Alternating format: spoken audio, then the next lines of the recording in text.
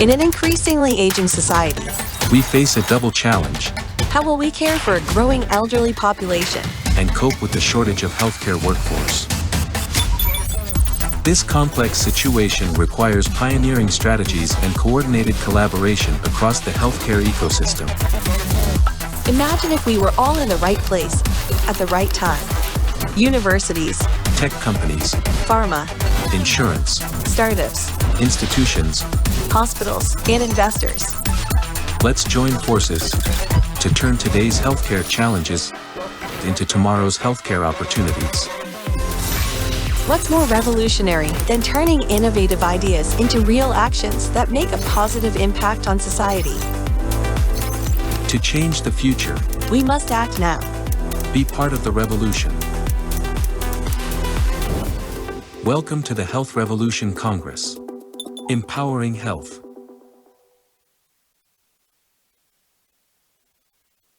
Hi, and welcome back. Hope you had a great lunch.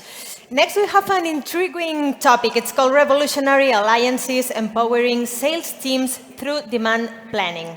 Joan Miró from CRAS and Guim Gorgas from Ferrer are taking the stage to discuss how CRAS's demand planning data projects has revolutionized Ferrer's sales team. Let's discover how this innovative collaboration, led by Joan Miró and Guim Gorgas, has empowered sales team in enhancing their autonomy, motivation, and planning capabilities. Please.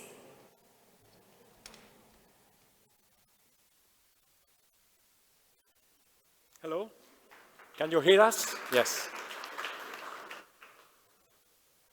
Hello, everyone. Can you hear me well? Yes. So I lead the data science team in Ferrer, España. Some of you might know Ferrer. It's a pharmaceutical company with headquarters in Barcelona.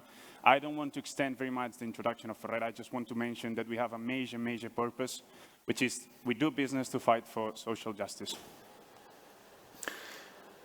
So, and about CRAS, we are a data science and advanced analytics consultancy. We are part of a group called Vico, and we work in projects like demand prediction and then all the sales optimization, working with LLM, with ChatGPT or GPT-4, doing all the processing of large language models and all the capabilities that we have applied to businesses. So we mostly work on data projects in advanced analytics and data science. Our main objective today is to explain to you about one use case that we developed together. So in Ferrer, we have one of our main distribution channels is the direct sales to pharmacies. And we thought that it was a good use case to apply demand forecasting for this. The approach that we took was a co-piloting approach. So we co-developed the whole project together with CRAS. And I just want to mention, we were able to embed it into the Ferrer systems, and the stakeholders will get every day an updated information about the sales that the pharmacies would demand. I don't want to enter very much into the methodology that we used. I mean, in the end, if you are into AI, you know that there are a lot of standard time series models. So we basically took those algorithms, we applied it, and what we ended up having was a single model for each pharmacy and each product, right? You know that in Spain there are a lot of pharmacies. In Ferrer, we commercialize a lot of products, so you can imagine that that engine would run a lot of models every day. I think it's important to mention that there were different teams involved in the development of this project. Of course, the data team, which was composed by my team and CRAS, and we were developing the algorithm itself. The IT team is always very important that they're in the projects because they help you integrate with the systems of the company. And the main stakeholder and the main participant were the commercial teams. I mean, we believe that if you cannot create a digital solution if you don't involve your final user, right? So we co-created the solutions with them from the beginning and until the validation and the launching of the product. So the project had different phases. We didn't we started with different phases. The first phase consisted on doing a first proof of concept of how the model would work. And so what we decided was to work with several of these standard time series modeling that they are available in open source, like ARIMA or different models in Python. And so we tried how these models were working with the different products and pharmacies. So we had that many combinations of products and pharmacies. So we had to predict the sales of Hellocatil in that specific pharmacy or sale point. And so we did a model for each one of these product pharmacies combinations, which were thousands of models to do.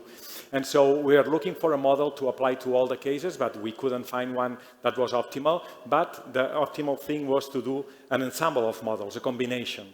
So basically, that one model applied better to one case, another model better to another case. So finally, we find one model per case, which is the combination of different models, and inversely weighting the different models according to the error that each model had in each case. So basically, what we do is a model of models that each case has a different combination. And that worked pretty well. And so we decided to move on this way. The model was not yet in production in this phase, was still as a standalone, not inserted in Ferrer's systems, and we did work in a proof of concept phase as mentioned. In phase 2, what we did was to fine-tune the model, identify some cases that were creating some noise. And so, for instance, cases that the time series was not complete or had a specific outlier that was introducing a little bit of noise into the series. So we identified all these cases and we did a better prediction based on the really more clean information, okay? And at that time, also, we transformed the model from predicting the daily information to predict the weekly information. And so we didn't really need to have the daily prediction. The model is updated daily, so every day it's run and it's updated, but we didn't really need to have the output on a daily basis to do the prediction for the day. We could do the prediction for the week. So that was a big change because instead of working it was a 7x reduction that with some other improvements, we went to 10x speed in improvement in the production of the model, which for something that then had to be in the production phase was a necessary speed. And finally, we put the model into the Azure repositories. We arrived at the phase 3 of the project. I mean, if you guys are into tech developing, it's very important to create a product that's actually automated fully. And we developed a monitoring system so that we could Dockerize the solution, put it in the cloud, and that it would be running by itself every day. So the data team wouldn't have to be actually maintaining it or running it when it's needed. This is very important when you're leading a data team or an engineering team. If you want to be to scale the team and the solutions that you're able to build, you cannot have resources allocated to maintaining and running a project every day. I think one of the biggest or the most successful parts of this project was that we were able to integrate this model into the day-to-day workflow of the Salesforce. This is a big thing because if you've ever worked with people from the Salesforce, people who actually work in the field, they have a lot of rush every day. You cannot start building solutions. You cannot be building solutions and put it in different in the ecosystem. You cannot be building one dashboard here, one app there. You need to try to integrate it so that you keep it simple for them to use any AI solution that you build. Very quickly, one good thing that we experimented by working with Crash was that this co-piling approach that we used was allowed us to have like a delivery, and now we have full ownership of the project in Ferrer. This is very good because any time in the future that we would like to develop any feature, we wouldn't have resources internally, we could actually work with them because they've been in the project, and they could enter, develop the feature, inject it into the current project, and we would still have the full ownership of it. I mean, we've been through the technical aspects. I think one of the biggest, the most important thing of any project, of any AI project, is the business impact that it has. So when you need to sell it to the management lines, in this particular case, I see two big dimensions. The first one is, as you may know, the pharmaceutical sector or industry is way behind the current state of the art of AI. This project was one of the first AI projects in Ferrer, which meant that we had to work on a change management, on the change of the data culture. This was one of the first impacts that Ferrer saw with this business case. The second one, of course, is direct impact on business by optimizing sales strategy and commercial strategy. I mean, you can anticipate the demand of every pharmacy so you can improve their customer experience by understanding how they behave, how their purchase dynamics are. I think this is one thing that was very, very good for us when we wanted to sell the project to the management lines and to the commercial teams so that they could see a value that we could bring by using AI. If you want to close the session, John? No, that's say thank you. Thank you very much. Thank you very much.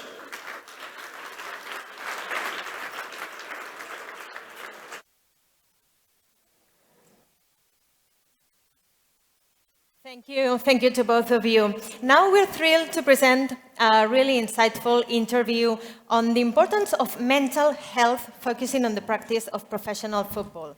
We're going to sit down with Football Club Barcelona's Bojan Krkic and NSN's Raúl Llimós to dive into this critical topic. We'll be getting super important insights on mental health within professional football, and we'll discover how organizations are prioritizing the well-being of athletes. Es una sesión que vamos a hacer en español. This is a session that we'll be hosting in Spanish. Y quiero dar la bienvenida ya a Bojan Krkic y a Raúl Llimós. Un aplauso.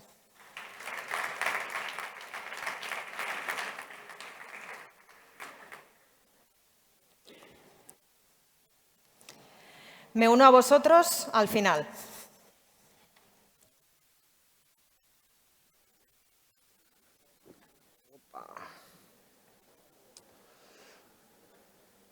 Hola, buenas tardes, good afternoon. Sorry, but we are going to do this conversation in Spanish, as Ruth said. Bueno, bienvenidos a esta charla que vamos a mantener con Bojan Krkic. Exjugador de fútbol, desde hace un año ya anunció su retirada, y vamos a hablar sobre todo sobre la importancia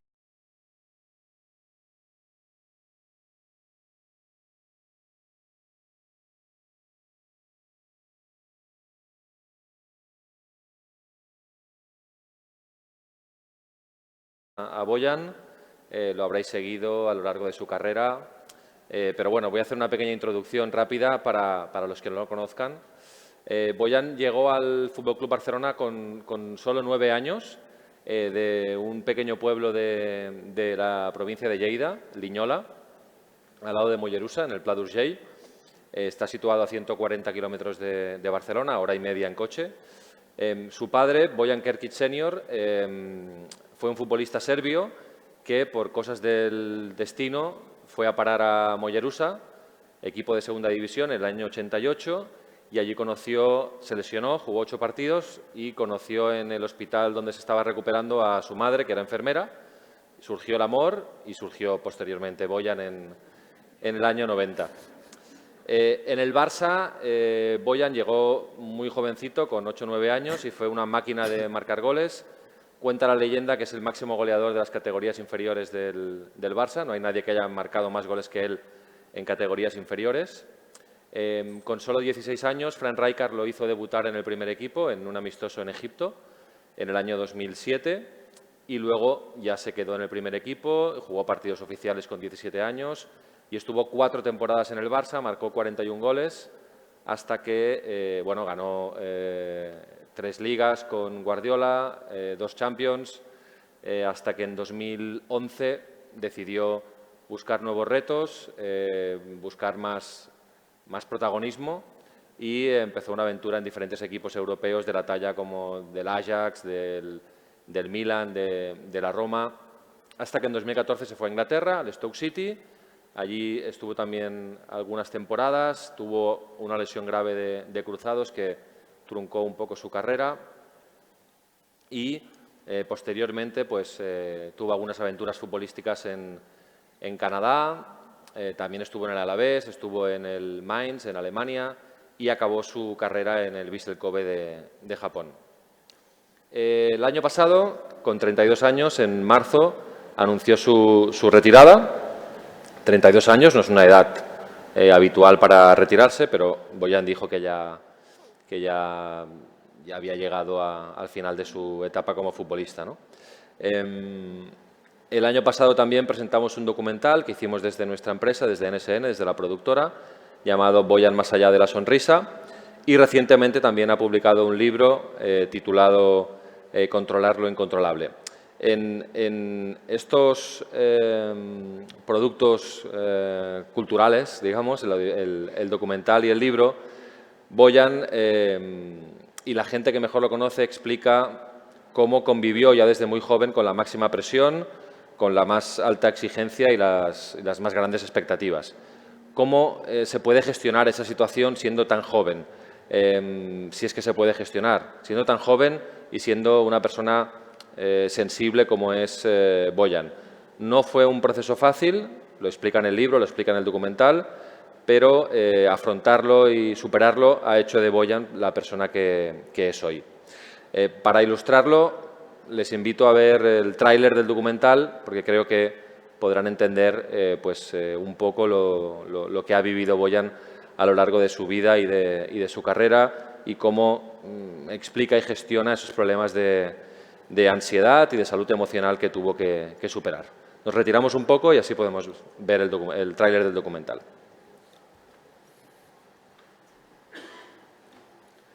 ¿Lo tenemos ya?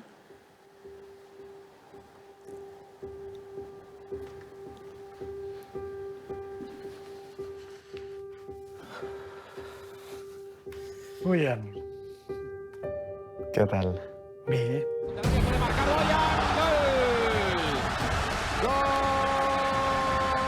Fama, prensa, cantando estadio Bojan y Bojan. Bojan era un futbolista llamado a jugar en el primer equipo del Barça, de hecho debutó muy joven. Llega al fútbol profesional un niño de 16 años que quiere continuar siendo niño, que no quiere hacerse mayor porque él es feliz. Detectamos que no le gustaba nada ser conocido, que la gente le pide autógrafos, fotos. Para él esto aceptaba, pero no le iba. Si con 17 años están coreando tu nombre en el Camp Nou, estás jugando en el equipo de tu vida y llegas a casa y no eres feliz, pues es que algo falla, ¿no? Y la gente pues le cuesta comprender. Fue un año bastante complicado. Empezó a tener ataques de ansiedad, incluso jugando con las pastillas. Bojan llega a mi consulta porque se le produce un malestar muy grande que se concreta en una angustia muy intensa. La angustia es uno de los afectos, por decir el que más insoportable que podemos tener en la vida.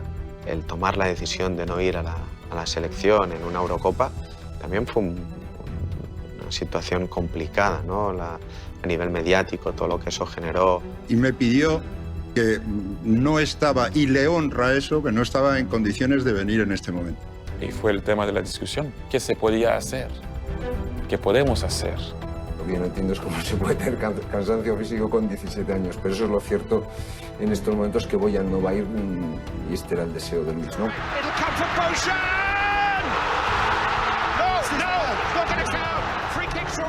Bojan is the only player that almost killed me with a heart attack.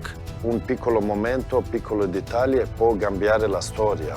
Estoy convencido que eso habría cambiado su carrera, pero es que además creo que habría cambiado la historia del Barça, que ya ha ganado mucho, pero es que imagínate, poder ganar una final en el Santiago Bernabéu. Y sobre todo, habría evitado que gente que se atrevió a perjudicar a Bojan en aquel momento a nivel profesional, nadie le habría tocado un pelo. Volia saber si marxes dolgut per alguna situació o dolgut amb algú per no poder seguir al Barça. Si consideres que és justa la teva sortida del Barça. Què sentiste en Wembley, en la final de Wembley? Si t'has matxacat molt mentalment pensant cada dia que per què no es confiava en tu. En las ruedas de prensa de Guardiola durante los últimos años siempre decía que era injusto contigo, que te merecías más minutos, que era injusto y tal. Com definiries la teva relació amb el Pep? Cuando ves su currículum en todos los equipos, en todos los países, en todos los continentes en que ha jugado Bojan, dices, hostia, parece un mercenario del fútbol, ¿no? Y Bojan, sobre todo, es sentimiento de jugar toda la vida en un mismo equipo. Bobo es una persona muy sensible, pero con un corazón enorme. Y por eso que a veces le duele cuando la gente no tiene el mismo corazón que él. Il mio Bojan che ho conosciuto io era Bojan sorriso, Bojan di oro. Quando lo guardi lo vuoi abbracciare, lo portare a casa e giocare con i tuoi figli. Come ho detto, era come mio terzo figlio. Toda esa época creo que nos hicimos mucho bien el uno al otro. Que bo que ets, Bojan, que bo que ets, Bojan, que bo que ets, Bojan, que bo que ets, Bojan. Siente la exigencia, ¿no? la importancia para compartir su historia con la gente para que puedan ayudar talentos así en un momento para funcionar aún mejor sus equipos. No nos damos cuenta, pero cuando se gana algo, quizá no lo vemos muy claro porque no lo queremos ver, pero también se pierde algo. Y viceversa, que cuando se pierde algo, quizá a primera vista no lo veamos, pero siempre también se gana algo. Me dic Bojan Croquets Pérez i tinc 10 anys. A mi la il·lusió que em fa més és arribar al primer equip del Barça.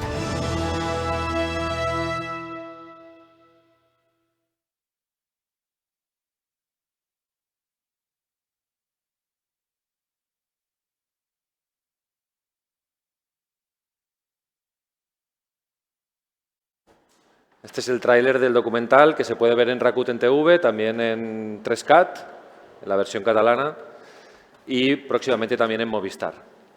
Bueno, Bojan, muy buenas. Buen día. ¿Cómo estás? A todos. Bien, muy bien, muy bien. Ya lo habías visto, ¿no, el tráiler? Sí, lo he visto. Bueno, Bojan actualmente, entre las muchas cosas que le han pasado en este último año, retirada, documental, libro, ha entrado también a formar parte de la dirección deportiva del Barça. Él forma parte de la dirección deportiva y, sobre todo, está muy pendiente de los jóvenes del club, que ya sabéis que es un club formador y que también en los últimos tiempos pues, han llegado muchos jóvenes al primer equipo. Bueno, un año, ya no eres futbolista, ya te has retirado, pero ha sido un año muy intenso, Bojan, para ti. Sí, ha sido, bueno, tomar decisiones en la vida que siempre he dicho, ¿no? Sobre todo esta última, que fue la de dejar el fútbol, la de cerrar una etapa y empezar otra. Fue una decisión que sentía durante toda mi trayectoria o durante muchos años de mi vida. Muchas de las decisiones que he tomado han sido porque creía que eran las mejores. Igual no sentía lo mismo, ¿no? Y esta vez sí que le hice caso al corazón, le hice caso pues, a la sensación que tenía y obviamente consideraba que la etapa de jugador se había terminado. Y ha sido un año, Bojan, en el que has decidido explicar tu experiencia, todo lo que viviste a nivel personal en todos tus años como futbolista, a través del documental, a través del libro, a través de diversas entrevistas. ¿Por qué has decidido explicar pues, las situaciones que viviste a nivel de salud mental y gestión emocional? Bueno, yo me acuerdo que cuando tenía, me empezaron, ¿no? el proceso de ansiedad, que tenía 17 años, fue como una ola muy grande, ¿no? que invadió tanto a mí como a mi familia. Soy hijo único, así que imaginar que para mis padres tampoco fue una situación fácil, pero en ese momento también sabía que si era capaz de superar esa situación, que eso me haría más fuerte, ¿no? Y a lo largo de todos estos años, todo lo que se ve, ¿no? Del personaje público, del deportista, en este caso pues el jugador de fútbol, es un mundo ideal, que todos ¿no? Vemos y que desconocemos la parte humana, ¿no? De lo que implica todo eso. Entonces, yo consideraba que todos los escenarios en los que yo me he encontrado, que la gente desconoce, pues bueno, que me han hecho sufrir mucho, pero a la vez me han hecho ser más fuerte y ser, pues eso, mejor profesional, mejor persona. Yo sentía que tenía que exteriorizarlo y tenía que hacerlo pues de una forma productiva, de una forma, pues eso, ¿no? De que fuera pues inspiración para la gente, no solo la gente que le guste el fútbol, sino en general, y tenía pues este deber conmigo mismo de poder explicar lo que yo había vivido. En el tráiler hemos visto al doctor Josep Montseny, psicoanalista, que ayudó a Boyan en esos primeros años cuando sacó la cabeza en el primer equipo del Barça. ¿No dudaste tú, aconsejado por tu familia, Boyan, en pedir ayuda profesional para intentar afrontar mejor, tener más herramientas para afrontar esa situación, ¿no?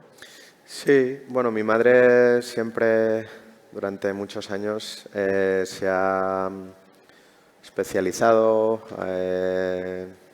ha ido trabajando, ¿no? A nivel de psicoanálisis, y cuando un poco pues yo viví estos primeros escenarios, fue ella la que un poco me guió, ¿no? Para que empezara a hacer esta terapia, que la verdad pues que me fue muy bien. El doctor Montseny fue el primer profesional que me acompañó durante todos esos años y de la cual pues bueno, pues eso me hizo que yo fuera capaz de afrontar el problema y de superarlo. Porque en aquel momento, en 2007, era muy diferente, ¿no? La visión que se podía tener desde un vestuario de futbolistas profesionales alrededor de la salud mental, de la gestión emocional, a lo que percibimos ahora, ¿no? Ha habido un cambio bastante grande, ¿no? Sí, probablemente hace 15 años atrás no había tanta información, no había tantos medios de comunicación, ¿no? por los cuales pues, bueno, tener las herramientas como para poder exteriorizar todas esas vivencias. También obviamente a mí me cogió una edad muy joven, lo cual no es fácil, pero sí que a día de hoy pues vemos más casos, ¿no? De deportistas, de gente que lo exterioriza, de gente que, bueno, pues eso, ¿no? Que lo normaliza y que es algo, yo creo, que muy positivo para las nuevas generaciones. La ayuda profesional, el hecho de hacer terapia, ¿qué herramientas te proporcionó a nivel personal para poder afrontar mejor las situaciones? Bueno, pues un poco el que yo fuera capaz de ir, ¿no? Al inicio del problema, de entender por qué había llegado hasta allí y tener las condiciones, tener las soluciones, ¿no? que salieran de mí para poder pues, afrontar y salir de esa situación. Un poco el psicoanálisis lo que hace es te enfrenta, ¿no? Te hace pues, mirarle a la cara al problema y nada, afrontarlo y superarlo. Los equipos de fútbol profesional tienen preparadores físicos, preparadores de todo tipo. ¿Crees que debería, ya algunos lo tienen, pero que se debería institucionalizar la figura también del preparador mental, digamos? Bueno, actualmente en el Barça, en el club, estamos en ello. Como tú dices, tenemos a grandes profesionales a nivel de la preparación física, a nivel de fisios, a nivel de los educadores de la Masía, pero sí que es verdad que a nivel de profesionales de la psicología, a día de hoy, sobre todo a nivel de edad jóvenes, no hay, ¿no? Y es algo que hemos propuesto, que de cara al año que viene, poder ya al menos ofrecerles a los jugadores esta opción, porque a día de hoy ya vemos jugadores que siendo muy jóvenes, por ejemplo tenemos el caso de Marc Guiu, que es un jugador de la casa, que debutó con el primer equipo, tenía 40.000 seguidores en Instagram y al día siguiente, después de marcar el gol, tenía más de 1 millón, ¿no? Entonces son muchos cambios que eso implica y que estos jugadores, que estas personas sí que necesitan pues eso, ¿no? un apoyo, alguien que les acompañe en el camino. ¿Y ahora crees que los jóvenes se dejan ayudar más? Es decir, ¿son más propensos a recibir este tipo de ayudas para tener más herramientas y poder gestionar mejor esta situación? Es decir, el hecho de que tú hayas explicado tu experiencia, que otros deportistas profesionales lo hayan explicado, ¿esto les ayuda? ¿Les va bien? Sí, de hecho ya hay varios jugadores que han sido ellos mismos, ¿no? Los que han pedido pues eso, tener esa persona de confianza en la cual pues poder trabajar, ¿no? Para mejorar su rendimiento, tanto personal como profesional, y sí que es algo que la gente va cogiendo conciencia de que es algo realmente pues eso, vital. No hace falta que estés mal para acudir a cualquier profesional de la psicología, sino que es algo que realmente es un refuerzo y algo que te hace mejorar. ¿Y cómo gestionáis las expectativas? Tú, por ejemplo, tuviste que gestionar un tema de expectativas, ¿no? Se depositaron en ti en una época en la que el Barça no acababa de funcionar, muchas esperanzas, te pusieron la etiqueta del otro Messi, ¿no? Del nuevo Messi. ¿Esto cómo lo gestionaste tú? ¿Y cómo lo pueden gestionar ahora los jóvenes que también en un momento delicado del Barça han subido al primer equipo y está todo el foco pues en Lamine Yamal, en Pau Cubarsí, Marguiu en otro nivel, Gavi, Pedri? Son chavales muy jóvenes. Sí, a ver, es muy difícil realmente poder controlar todos los factores externos que no dependen de uno mismo, y más a estos niveles donde la presión es máxima. Lo que sí que un poco puedes hacer pues es eso, es estar al lado de estos profesionales, permitirles que tomen decisiones, permitirles que se equivoquen, para que realmente sean conscientes, ¿no? del escenario en el que están, y que aprendan sobre todo pues eso, a entender todo aquello que ellos pueden controlar, a entender cuáles son sus debilidades, qué hacen bien para poder potenciarlo y crear pues caminos únicos, ¿no? Cada jugador obviamente tiene sus emociones, sus sensibilidades, sus cualidades. Es un poco pues eso, el trabajo del día a día de ir entendiendo cada uno cómo se va sintiendo para poder ir implementando todos estos factores. Claro, y tú estás ahora en el otro lado. Imagino que toda tu experiencia te está siendo muy útil ahora, ¿no?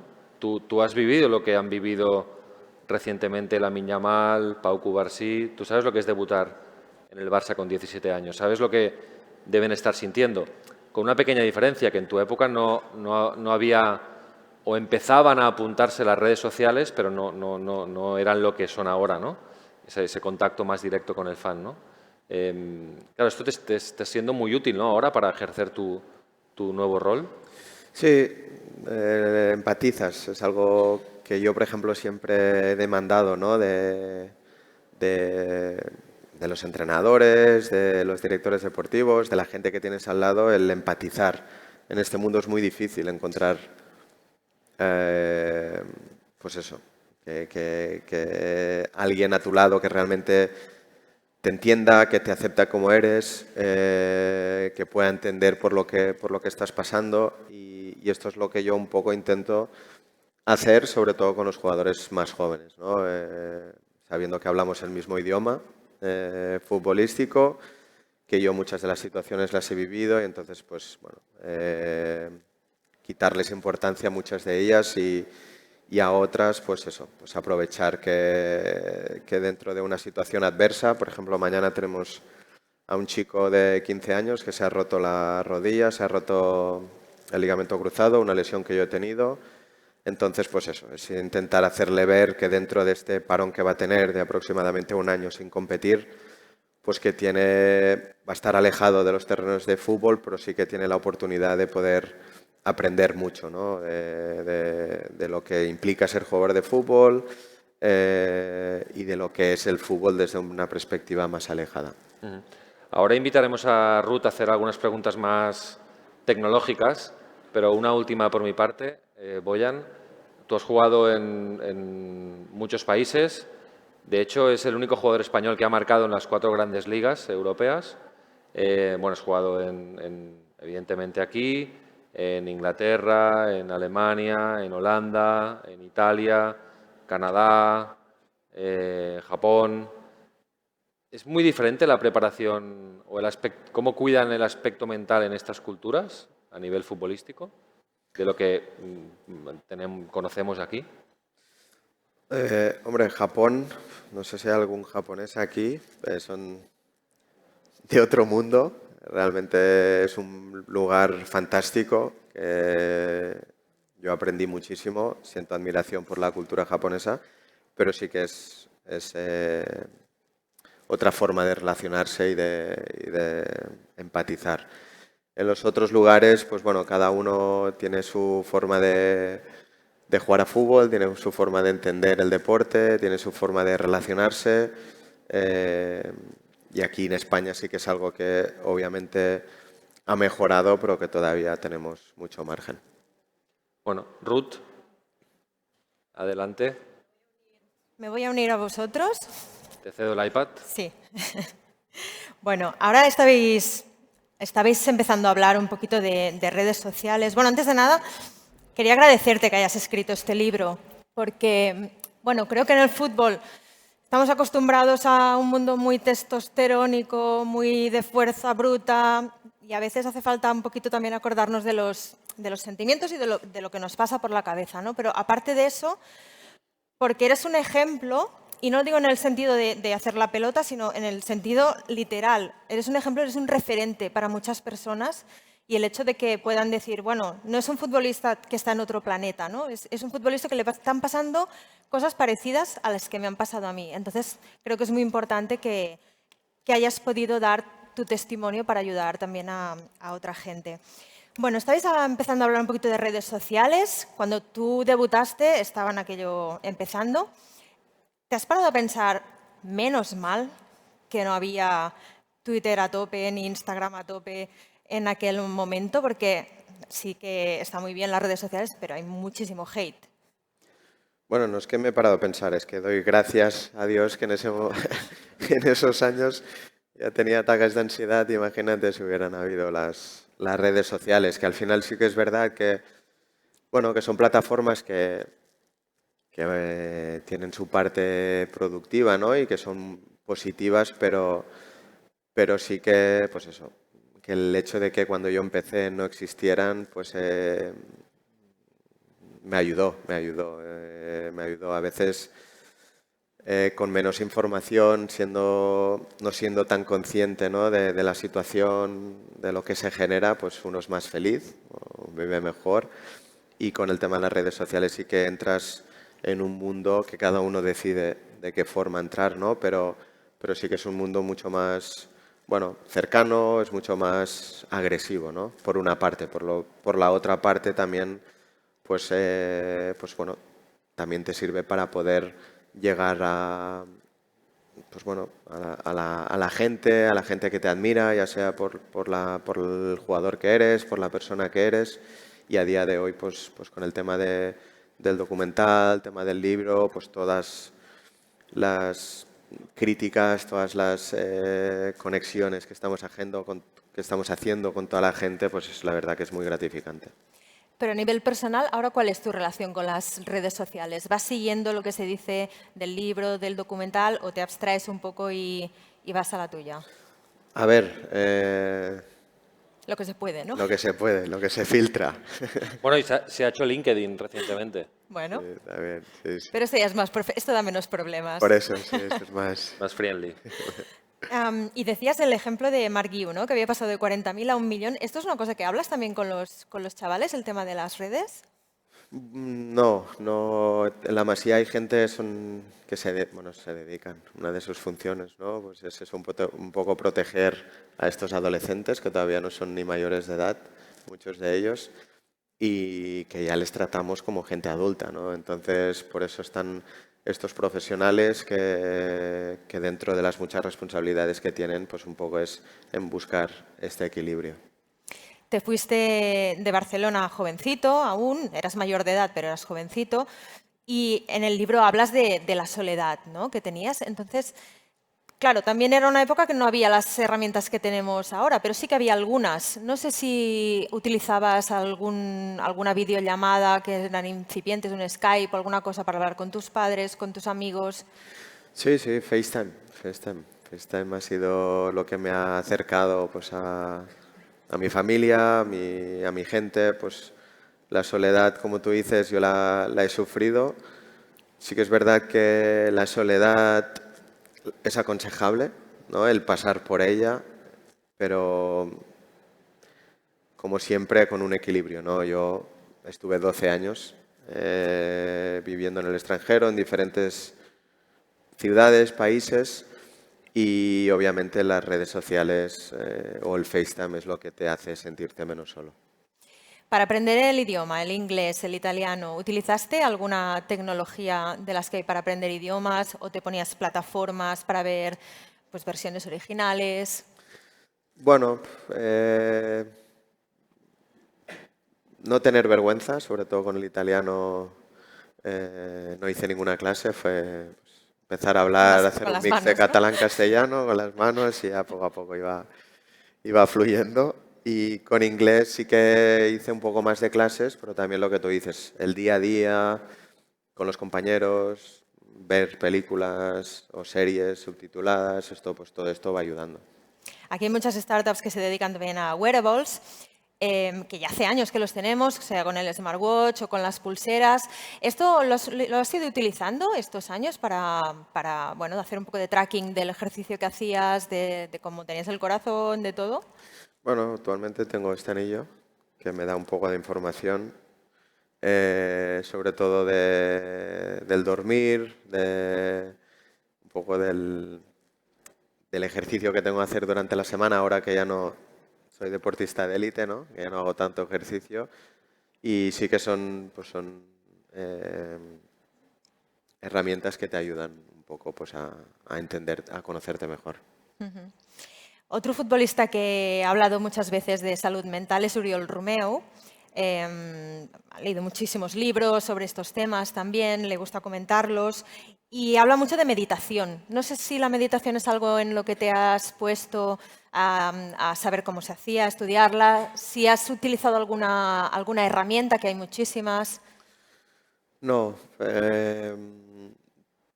me la han aconsejado muchas veces de hacer meditación, no he encontrado nunca el momento para hacerla. Sé que me hubiera ido bien y seguramente me iría bien ahora mismo, o sea que no lo descarto. Lo que sí que he hecho es mucha autorreflexión y mucho trabajo conmigo mismo, ¿no?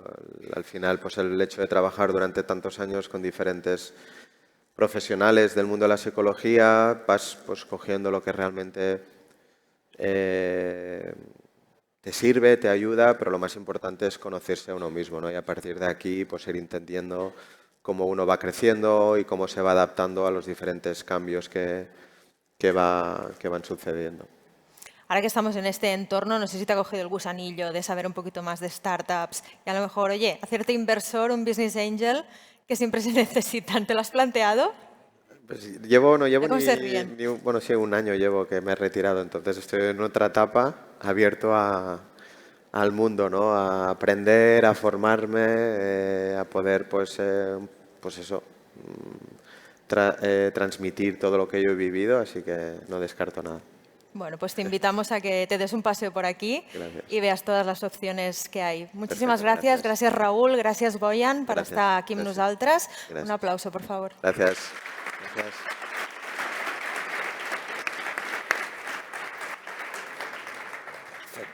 Moltes gràcies. Thank you very much to Boyan Kirkic and Raúl Llimós. Now let's talk about money. Our next panel is called In the Investor's Chair, Strategies for Digital Health. Let's explore how investors drive digital health forward through strategic partnerships and bold investments. Let's gain insights into their strategies for navigating the intersection of technology and healthcare.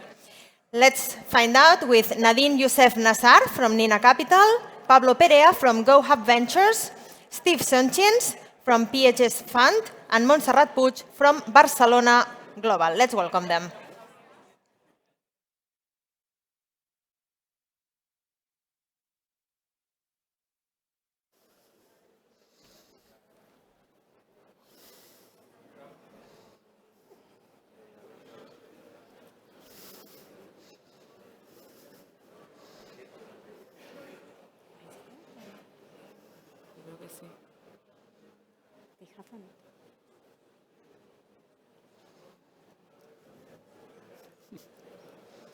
Does it work?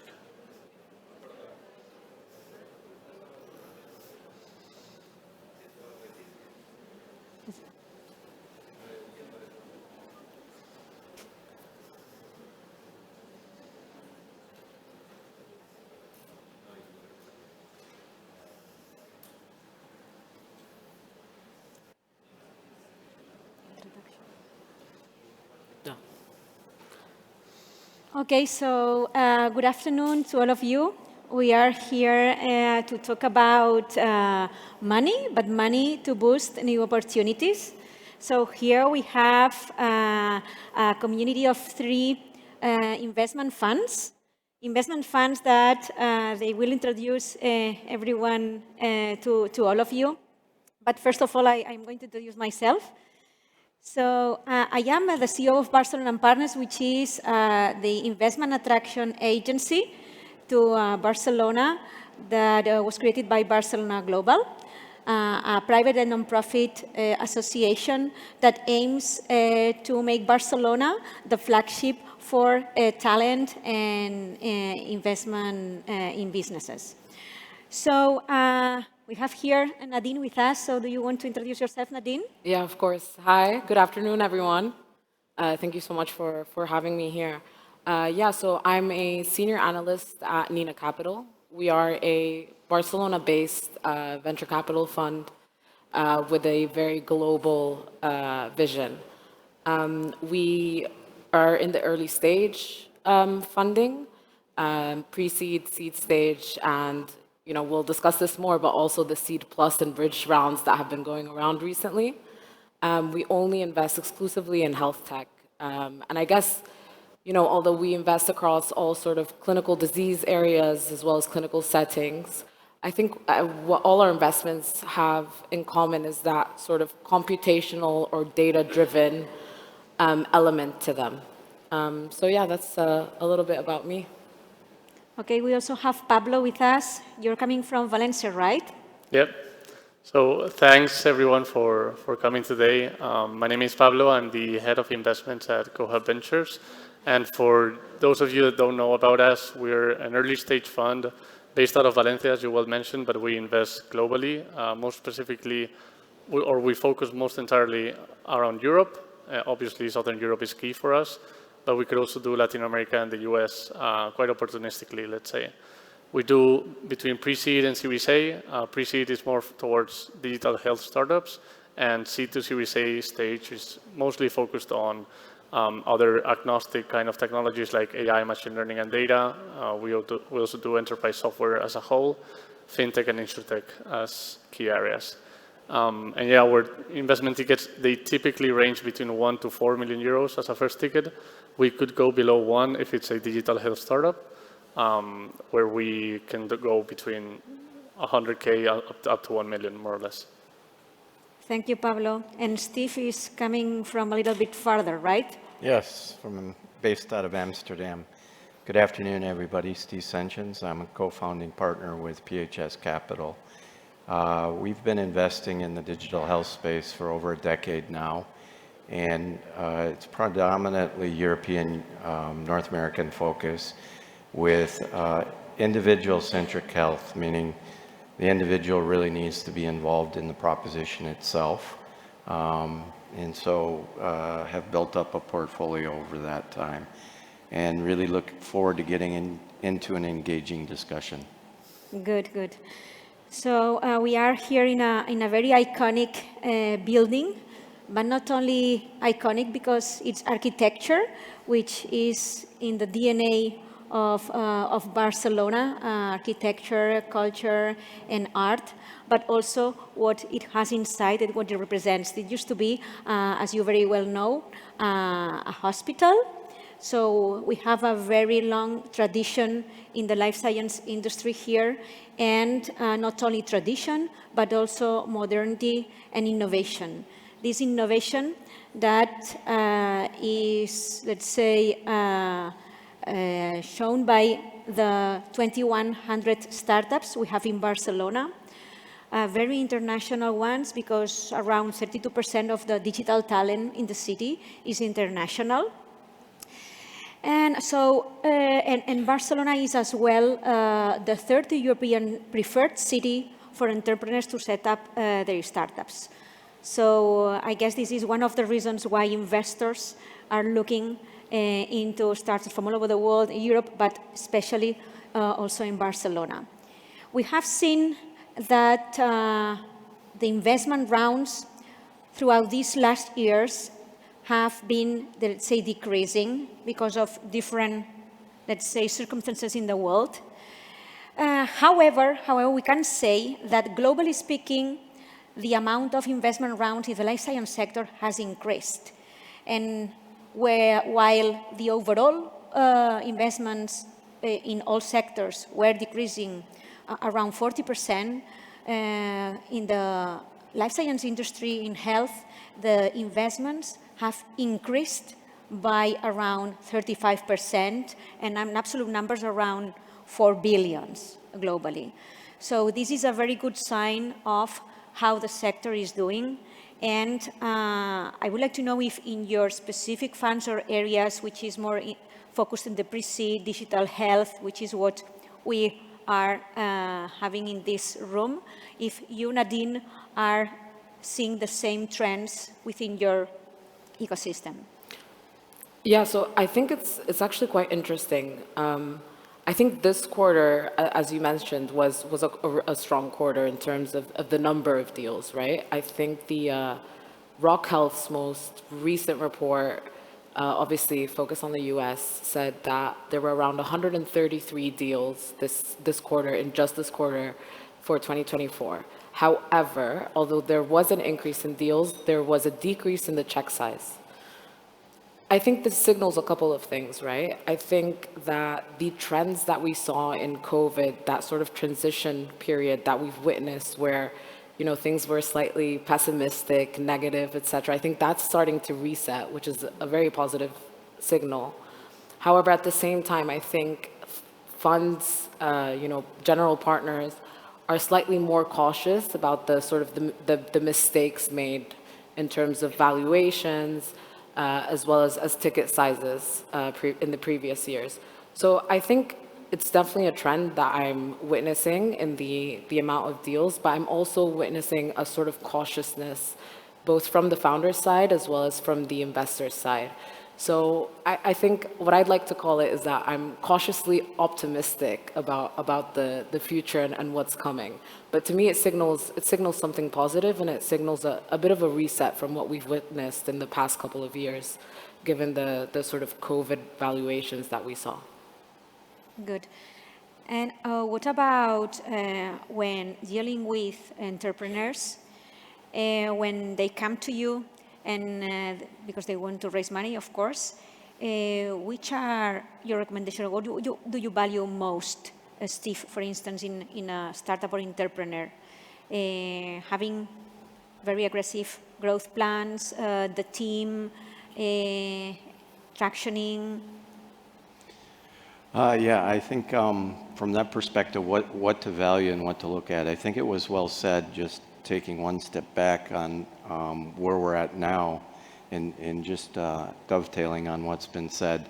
We've come out of a cycle where there was hype and then the last period being a bit of a downturn. And the reality is the problems in health haven't gone away. So they're only getting exacerbated from what there was. So now the difference I think we see in, after this bit of a downturn and let's call it a stabilization period, and I also am cautiously optimistic, that's been pointed out, what is needed. And that I think is a real realism on how you're going to make this into a real business. And yes, it takes time.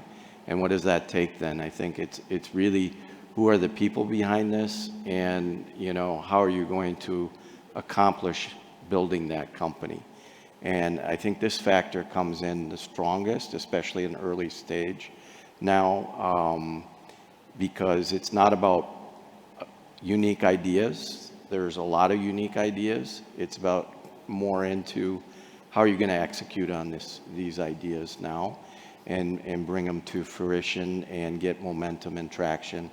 And it's known that health is notoriously a bit slower, more complex than other investment spaces, and that takes, you know, really strong leadership and entrepreneurialism in building these bridges. Mm-hmm. And what about the balance between growth in the first line of the P&L versus profitability, Pablo? So for us, I mean, we are early stage investors. So at the very beginning, it's true that we want to see cash efficiency. And we've never gone crazy as it was in 2021, where, you know, you were raising rounds just because they wanted you to move faster, right? And burn more and grow more. Right now, and since that moment, I think the general idea on investments and growth plans for startups has been prioritizing cash efficiency rather than cash velocity or growth in this sense. For us, it's more or less the same, and it has always been the same since the very first fund until now that we're investing in digital health as well. Digital health is even more important. I mean, it takes more time, it takes a longer period for execution and to growing into those next stages or next, you know, rounds if you're looking for a round. And being cautious into what you're spending, it's even more important than how fast are you growing in this sense. There are different ways, and I guess we're going to touch on the investment ways into like how startups could raise money.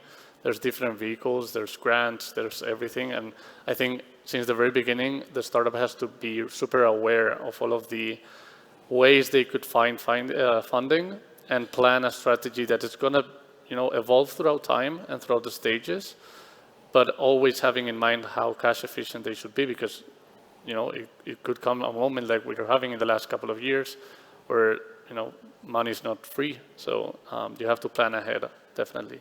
Mm-hmm. So given that, especially in this industry, because of regulations, because of the different phases that some products need to go through, so there are long periods that sometimes they are not managed or under the control of the entrepreneur. But of course, in order to go one after the other, it takes time. So the balance of the entrepreneur trying to raise a big amount of funds or just to concentrate in stage by stage, what's your opinion or your preferred approach in Nina Capital, Nadine?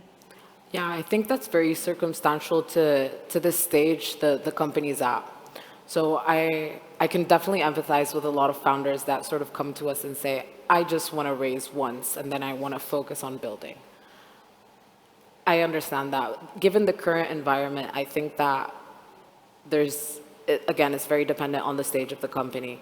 I think that if you're speaking now in digital health, I think if you're waiting to get that CE mark, for example, you raising from the beginning an obscene amount of 25 million might not be the most realistic. So I think at the earlier stage, there needs to be some well thought out strategy as to how to reach milestones with the value of money that is realistic to the investors as well as to you as a founder, right? So reaching those key milestones that will put you on the market, I think, in my opinion, at least from what I've seen from my experience, is definitely something that you could do in tranches.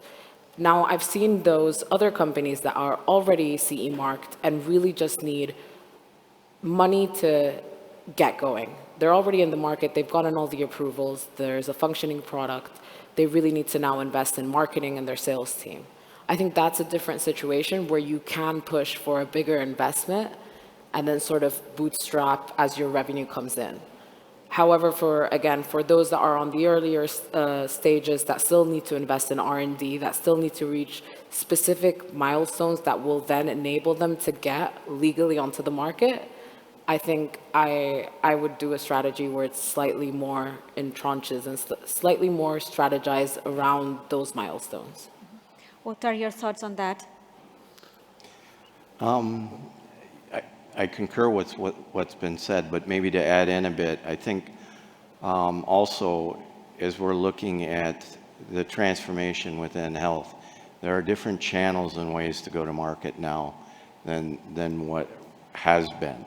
And sometimes it's thinking out of the box and in thinking about which channel you want to bring this through. If you're talking about, for instance, DTX solutions, do you need to be prescribed? Is it really data, or do you go out and try to get some initial traction with usability of your platform?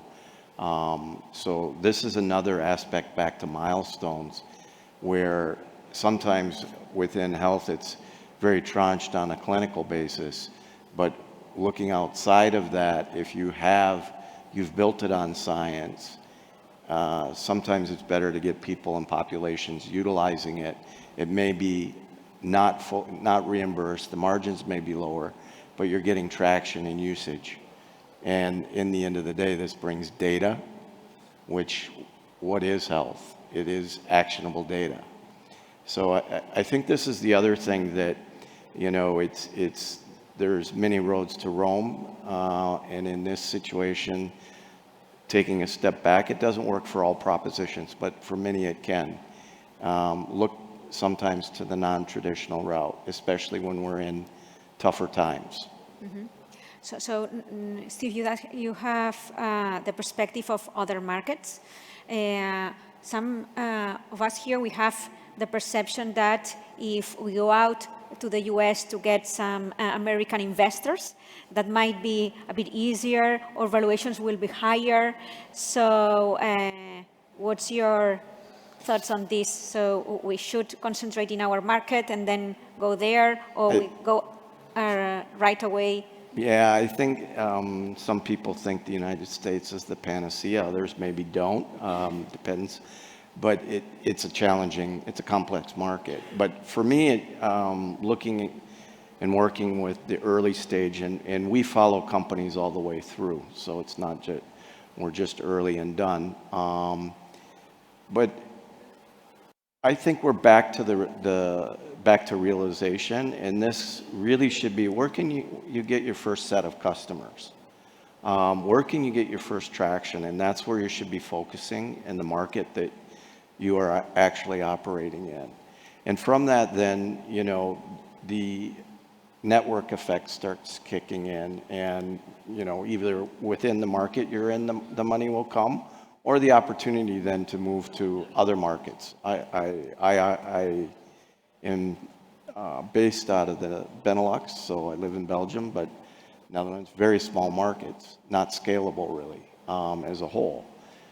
So for me it is this where your first customer set is? Yes or no? If you can get going quickly, why not?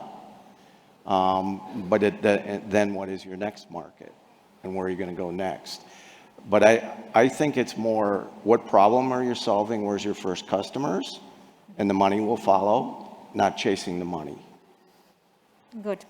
So basically you are, let's say, one type of fund source for a startup, but there are some other ones, such as venture debts, grants, or other, that we will explore afterwards. How appealing is for you a company to invest in if they have other sources of funds, such as, for instance, a venture debt? Do you prefer companies with, without? Pablo, yeah. Okay. So for us, we're completely okay with that. Like, we even see it as an additional, let's say, validation from another type of fund or organization that at the end they're also looking for financial returns. And right now,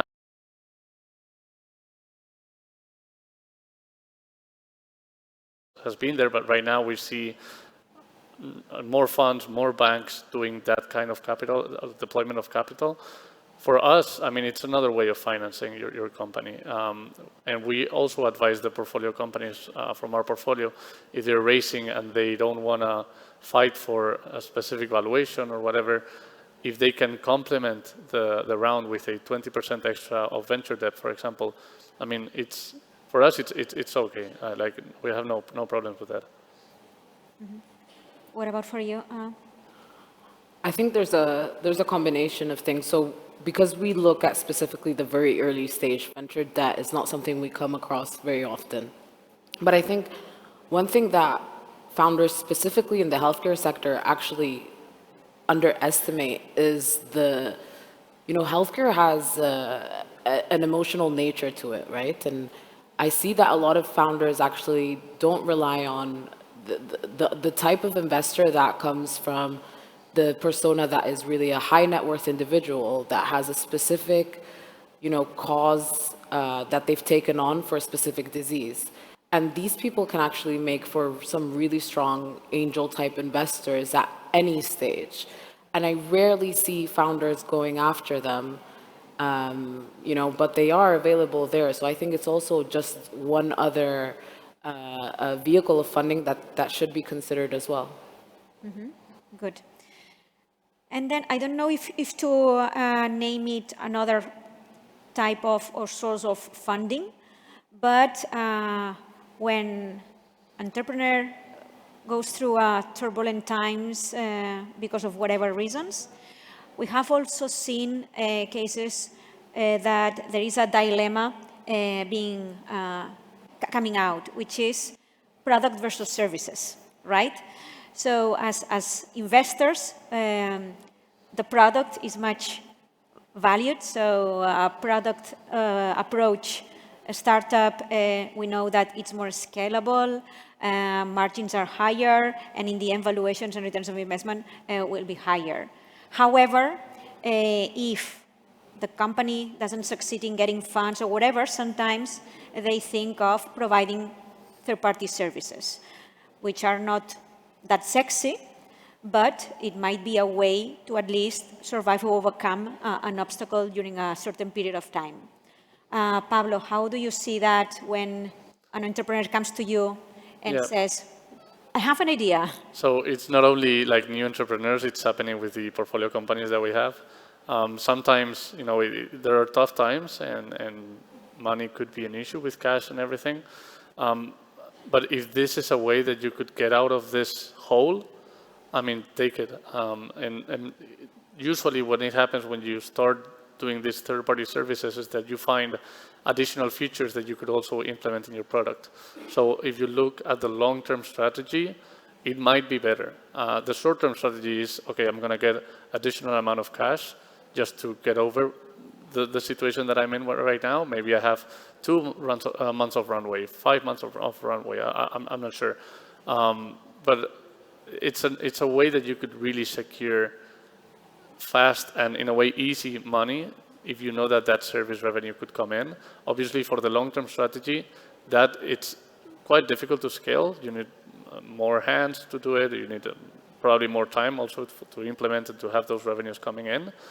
But it's definitely, if you can find the way to link those service revenues to future product revenue, you could really build something really robust and really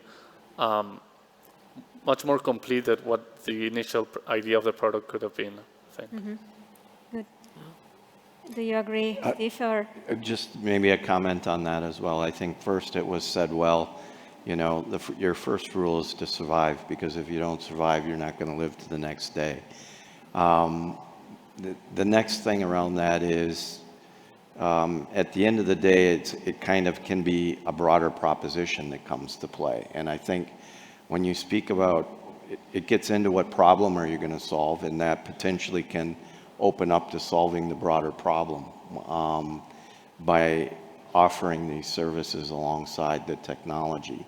And it broadens it. So if you're trying to really complete a journey for somebody on a health journey, sometimes bringing in services are going to be very necessary. And in the end, then you're really solving and winning in becoming the #1 proposition in that space. Mm-hmm. Good. So far we have talked mainly about, let's say, rational, quantitative aspects of the investing and everything. But there is the soft one that is sometimes the most important one, which is the type of relationship you build with the entrepreneurs, with the company, with the founders, and the investors. And each investor has a different style. So just to finish with this, I would like if each of you could define yourself with one or maximum 2 words, which is the style of your funds with the entrepreneurs. Definitely, I think I can start with that. So I think the first word I would use for us is need-driven. So for us, it has a hyphen, so it's one word. I think that we make sure that we're not investing in solutions looking for a problem, but in solutions that came out of a problem. And the second word I would use to describe Nina Capital, I think we always joke around in the office, we actually have more nationalities than we have people. So for us, being a sort of an international player is very important within our thesis. So need-driven and international. Yes. Okay, I was just thinking about what you said, and those could be really good ones for us as well, but just to have a couple others. I think from what we say at GoHub is that we're the believers behind the believers, so we try to believe on what the founder is really building, and this long-term strategy, because it's true that we invest in the early stage, but we're looking for the long-term play with the startups. So I think we should be considered as patient, but also empathetic with the founders. It's not an easy road to really build a successful product. And if you have an investor that first they've built something or they are within that or same experience in a way, but then they've also tried doing so with other portfolio companies on the long run, they can really empathize on different aspects whenever you are having a down feeling throughout the way. What about Steve? One word. Two? Two, partnership. Uh-huh. We've been in companies for over 10 years, 12 years. So that's a long period. And really to make success, it's a partnership. And I think that's what drives the deepest, best success. Good, good. So then we have partnership, long-term strategy, need-driven and international, together with all these, not only think of investment from a VC, but venture debt options, pivoting temporarily the company to services that in the end you could incorporate in your product afterwards.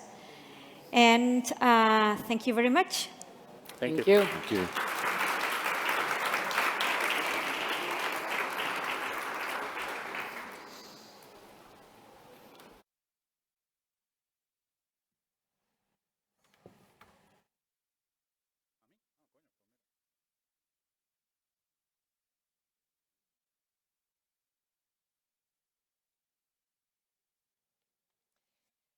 Thank you. Next on our schedule, we have an exciting keynote session. It's Google Cloud and Health, the Art of Possible with Google Cloud, featuring speaker Luiner Avila. Prepare to be inspired while we explore the endless possibilities that Google Cloud offers in revolutionizing the healthcare industry through innovation, technology, and forward-thinking solutions. So don't miss it.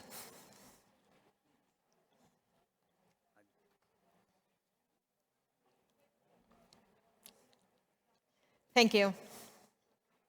Good afternoon. As this really nice intro that I just got mentioned, I come here representing Google Cloud, in case you couldn't tell from my shoes, my pretentious picture, and also the pretentious name or title of the presentation.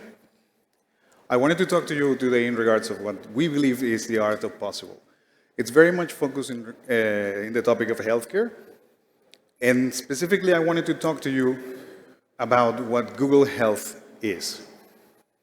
So to do this, I just wanted to bring you back a few years in my hometown of Maracaibo, Venezuela, where it was very trendy to name your kid very weird names, such as mine, which is Luiner, and it's actually a combination of both parents' names. So the belief was that if you managed to link them up in a way that made some sort of sense, you would be able to synthesize the best qualities of both parents and get them hereditarily into the kid.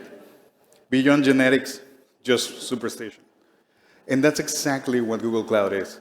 It's a synthesis or amalgamation of all of our company-wide efforts to make people live a healthier life.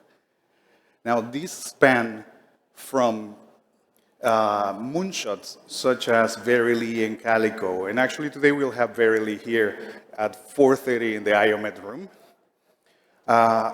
And they span all the way to Google Cloud, Google Ads, and even YouTube, things that we also access all the time. Now, we try to focus this on 3 specific areas: consumers, people like you and me; caregivers, potentially people like you and not me; and the community. The community is extremely relevant for us, and it brings forward this positive impact we would like to have. Now, for consumers, I actually just wanted to ask you a question. How many of you Googled your symptoms before going to the doctor? Have a borderline honest group. Turns out that 75% of us do Google symptoms before going to the doctor. And that actually represents about 10% of Google's actual searches. They're all health related, which if you think about it, the amount is just staggering. So in order to do this, we have to do it, or we are in a position that allows us to do it in a positive, on a positive impact, and provide just advancements to the field responsibly. The way that we're doing this is by putting together all of our tools that go from YouTube to very responsible ads that bring you the desired content that you might want to have regarding health, relevant, safe, and responsible, as well as optimizing search journeys that deal with healthcare. Now, something in this, or a more specific case of this, is the personal stories from YouTube. Personal stories are a Google effort to bring forward relevant, supportive, and safe stories. Each one of these is actually vetted by a person within Google to make sure it's safe. And we do it to share and empathize with people, make you understand that you're not alone in this journey. We also believe that LLMs, and obviously you're very familiar with AI at this point, and everybody has mentioned it, and we mentioned it 123 times in our event on Tuesday. But we believe that LLMs and AI are the way forward in order to be more precise and get you the information in the responsible way sooner rather than later. We also have an effort that's called Health Connect, and that enables all developers to get access to the information that you might have within your devices as long as you opt in for them. This information would allow them to understand, in my particular case, my doctor discovered that I have high blood pressure through my watch. So in my case, it was a Garmin. It was the whole thing with the cardiologist. But it actually becomes a very relevant tool to analyze and identify early stages of diseases. We also very forward deal with our partnerships in a way that we like to position them and enable their innovation. If you think about it, the thing I was mentioning before, we've had 110 billion searches related to health, and that was only in the US and in 2021 alone. This makes us, or this puts us in a position where we can actually impact positively the ecosystem, healthcare, and people's lives. The way that we do this is by trying to provide you caregivers, or partners in this case, with the tools, the necessary tools to bring forward your solutions. Starting by Google Cloud, which is the infrastructure that would allow you to scale at a rate that would enable your business to be sustainable. And Health AI, which are our fine-tuned models related specifically to healthcare, that would allow you guys to just develop and innovate in a way faster rate. And I'll be touching a bit more in regards to this in a few minutes. But to synthesize this a bit more, we believe that the AI products, and this is going to be a theme through the whole thing, synthesis, will allow you to understand and accelerate the rate that you innovate and deal with complex medical information and problems.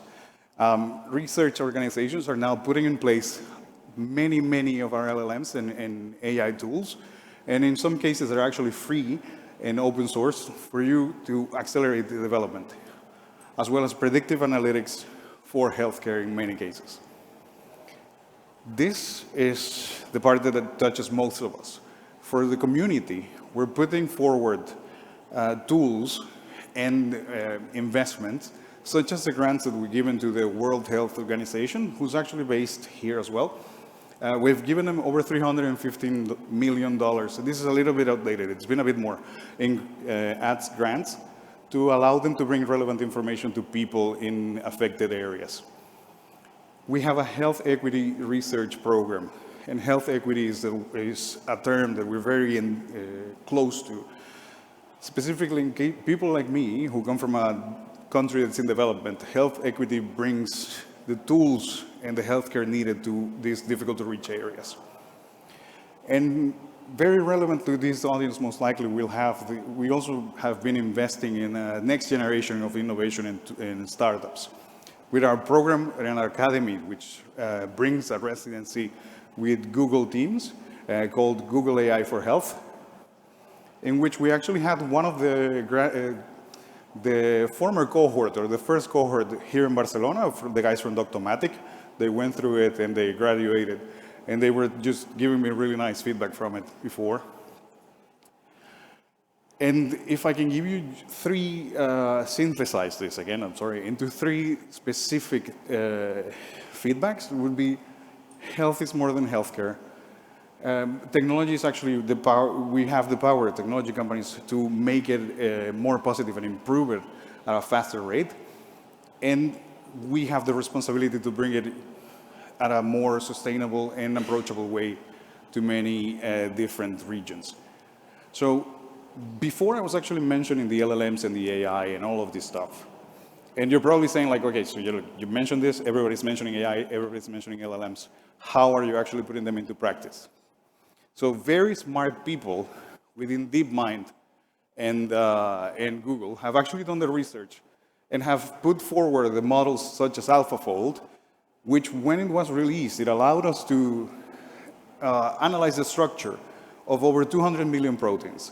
And this translated to something like bringing forward the field of research for proteins roughly around 100 years. So this is the power of LLMs. And recently, we've actually taken it a step forward.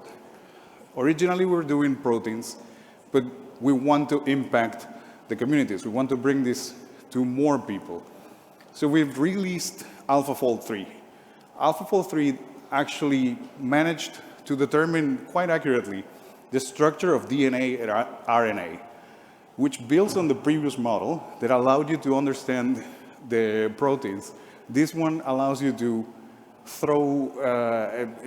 go past research and go into testing, synthetic testing of drugs that would allow companies to bring access, to study cures for previously neglected diseases such as mal de Chagas or leishmania, which affects Spain and many in developed countries, can now be addressed by AlphaFold to research for new drugs that would allow people to be treated in a more economic manner.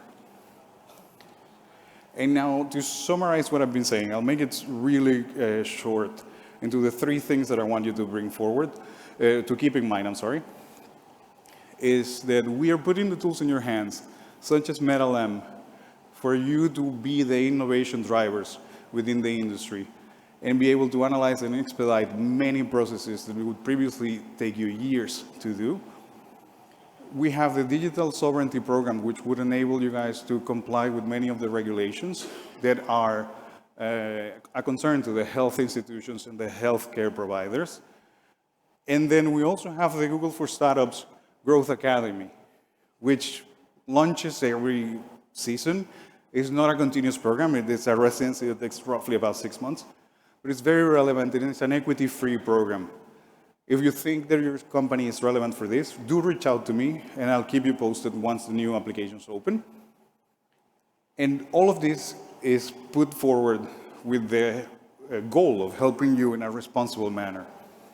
Additionally to this, please keep in mind, AlphaFold, if you are a biotech company, AlphaFold 2 and 3 are both available for free. They're open source models, and you can use them at any point on your research. And with that, I just want to actually leave you with a message that we'll be sharing stories of how people have been using this in their companies in Idoben, Cumenta, IOMED, and we'll have a Verily speaker, and you'll be able to ask questions on how to collaborate with them at 4:30 in the IOMED room. Thank you very much.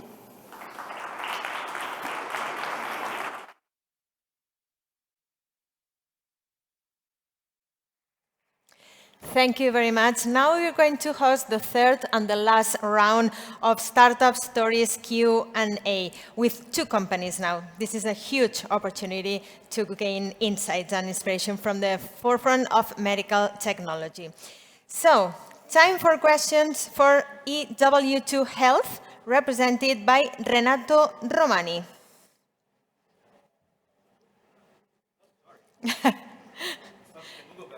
Don't worry. Can I see the yeah, stage? sure. Oh, here. Let's see it.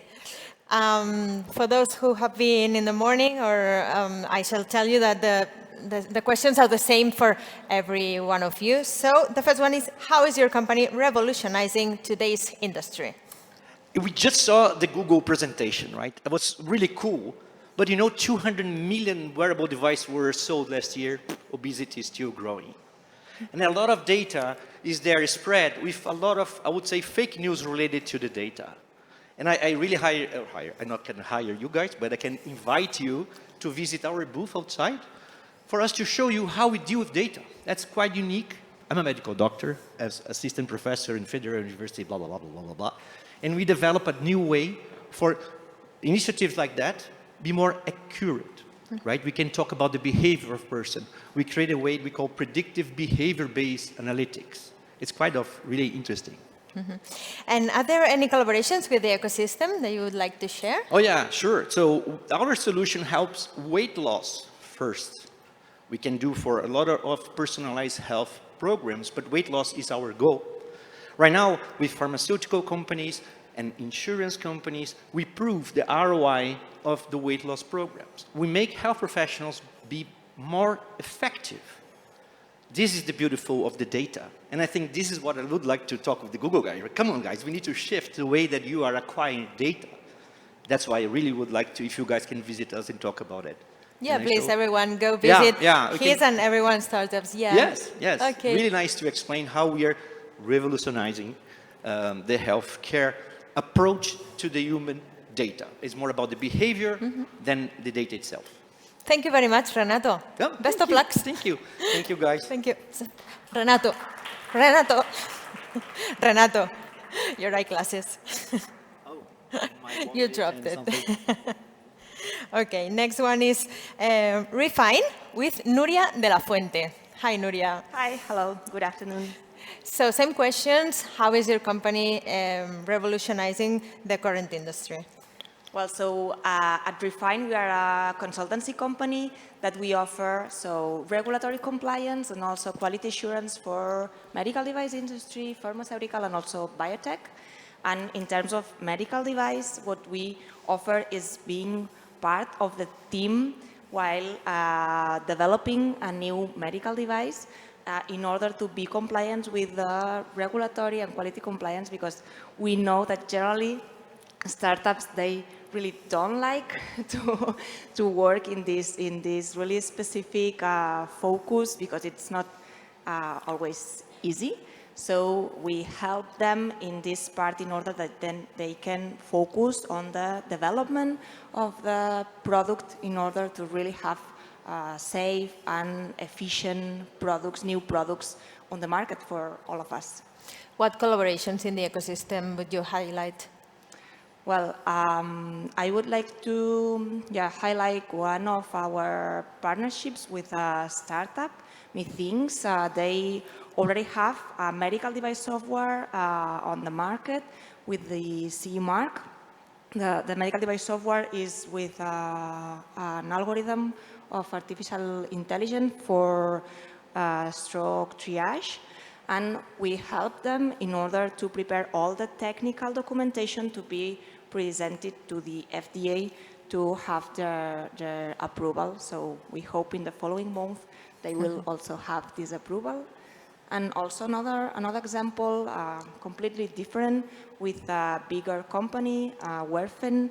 They are a company that they develop and sell IVD products. And we have been working with them for more than 5 years.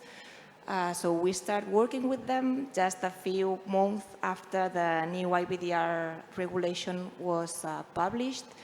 And we start working with them in order to detect the gap analysis, a gap analysis of all the analytical studies that they need to demonstrate the performance of the products, then also optimizing the quality management system to be sure that it's compliant with the new regulation. And right now we are helping them in preparing all the technical documentation to get the CE mark for more than 100 products.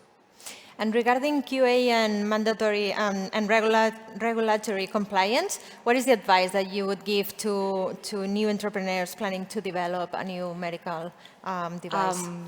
Yeah, I would suggest just to take into account from the very beginning, because knowing which are the regulatory roadmap that each product needs to be compliant and then to go on the market, it could save time and cost, just to clearly know what are the steps that they need to perform to be compliant, and that's our job. So that's what we do in a really close team. So that's something that could help the startups and focus on the development, not in these other kind of aspects that could be covered for someone who already done before for other kind of products. Thank you, Nuria from Refine. We also invite you to visit their booth and get to know them much better. Thank you. Thank you very much. So we have been talking with 10 startups who have given us their insights on their stories. So it's been really interesting to get to know the 10 of them. So next up, revolutionary alliances, now transforming digital physiotherapy with MAPFRE and TRAC. In a world where 2.4 billion people could benefit from rehabilitation, challenges like limited service in non-urban areas persist. Digital physiotherapy emerges as a promising solution for patients, practitioners, and facilities. We'll discover how MAPFRE and TRAC are reshaping physiotherapy through innovative digital solutions. Let's explore how AI integrations and the phygital approach enhance patient experiences, revolutionizing healthcare and improving the quality of life. So let's welcome Carlos Rodríguez Sierra from TRAC and Arantxa Rodríguez, also from TRAC.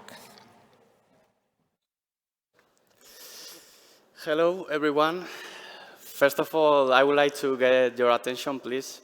I know it's siesta time here in Spain, but I think this presentation might be really interesting for all. So first of all, my name is Carlos Rodríguez Sierra. I'm Chief Operations Officer in TRAC and also co-founder of the company. So together here with Arantxa, we will present how TRAC and MAPFRE are revolutionizing the field of physiotherapy. Thank you very much, Carlos, and good afternoon, everyone. My name is Arantxa, and I'm part of the innovation team at MAPFRE España. So, as many speakers have already presented, we live in a world where there is an increasing number of people living sedentary lifestyles. We have an aging population, and more people are living with chronic diseases. So, according to the World Health Organization, in a report they published by December 2022, 1 in 3 people worldwide lives with a condition or physical injury that might benefit of rehabilitation services. As a result of these factors, we face several of challenges in healthcare and especially in rehabilitation. We have a lack of services in rural areas. We have long waiting lists, and we have a lack of professionals to offer the services we needed. So in this situation, digital health is a key solution to tackle all these factors and challenges, and to provide effective and accessible treatments to patients. So Arantxa, could you elaborate on how MAPFRE sees the challenges and its approach to overcoming them? And also explain to us, in which parts of the patient process can technology be introduced? Of course, Carlos, at MAPFRE, we recognize these challenges and we are very committed to addressing them. That's why we are looking constantly for new ways to generate positive impact on society. Therefore, we are working on phygital relationship models that combines the phygital with the digital. And an example of how we want to go towards this phygital model is working with innovative startups, such as Track, that give us the possibility to care for our patients in a 360 view in the physiotherapy area.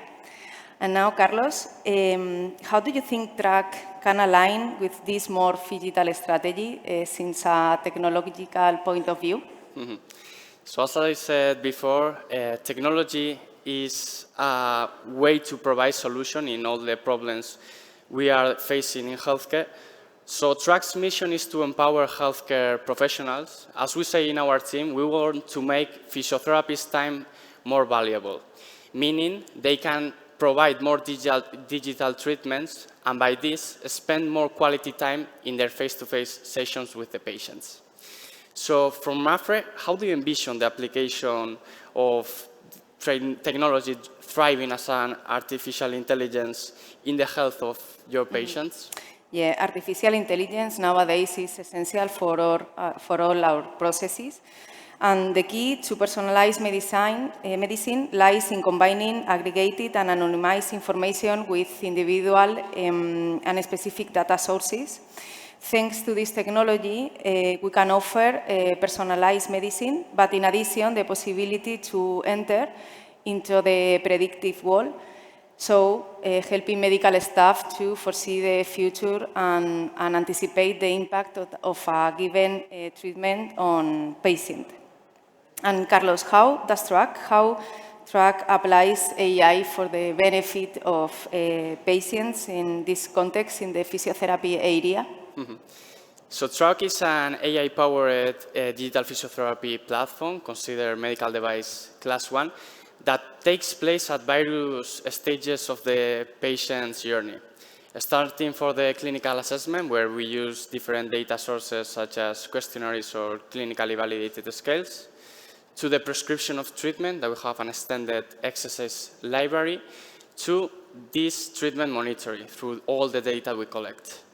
But we have an artificial vision algorithm that through the camera of any device, we are able to track patient's body movements while he's performing the therapeutic exercise, and we can provide real-time feedback to this exercise so the patient can perform it correctly in a safe environment, and this way we avoid risks of new injuries. This artificial intelligence is also able to collect objective data such as range of motion. We can measure how the patient is evolving during all the rehabilitations with this data, and the healthcare professional can adapt the treatment to what the patient needs in each moment of its rehabilitation. So could you share from how MAPFRE carries out open innovation processes to incorporate technology into its healthcare services? Yeah. Open innovation allows us to join forces with other players to deploy services and new solutions that can add value to our customers. Our processes include open calls that so we can gather a new proposal. So, but then we select the best opportunities, the best solutions that can really make a difference for our customers. An example is Track. With this integration, we can offer a much more personalized and efficient experience, improving innovation, but made for and by people. And now, in your opinion, Carlos, and looking into this new collaboration, could you explain the specific improvements you have identified with the implementation of track in our medical centers? Yes, sure. I think, first of all, I think it's good also to share how this collaboration happened. So for a startup in its initial phase, like ours, it's a great opportunity to have the chance to showcase how our value proposition can make a real change. So from 7 medical centers, we carried out a pilot last year. We deployed this hybrid physiotherapy service in all MAPFRE's medical center by this year. So this was due to the good results we got in this first phase. According to the data we obtained in this collaboration, or the results, MAPFRE's patients have been benefit of this hybrid rehabilitation service with a high satisfaction level, 9 points out of 10 in the last questionnaires we launched. And it's also remarkable the adoption rate we got in these patients during this treatment, because if we compare current literature about home-based exercise treatment, the adherence to treatment of these plans are just 25%. So we can say we significantly improved the state of art of this with this new service. We can, well, also, Arantxa, could you share what have been the most significant improvements from MAPFRE's side? Yes, of course. We have also identified significant improvements thanks to our collaboration, especially regarding the patient care and treatment efficiency. The result from the pilot that we did last year was very positive for us. And I would like to explain two data we have measured. The first one is that 80% of the patients completed the mixed treatment, which for us is a quite significant result. But also, it's important to add that 60% of patients who finished the sessions showed recovery or improvement.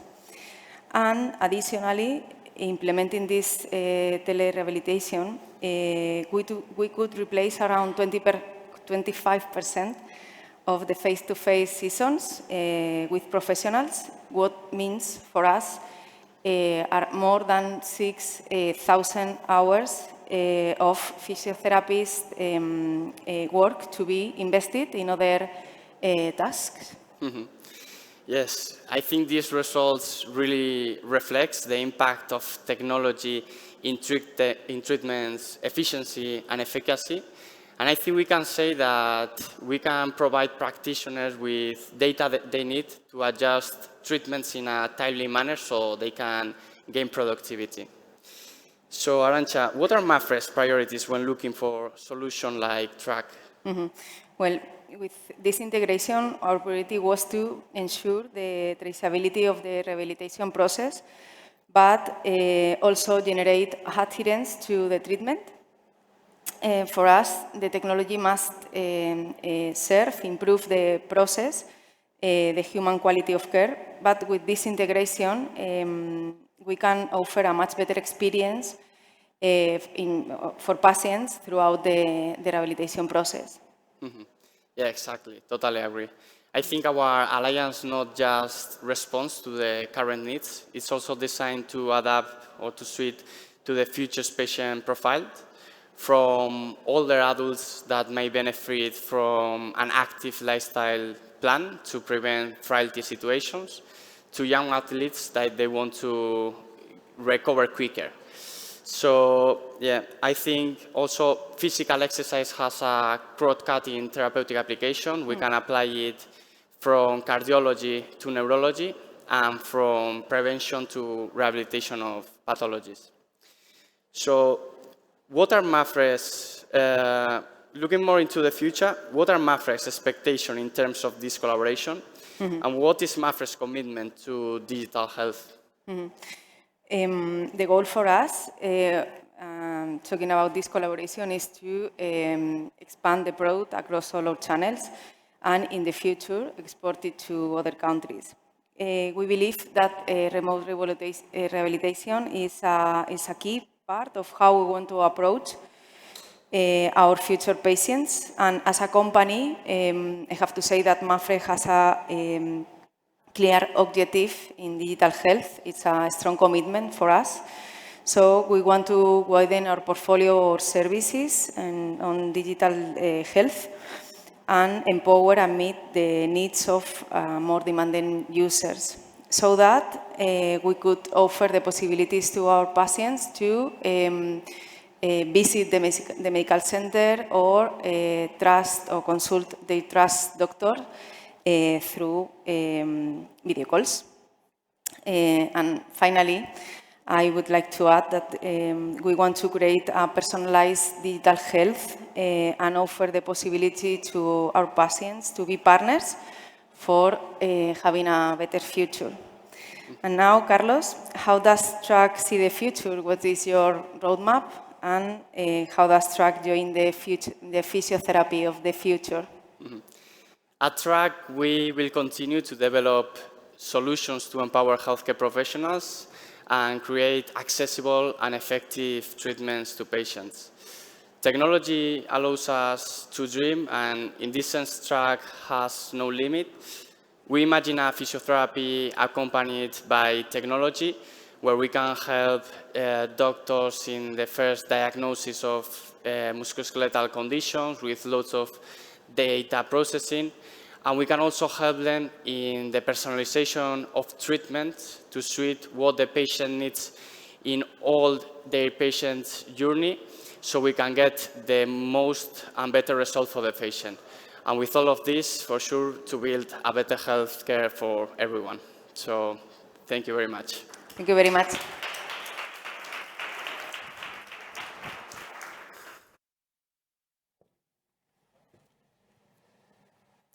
Thank you. The next keynote is called, Can You Do It Differently? As the healthcare landscape evolves, flexible commercial strategies aligned with healthcare professionals' preferences are essential. Delving into customer, HCP, and laboratory insights is paramount for success. Get insights from AudioCost as they showcase how AI-driven monitoring elevates commercial processes and unveils areas for enhancement. Please welcome Juan Manuel Jimeno from Cercomex and Miguel Ángel González from AudioCost. Please.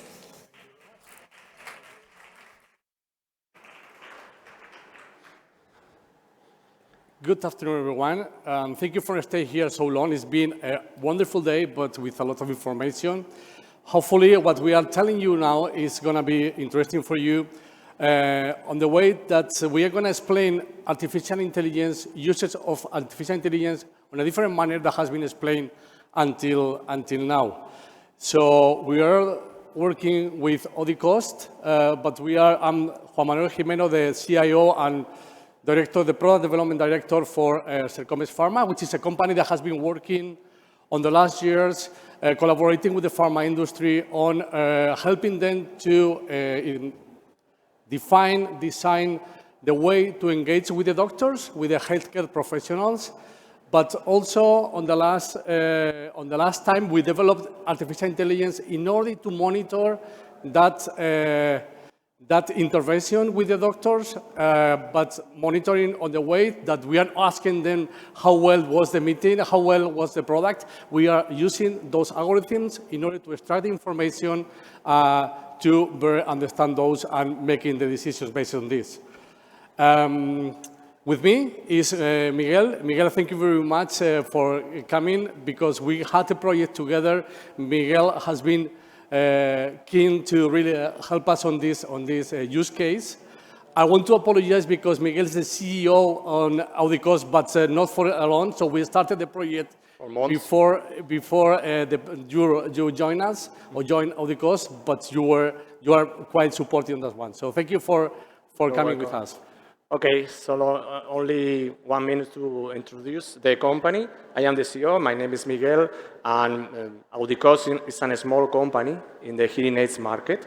We have 70 shops, and okay, we are small, but also we want to be in the front line of the technology. So we thought about one question about our staff in shops, And we want to know if they really follow our protocols, our indication, not only to control them, but also to help them to follow the right way.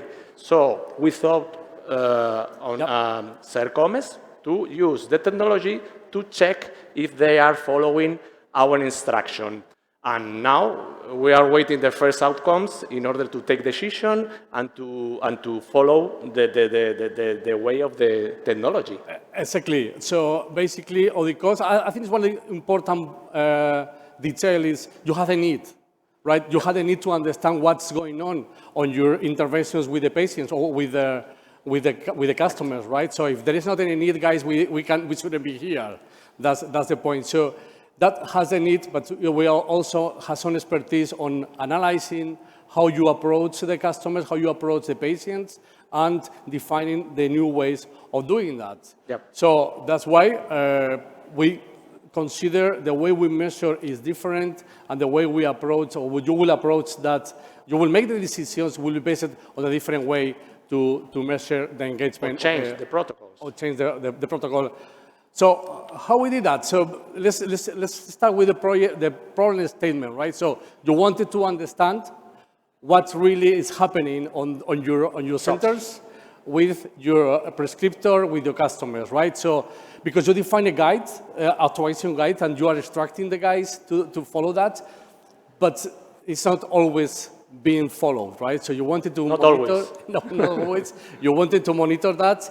And also identifying if the messages that you are expecting to be landed or to be delivered on those conversations were delivered properly, but also what else, right? So what else the customers are saying about your products, about the environment, and so on, which is, I think, is one of the powerful areas, right? So it's behind the scenes, what else the people is mentioning about the products, right? So for us, the objective was, the first one is generate trust information. What that means is we're extracting with algorithms what happened on those conversations, and we measure based on that trust. So we are creating a baseline of true data that can be used now and will be used in the future. So it's a kind of change of culture for you in terms of data.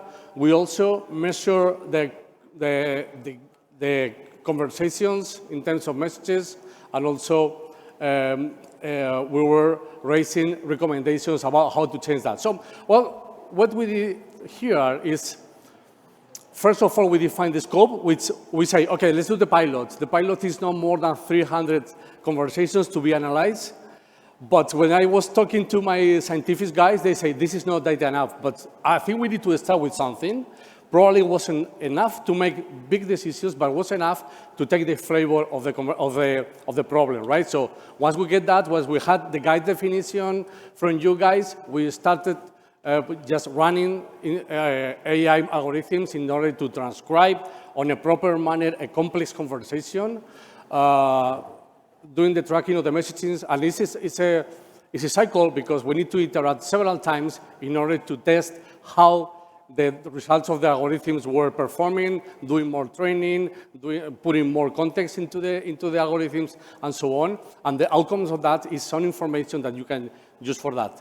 So the important thing is, once we get all the data, within 6 weeks, or no more than this one, we should be able to have enough information in order to make the decisions, right? So what we found is a sample of what we found on this one is, wow, that's big, isn't it?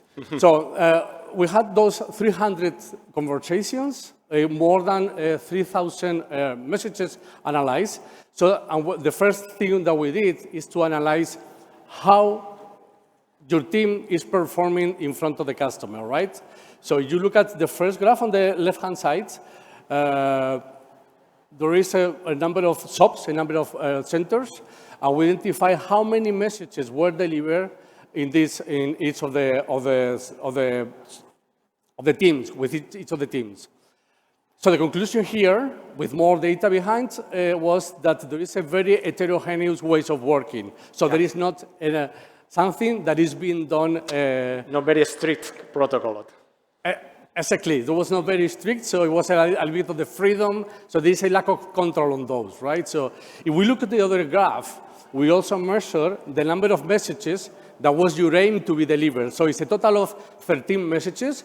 The reading behind is the conversations. Most of the customers are people with more than 55 years old. Yes. Yeah, so there's old, I wouldn't say old, but it's an age where they can have some diseases there. And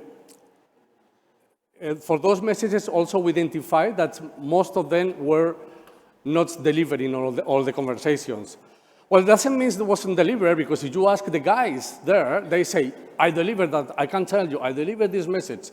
What we identify with algorithms is that those messages were not properly landed. So if we have some strong messages there, and they are key for you to be delivered, and they are not being delivered on the right manner, on the right sequence, we identify that and telling you, okay, that's fine, you did your best, but... Yes, because sometimes they don't realize that they are not following the protocol. Exactly. So it's a kind of quality, right? So there are some opportunities of improvement here to put some structure, but you have in mind a lot of changes there. But what I mean is, it's an opportunity based on this data to really have a structure to be implemented, training, and so on.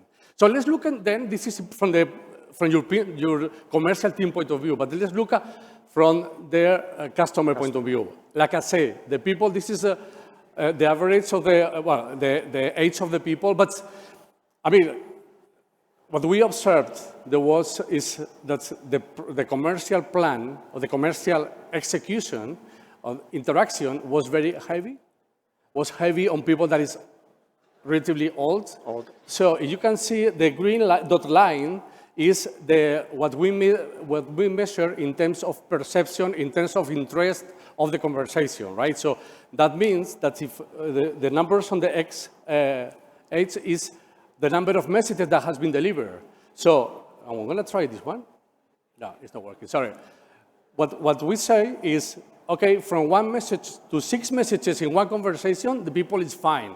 It's okay. Is receiving properly those messages. However, then the level of perception, the level of engagement on the conversation is getting down, right? So that was a request. The blue line, by the way, is the time, the duration of the conversation as an average. So again, there's an opportunity here to simplify the process because the people get tired and they will lose attention and they will start looking into whatever, right? And on the bottom, there is a graph, and this is the last one, that is giving us an example of other messages that has been mentioned on the conversation with the patient. They are mentioning things. So the dark blue is about some it's about experience.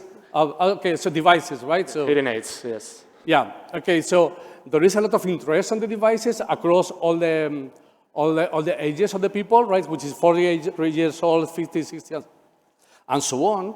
But we also see there are some comments about bad experience, right? And the bad experience on her age is mainly from the 50s, right? So there is an opportunity here as well to properly think differently, depends on the people that you have in front of your team, and the messages need to be landed differently, right? It's a tool to learn. Yeah. So those are the outcomes. Is the first one, creating the culture of honest data transparent, not coming from the team. It's a data that is coming from the transcription and understanding of the conversations. We have the details of all the messages that currently were landed. We know the details about how your team is performing, and also a better understanding of your customer concern, which I think is quite important. But there are some lessons learned. And I think that's, from a point of view, those lessons learned can be applied to any AI project, right? Which means AI is a fast-moving technology that needs to be addressed with people that know the technology, but also people that know the business processes. So which means our recommendation is doing in partnership as we are doing right now. So I'm not expecting you having in your company, people high skill on AI, high skill on data analytics, and so on. It's more about having those relationships. So the data availability before you attack any is another learning is data availability in terms of before attack any project for AI, make sure that data is available. It took for us quite a while to have those 300 conversations. More. Yeah, and mainly more figures. Yeah. More information. Exactly, and also because of the next learning, which is the GDPR and the legal constraints. So it's not a barrier, but address those just well in ahead. And the test initiatives needs to be done. Let's test something. If we see that it's working, let's learn from that. Last one, what's next, right? So we are half of the way with Odycost. I think we implemented changes. We will implement changes, right? We will see the outcomes. we have to implement those changes. Keep increasing the data, the volume of data to really activate other technologies which can be very valuable, like machine learning to have predictive models, but also image recognition on those conversations to better understand the sentiment of the people during those conversations, and continue exploring AI opportunities for all the costs. Miguel, I don't know, you want to wrap up in something else? You want to say something else? Okay, we are out of time, I think, but we are very excited to know all these outcomes and to know this new tool, because maybe it's useful for sure. We are going to implement it on the shops. So that's okay. All. Thank you very much. Thank you.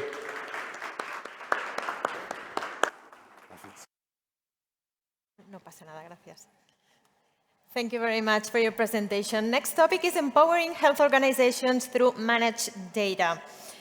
Effective organization and management of data enable companies and institutions to optimize their time and add value to decision-making process, and also help to achieve their objectives. Next up, Martina Palladini from Praxis and Alex Brenchat and Javier Vincia from Banco Farmacéutico will join us to share their perspectives.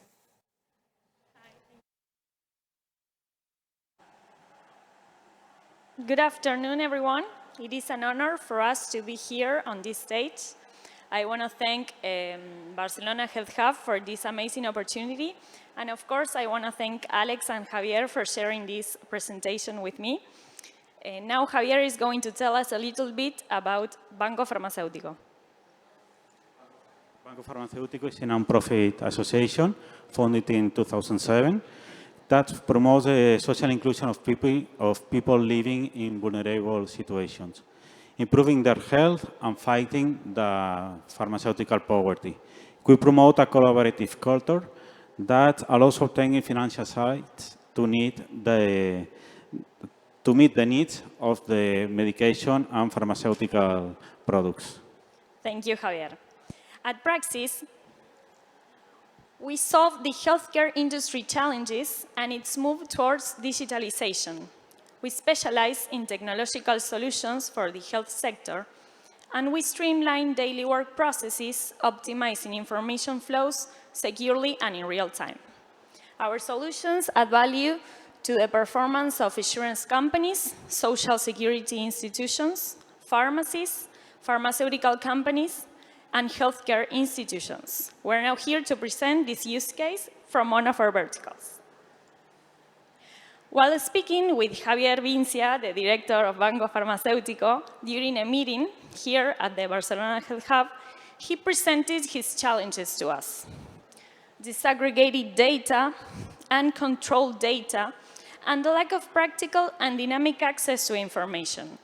I'm sure someone else might find these issues familiar, as these are current pains we see in various health management structures. That's why Banco Farmacéutico and us start working together, since we have 30 years of expertise in developing specific technological solutions for health management that allow us to understand the processes and the challenges faced by the healthcare sector, and to offer them tools to manage information and to contribute to streamline their work. That's why we start working together on data normalization to streamline their work processes, data normalization, and we minimized data duplication and anomalies. We improved the database performance and its accuracy.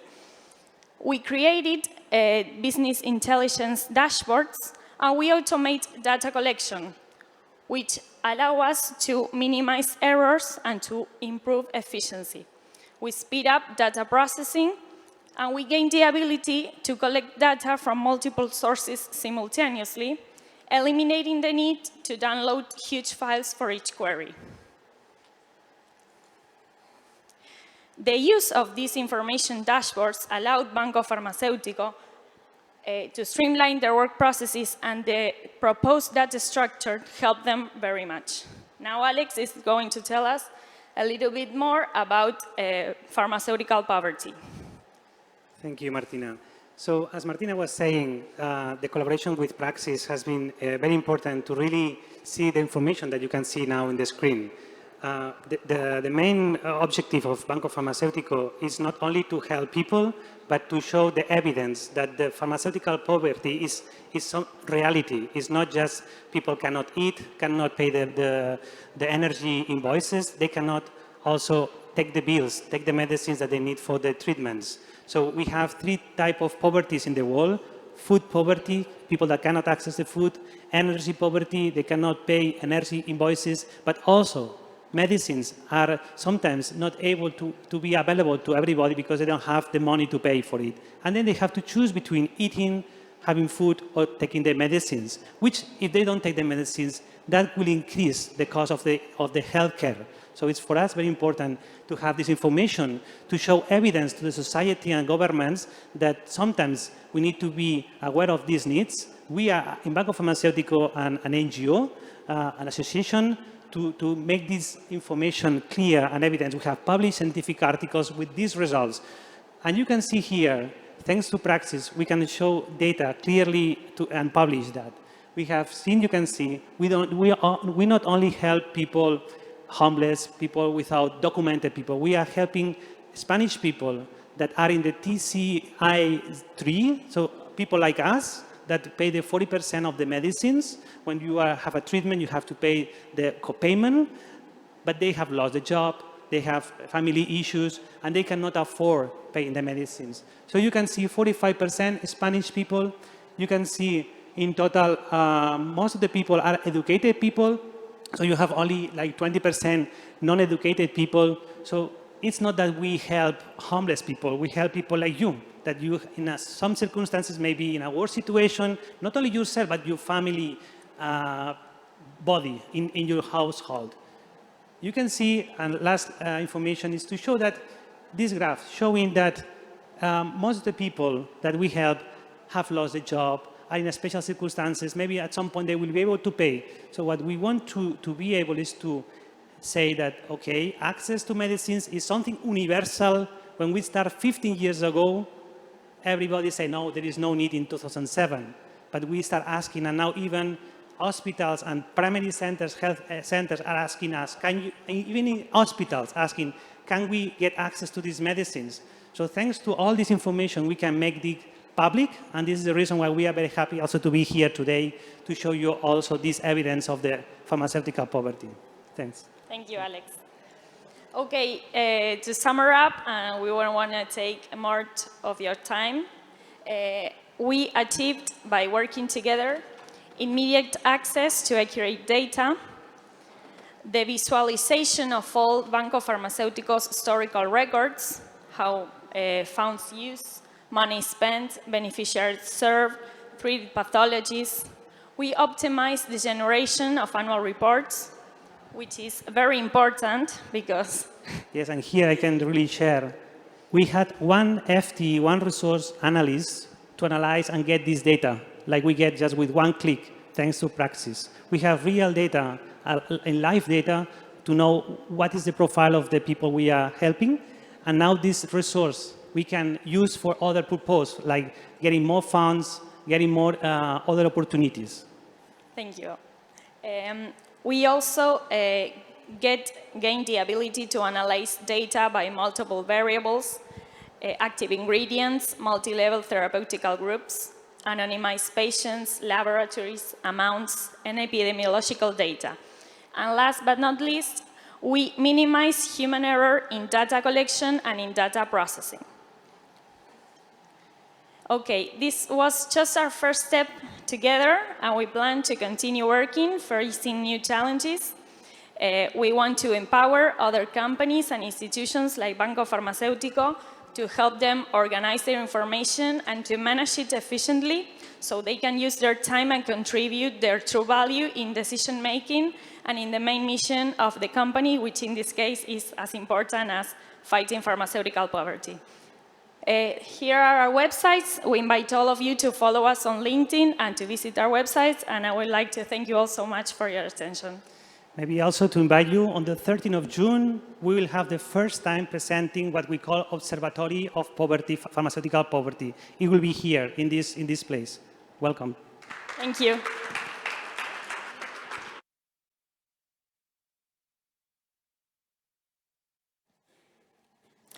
Thank you very much. The content organized by Barcelona Health Hub is almost coming to an end. But first, let's host an amazing panel. Let's dive into the digital health enthusiasts who are leading a revolution in how we perceive healthcare. In this panel, we bring together experts from Barcelona to explore the future of the industry and discover how technology is transforming traditional medicine. We've got quite a bunch of speakers in quality and quantity. So I think it's pretty okay if I call you like a football team, and so they can cheer you. Okay, from Tech Barcelona, the visionary Juan Baselga.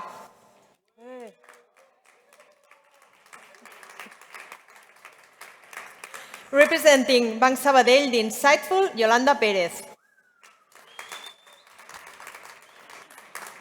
Hailing from Guaira, the innovative Marta Antúnez. From ACCIÓ, the forward-thinking Jordi Aguasca. From 4 years from now, the dynamic Pere Duran. Representing Mobile World Capital Barcelona, visionary Chelo Fernández. And as a host from Barcelona Health Hub, the remarkable Christian Pascual. So the stage is yours. Can you hear me? Good afternoon. I think that we have an incredible panel here. And, well, 10 years from now, right? I mean, 4 years from now, no. It's 10 years back from now, where we were. I mean, at that time, I cannot imagine anybody talking about digital health. So a lot of things has happened. And I think it's a remarkable panel to talk about what is the evolution of the ecosystem, and you have been, all of you, and you are representing very remarkable institutions that have really done a lot to position healthcare, and not healthcare, but the tech in Barcelona and Barcelona in the world. So I'm really thrilled to be here with you today. And, well, just to kick the conversation, I would ask you to briefly introduce, and I'll kindly ask to tell an anecdote, if you can, about your institution or about you. So it's a bit more funny to hear. So Juan, do you want to start? Yeah, of course. Well, first of all, congratulations, because this event is absolutely magnificent and the place is amazing. So congratulations. Well, I represent Tech Barcelona now. But some 10 years ago, I was at Mobile World Capital Barcelona, creating 4 years from now, talking to Yolanda and Marta about financing 4 years from now, and becoming partner of Tech Barcelona. By the way, it was called E-commerce and Tech Barcelona, so you can imagine what we had here, there in the ecosystem by those days. So that's the story. And by the way, Generalitat was one of our main partners, so we're all related, as you see. Yeah. Oh, thank you. Yolanda? Okay. So you have been everywhere. Yeah. Okay. Well, I'm Yolanda Perez, and before joining Banc Sabadell, I was leading the service to startups and businesses in Barcelona Activa. And, well, the incubators, the technology park, the investment readiness programs, the online services for entrepreneurs. And, well, I'm really proud of what we have been there for. I've been there for 13 years, and I'm proud of what they are still doing.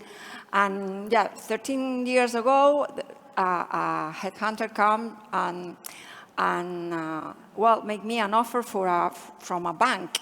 And that time I have never thought on working on a bank. I really was quite surprised. And I told him that I was not interested in organizing awards for entrepreneurs or this kind of social responsibility programs, no, for a big corp. And then, well, I started to listen to Sabadell, what they wanted to do. And they talked me about being the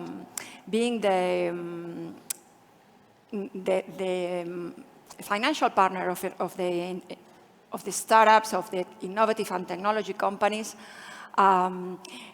both with banking and investment.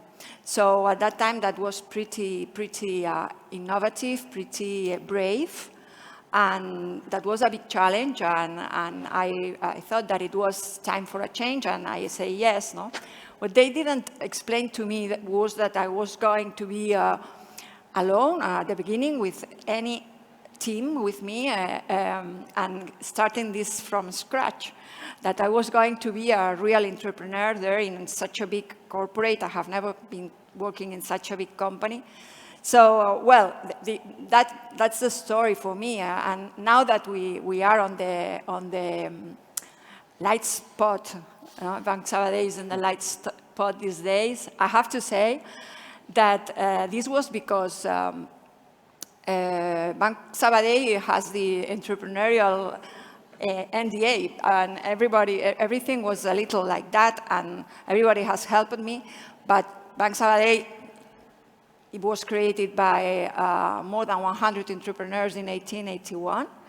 And I think that's why that was the style. I have to say that after these 10 years, now we are more than 50 people working, serving entrepreneurs and yeah, scale-ups, wherever. But it has been, yeah, we have been growing with the ecosystem. I'm very proud of that. Okay, thank you. Thank you very much. I totally agree. I mean, Tech Barcelona, Banc Sabadell have been great contributors of the community in this past decade. And what about you, Marta? What can you tell us? About you, briefly, and an anecdote. Yeah. So 10 years ago, in fact, I was on the other side of the table. I was an entrepreneur, launching my own startup together with Anti-Venture Builder. And at that time, 2013, 14, it's true that the ecosystem is totally different, from what it is today. I mean, there were starting some venture capitals, but very few, So it was difficult, at the start. Of course, there were starting also some networks of business angels, but it was not. I mean, the ecosystem was truly starting, And I remember at that point also when Wayra was starting, and I remember myself as an entrepreneur going to Wayra first parties, and well, I never thought I would end up being at the other end of the table as an investor at Wayra. And in fact, Wayra, as many of these organizations, was one of the pioneers also starting an accelerator and that has now pivoted to a corporate venture capital, in fact, 13 years ago, where the ecosystem was still very, very early stage, but already, like a corporate like Telefónica saw that the world was changing so fast, that new technologies were arriving, was disrupting the market, and that corporates needed to work together with the startups to accelerate their internal innovation, because otherwise it's this or die. So I think it was one of the first corporates in Spain to do this bet on open innovation, in opening up wider hubs, and this is also like a brave bet to not only build a hub in Madrid, but also like a big hub also in Barcelona, where like the ecosystem was also like being born, but it was like very, very vibrant and dynamic, and maintaining this bet all these years with more and more investment. And later on, I can give you also some numbers, but I mean, for all these years, we've been increasing our tickets, increasing the number of startups that we invest, and also expanding our focus and including new verticals such as digital health lately in our thesis. Thank you. No, I remember you in the startup. We met there when you were working at the startup. And I also remember wider parties. They are remarkable, I can tell. What about you, Jordi? Well, 10 years ago, I was starting the startup Catalonia. Startup Catalonia was a new program from ACCIÓ. ACCIÓ, as most of you already know, is the outcome of the two different, the merge of two different agencies from the government of Catalonia, the Catalan Innovation Agency and the Catalan Internationalization Consortium. And now I'm leading the Innovation and Tech Transformation unique area of ACCIÓ. And you asked for an anecdote. Well, I will say two. Okay. One personal. Today is my birthday, and I'm sharing great moments with my friends. And congratulations. And second anecdote, thank you very much. And second, I remember the first time I was invited in a round table like that. It was 10 years ago, and I remember I was with Yolanda and also with Julian Bunier. That was the Marta, the role, he did the role of Marta today. And I remember we worked with other two investors from Barcelona, and we were talking about the accelerators and what was the role of the administration there. And when after my pitch, when I explained what about ACCIÓ did in all of the Catalonia, and one of the speakers started to attack to myself because I didn't know anything about accelerators, about entrepreneurship. It was horrible for me. I wanted to die.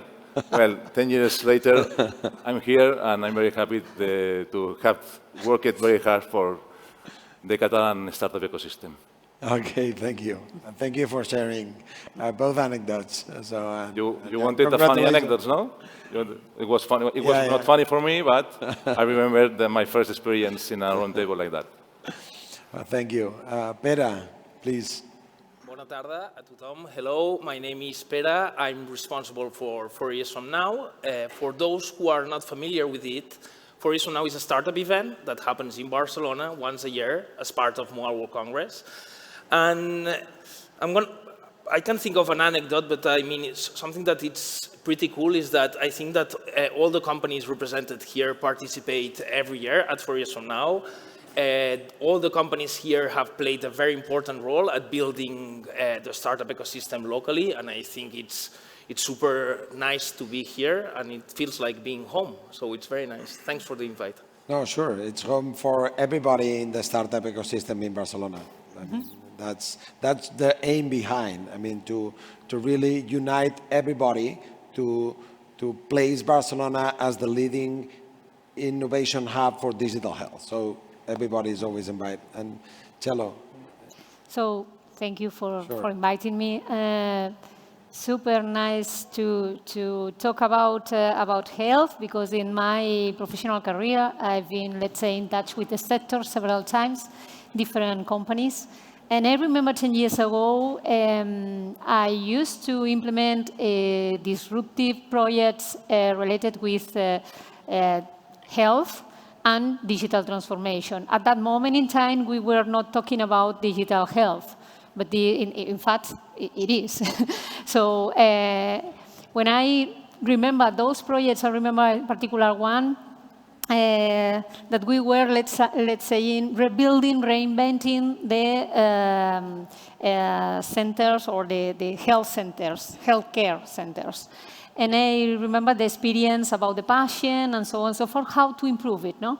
And the thing was, okay, maybe someone told at that moment, maybe when the patient is entering, he, she, or her can be monitored, no? And the constants and so on. And maybe this is, let's say, helping to the professionals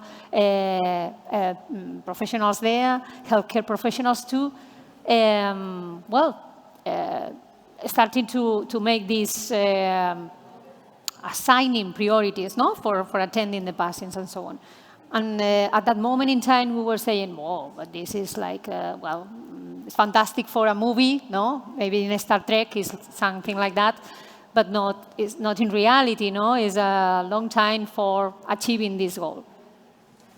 Nowadays, this is more than possible. So we are, let's say, all the startups involved in this new application and this digital health or digital technologies, no? Disruptive technologies that are monitoring with all the gadgets and all that stuff. So when I think 10 years ago, the vision of the people that were trying to innovate at that moment, and now, and compare, it has been an incredible advance. So make me feel very old. That's the bad part of the story. But the good piece of news is that this is moving very quick, moving forward very quick. And I think we all need to be happy about that. Great, no, thank you. And maybe to launch the conversation, I'll start with Juan. What's your impression on how have you seen the ecosystem evolve in this period? Yeah. Things have changed a lot, definitely. If we go back in time, 10, 11 years ago, when we were talking about startups, beyond the entrepreneurs, they looked like quite strange things. Nobody was talking about startups. And those days, I think two things happened. One was the creation of Tech Barcelona, called e-commerce and tech, as a way to tangibilize an ecosystem, with the appearance 2 years after of the Pier 1 building as a physical space where you could understand what an ecosystem, what a startup ecosystem is. I think another thing is the appearance of 4 years from now to connect this ecosystem between us and also globally or internationally. And the fact is that these things have happened bottom up, which is quite unique, quite strange. And this has a lot to be with the way of doing things in Barcelona, okay? If we need something and the public administration or the big corporations are not pushing, we organize ourselves and we make those things happen. Some years after, we have thousands of startups, between 2,000 and 3,000, depending on the criteria you use to define a startup. We have a good number of spin-offs. I think we're number one in Spain and holding a good position in Europe. You start to see something that was difficult 10 years ago.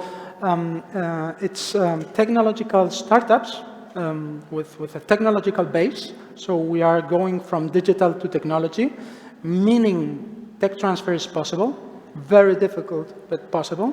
And the healthcare sector, I think it's pioneering. We are being able to create very interesting startups from science.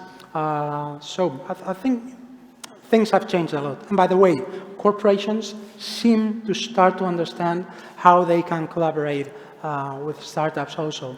Beyond fireworks and corporate accelerators and so on, I think they are starting to know how to collaborate with startups. A lot to do yet, okay? So, but we can talk later.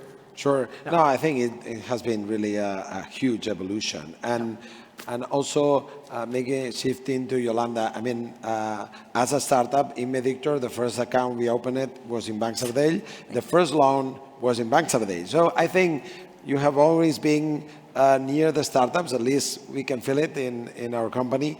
But what what are the key, let's say, drivers that you would highlight that has been successful? Yeah, well, already a bank acting as a bank with startups, 10 or 11 years ago was already quite impactful, as you say, but there's a lot of entrepreneurs who tell us what you are just telling here, and thank you for saying it. In fact, we have in Catalonia, we have almost 2,000 clients, and in all Spain, we have more than 5,000. And in these years, we have given loans for a total value of more than 1.3 billion euros. So I think that makes a big impact. But also we have been acting as a investor in early stage since the beginning of, since 10 years ago. And we have been the first investors of well-known Catalonian or Barcelonian startups as Redpoint or Signaturit or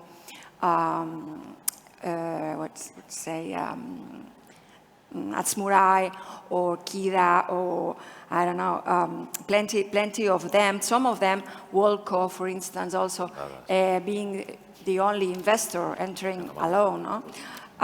Exotica, well, plenty of them. Amphora, Incapto, and well, specifically in health, we have invested in Amelia Healthcare, that I think that you probably know. Good friends, good friends. Yeah, of course. Yeah, their office is here. Yeah, exactly. Their offices are here, the Spanish offices, because they are now also in the States. They merged with an American company, and they are the leaders on virtual reality care for patients. And we also invested in Kida, that has reached 21 million so far, or most recently in Sikai Medical, this regarding the e-health companies. No? But I would highlight the creation 7 years ago of Be Startup Health, that is devoted, more than e-health, it's more devoted to biotech and devices companies, and we have invested in these years in more than, well, in 20 companies, most of them from Barcelona, almost everyone in Barcelona.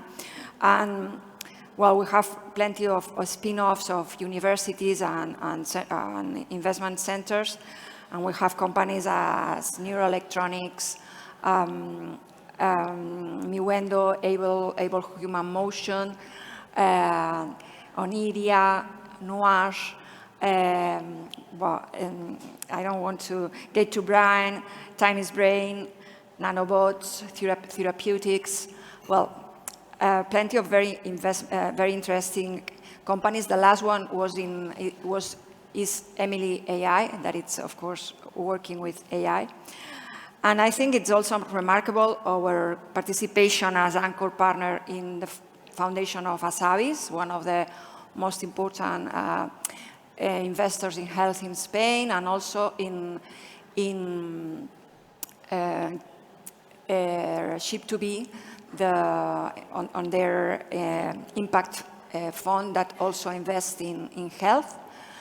And I would also, well, I have to say that we have always tried to collaborate with all the partners, with all the ecosystem, all the people that there's here, but maybe the thing that we are more proud is to have given support since the very beginning to 4 years from now. I have to say that, as it has been said, they have done an amazing job, but it's really remarkable because before 4 years from now, you have to take into account that the entrepreneurs in Barcelona couldn't go inside the Mobile World Congress. Of course, plenty of people came from all around the world, but entrepreneurs had nothing to be with that. So when we have seen that, the opportunity to merge these two words, we thought that it will be a success story, and it's amazing what you have done. So this is one of the things that we really think that has had an impact to help the creation of that. Thank you. No, I'm sure. I mean, I know a lot of companies that you invested, and this is in an ecosystem that investment is not everywhere. I mean, this is not Silicon Valley, right? So it's extremely important. And what about you, Marta? What do you would highlight from WIDA and the contribution? I think especially on early stage, right? Yeah. And maybe also the question related to healthcare, digital health. Yeah, for sure. So. When WIDA started, it was an accelerator. Still, a lot of people think of WIDA as an accelerator, but because startups needed to be accelerated, because they were like very early stage companies, first-time entrepreneurs that, needed help to scale, to support, on like business plan, financing, legal support, etc., etc. So that's why we started as an accelerator, having like batches of startups that would be there in our offices for 6 months, and we would help them with business development, with a bunch of things. And with the years, we've been seeing that more and more entrepreneurs arrive to us already accelerated, right? Too much. Too much. Some of them are like second or third time founders. Some of them have already worked at a startup, and then a lot of like information, content, events that they can attend. So they already are very well prepared, from the start, So that's why already 5 years ago we decided to change the approach and stop doing accelerator program, because as I said, it was not at the end where we felt that we could add more value, and we pivoted our model to corporate venture capital. So we invest directly in startups. And then try to be strategic investors so that the startups can work with Telefónica in a venture client model. So we're now very much focused on that.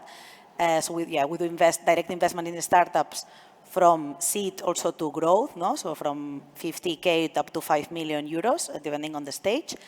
And also we are LPs in different funds. And as I was saying at the beginning, so of course at the beginning when we started, the focus was very much more closer to our core, that apart from communications, it was to do with cloud, entertainment, cybersecurity, IoT, and so on. But over the years, also Telefónica has been opening up some new verticals, and especially after the COVID, we saw that healthcare was gaining importance, and digital health was getting more and more importance in our day-to-day. So at that point, Telefónica already had the e-health vertical, put a lot of more effort and more focus into that area, both B2C with the launch of Movistar Salud, and B2B acting as a partner for the hospitals and different healthcare agents to help them with digitization, and with cloud and everything, And we have some success stories, of startups, that we have managed to integrate, For example, in B2C, startup from Barcelona, which is Durcal, which they have devices for senior people, that if they fall, or if they have they monitorize seniors, and with them we've launched a device called Movistar Te Cuida, using Durcal's technology and doing a white label. And for us, is an example of success of how can a startup can work with a corporate to launch a product in the market and reach thousands of customers.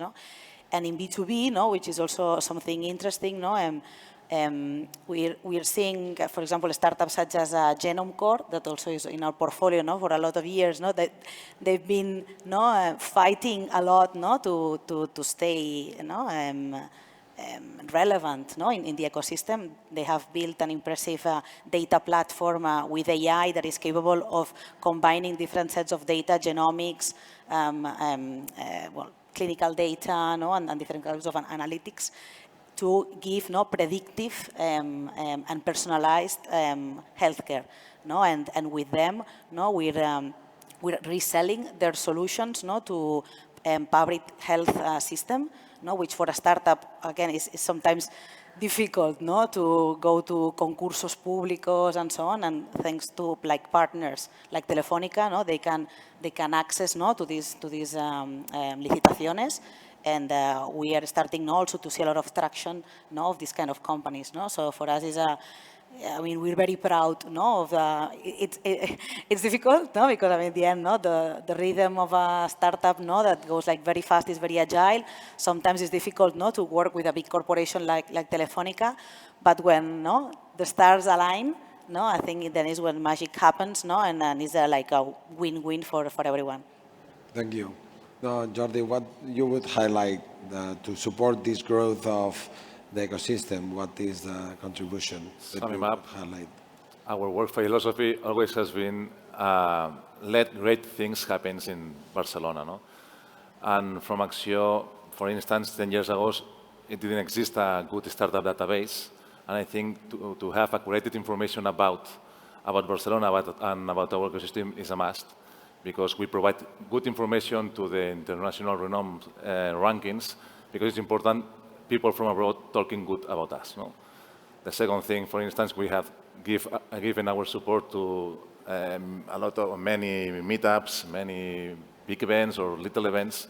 I think right now in Barcelona, and in the last 5 years, every day went some kind of event in Barcelona, no? in the startup ecosystem, and that's a fantastic news for all of us. And now Barcelona is what it is, thanks to all of our community, bigger year after year. And the third, obviously, we are public sector, and we have to give our support to those startups with a high risk to their survival. No? For instance, the deep tech startups, we have provided many grants to startups from the tech sector, because in the Death Valley phase, they need our support. In the last 6 years, for instance, more than 14 million euros through 100,000 grants. I think we have 2,050 deep tech startups right now in Barcelona. The 80% of those have received our grants. That's the way we try to help them from ACCIÓ. Okay, no, that's great. I didn't know you put that much money into them. You should put some money here in the... Probably there are many startups that received our startup capital grant. No, thank you. And Pere, what you would highlight of the contribution? It's great. I mean, to connect, to meet people from abroad, investors. I think, well, it's pretty easy to understand, but what you would highlight on the evolution? Yeah, before I start selling my book about 4 years from now, I just want to comment on some of the things that have been said. The first thing, I think in the last 10 years, we've done an amazing job at putting programs, resources, and kind of a strong ecosystem and network to get startups off the ground and to build early stage companies. And I think that's been done, and we can all be very happy about it. But now I think we need to put a lot of efforts into connecting what's really happening here with the rest of the world in order to really build an ecosystem with growth companies, scale-ups, and we have a big job ahead of us to do so. And so I think what it's called the local connectedness here works well, again, for early stage. And in general, we need to work very hard to really make sure that we get this global connected network working and connecting Barcelona to the world. So that's one thing. Because we know that early stage money does not get very easily here from an international VC. You need to rely on local VCs. Regarding 4 years from now, I think there's... Before selling the book. I will highlight and totally agree with you. I think, and this is why we do this event in English. If we want people from abroad to come and learn and understand this is, if we want to play a role in the global ecosystem, they need to understand us, and we need to bring high-end people. And I think that's the greatest contribution on the Mobile World Congress and also 4 years from now. So just to remark on what you said. And I think one of the things that it's important for us at 4 years from now, we decided to launch a digital health vertical because it's obviously a sector that is growing very fast. We believe that we're doing it for 3 reasons mainly. The first one is because it's a big growth market and it's very important. It's a sector with high societal impact. So we really want founders to spend their time, talent, and energy into sectors that have a big market ahead of them. So business opportunity, and as well has a big societal impact. And what's better than digital healthcare? The second reason is that our investor community, they are big players in our investor community. More than 60% says that they are interested in investing in digital health companies. And that's, the Investors Club at 4 years from now is pretty diverse, so I guess it's a good representation of the VC wall, and that's why we are responsible for providing them good deal flow to this investor community. And the third reason is that, and probably the most personal one, is that Barcelona is becoming a digital healthcare hub. And I think it's super cool. This is a good example of it. And we want to contribute mainly on what I said, right? In connecting what's happening here with the rest of the world and making sure that we connect the healthcare industry with the technology companies that are as well at Mobile World Congress. No, sure, and thank you. I mean, I think we are totally aligned with that, and we strongly believe that 4 years from now projects all the power of the ecosystem, and it's a great show to highlight that. What about you, Cello? What you would highlight? So, as a Mobile World Capital Barcelona Foundation, we are super close to the Mobile World Congress. And in fact, one of the missions that we have is just to promote the legacy of the Mobile World Congress and to extend it to the society. And in this regard, that means that, it's also impacting the digital economy and the digital society. So let's say we have an impact in promoting this, let's say, dynamizing the technological ecosystem in the city. So I think, one of the things that we have as well, apart from doing that, that is something that is a task during the whole year after the event, year after year. And one of the things that I also would like to remark is the contribution in terms of a specific program that we run inside the Mobile World Capital Barcelona that is dedicated to generate scientist-based companies related with, and in this case, we have a specific vertical of health. And this is, let's say, attracting, and we, let's say, help them to be attractive enough for capturing international investment and also international digital talent. So I think, these are, I think, the more remarkable contributions from the foundation. Great. So maybe now to all of you, and please say what you want to say, but what we should do to really become this digital health remarkable ecosystem at the global scale. What are we lacking? I mean, you better brought some things already, but what ideas are in your mind regarding what we need to do to really become this leading ecosystem in digital health? Please, any of you, just go ahead. Shall I? Yeah, sure. Well, first of all, take advantage of the life sciences and health ecosystem in Catalonia, because it's, if you see the map, it's quite complete. You already know. Everybody's here. We have the pharmas, we have the hospitals, we have funds, we have universities, research centers. We know about oncology, clinical trials, genomics, proteomics. So first of all, take advantage of what we have. Of course, we need money. We need more ASABIS. I think ASABIS is a good example of a fund created here, buying outside. Okay. Also, the public money exists. So we have to explain to entrepreneurs that public money is a good option sometimes. We have funds at a regional level, deep tech funds at a local level. We can go to Europe. It's not easy to see if we are eligible for these funds. So we have to set up the tools to let these entrepreneurs understand that public funding is there. And it makes the difference. And in this sector, I think especially, okay? Yesterday I was talking with an entrepreneur that after 5 years and growing a lot and being very muscled with public funding, they could enter Series B and Series C, keeping 80% of the ownership of the company. So I think we have to take advantage of public funding.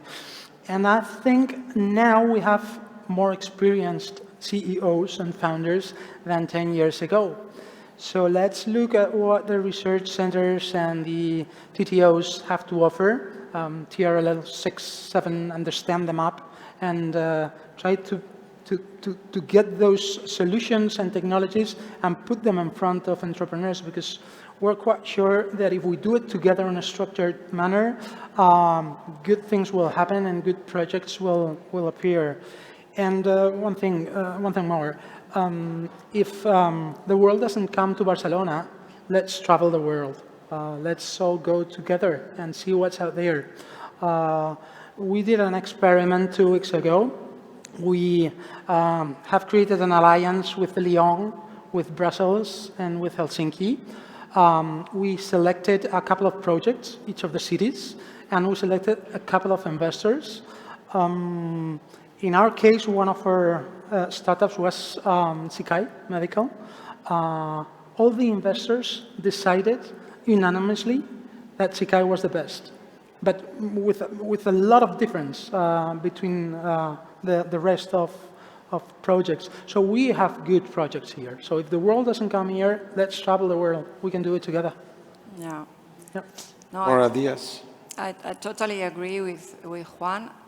I think that the creation of the Barcelona Health Hub is a key milestone in order to enhance the power of this e-health or digital health potential that we have. And it's very clear, or at least it is for me, that if we really have a very strong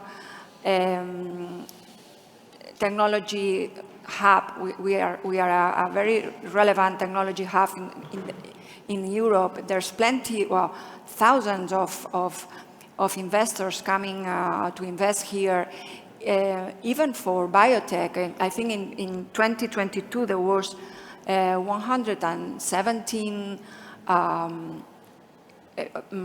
investors from abroad investing in the biotech and devices rounds participating. So if we have this ecosystem, the technological ecosystem, and then from the point of view of the biotech, we are one of the main Europe bioregions, and this is amazing what is happening here from this point of view. I don't know if everybody is aware of how big is that. No, we have more than 90 research institutes on health.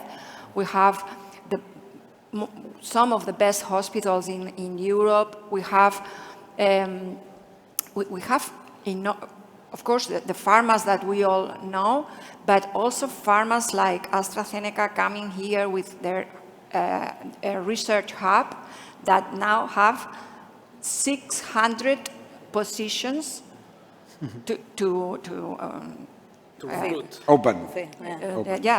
To fill in researcher people. So this is very, very big what is happening here from the point of view of life science. So from the point of view of digital health, I would say that, and you know better than me, and I think that you can say that the answer is to have more success stories and to know more these companies that have. We have had companies before that have been successful, and you are a successful story also.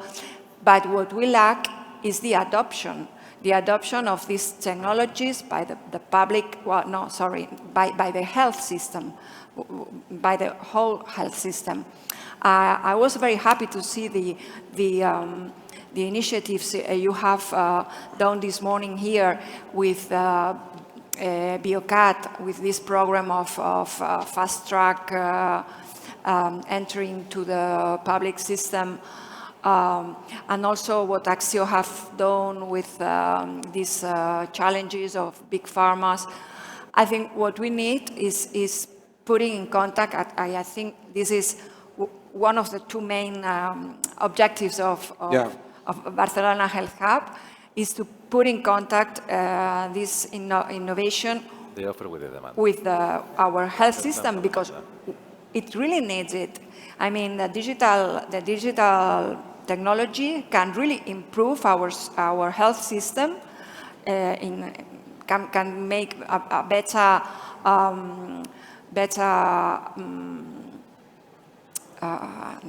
experience,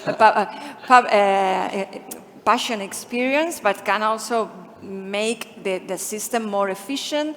Well, it has plenty of benefits. So that's what we have to do. No, I think you mentioned, and I always say that we need the first digital health unicorn to be birthed in Barcelona. And that this is something that we should think of, how we should foster that to happen, how we could help. Because you all know what happens when this happens. Then everything is more easier, and then we have more investment, and I think we should... you get more reliable as absolutely. And especially what I was trying to say, I think if you think like 10 years ago, we were talking about e-commerce, is when like first like consumer unicorns, like Glovo, were born, Then we've seen a lot of like B2B SaaS area, with companies such as Factorial and others. And I think what we need, is a success case, and a unicorn, if you say in digital. And we are getting out of time. I would add two things more. First. The first is we have to improve our legislation in terms of to have more and better sandboxings. And also improve the tax policies for attract good investments to Catalonia. And second, I would say it's needed to have more headquarters of global health companies here in Barcelona, where companies can take decisions and strategic decisions here in Barcelona.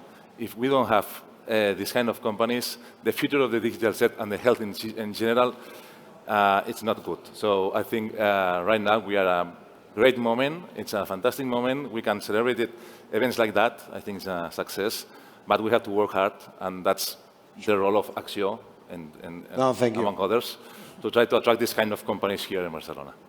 Yeah, you have to make it cheaper to be Catalan. It's very expensive to be Catalan. We have to improve the tax policy, as I say. So, well, we are out of time.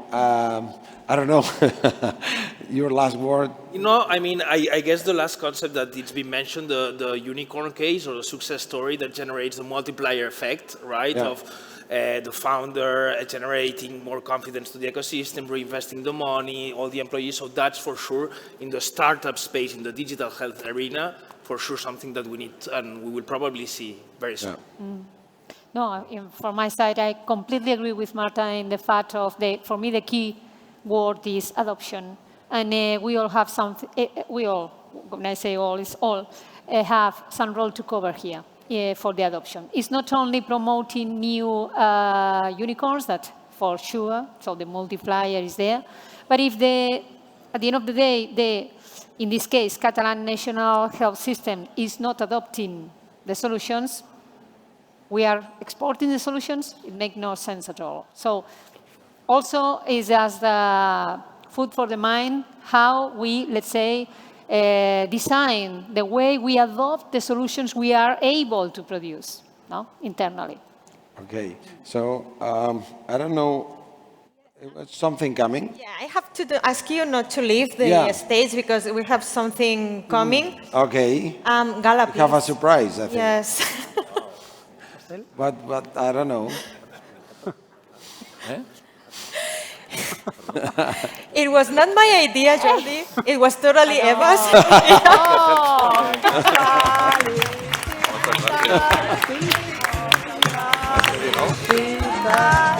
Not my idea, but I fully support it. Wow. Aviam, ayuda Marta. Happy birthday to you. Happy birthday, Jordi. Bueno, Happy birthday to you. una vergüenza, ¿eh?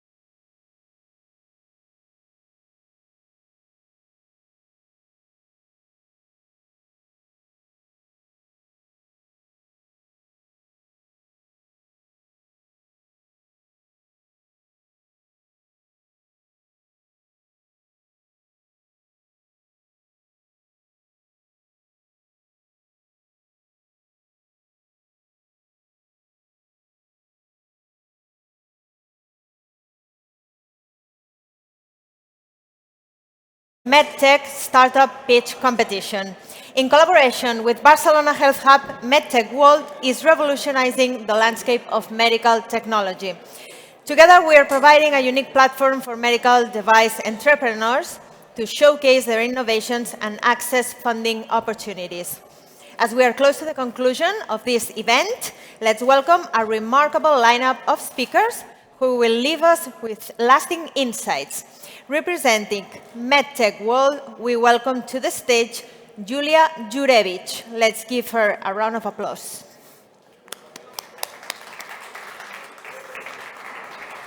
Sorry to have you waiting.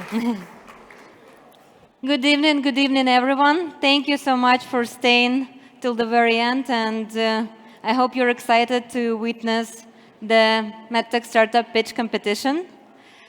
We had a tremendous amount of applications and had to select 10 companies that are going to present tonight, and out of 10, our judging panel would have to select one winner who is going to be awarded with a trophy from Barcelona Health Hub and MedTech World, as well as receive an annual membership with Barcelona Health Hub and a startup pass for MedTech Malta 2024, a conference that's going to take place in Valletta from November 6th till 8th.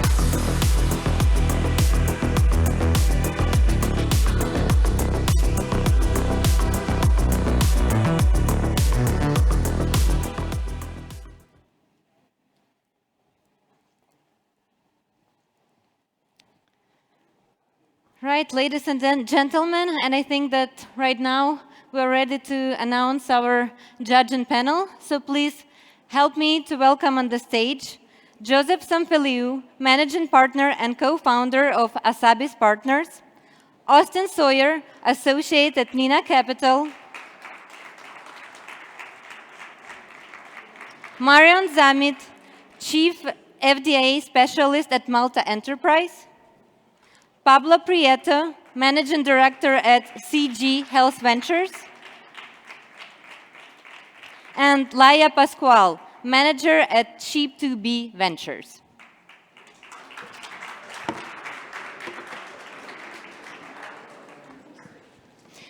As a friendly reminder, we do have today 10 startups participating. Each startup will have 3 minutes to present their technology, following with 3 minutes for Q&A session from our judging panel.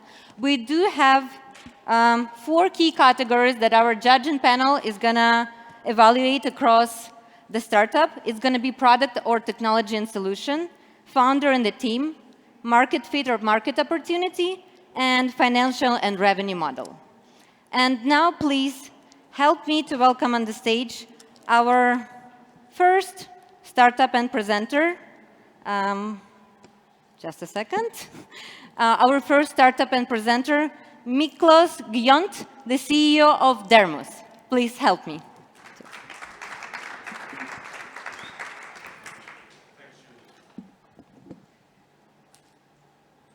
Dear audience, first let's make this work somehow.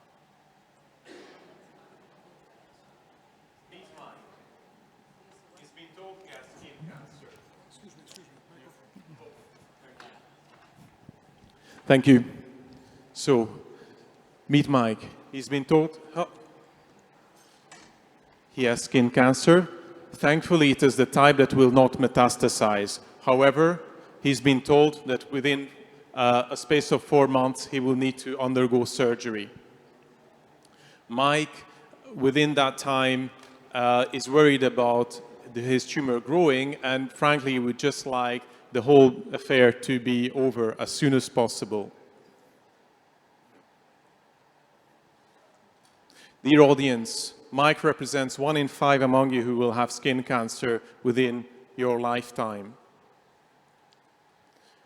Mike has been told by his dermatologist that he has 2 options. He could be treated by Dr. Brown, his dermatologist, or go to a specialized surgery offering smaller surgical margins, but both happen in 4 months' time on average. There could be a third option, which is to have a minimally invasive treatment within his visit, such as cryotherapy or curettage. It's a quick, well-reimbursed procedure. However, for that, Dr. Brown, his dermatologist, would need to know that the cancer is a type that responds to such minimally invasive treatment, and there's some diagnostics needed for that. So she looks at what options there are out there. Advanced microscopy is exciting, but it's beyond her budget. High-frequency ultrasound is also good, but she has trouble interpreting the images. And then she finds this solution which combines dermoscopy that she's familiar with ultrasound that can see the entire depth of the tumor, rather like seeing the entire iceberg and not just the surface. The AI helps her interpret these images. And these images have been shown to provide 91% detection of these low-risk cancers that allow same-day treatment, allowing someone like Dr. Brown the opportunity to build her practice with these quick, patient-friendly, and well-paying procedures. So Dermis, dear investors, has developed this device. It's already in research use, and we'd like to launch it into the EU and US markets, where 3.5 million patients each year could benefit from this same-day treatment. And so we're seeking $10 million Series A funding to get us through the hurdles of entry, including certification, expecting C end of 2024 and the FDA early 2026. Let's help Dr. Brown take better care of her skin cancer patients. Thank you very much.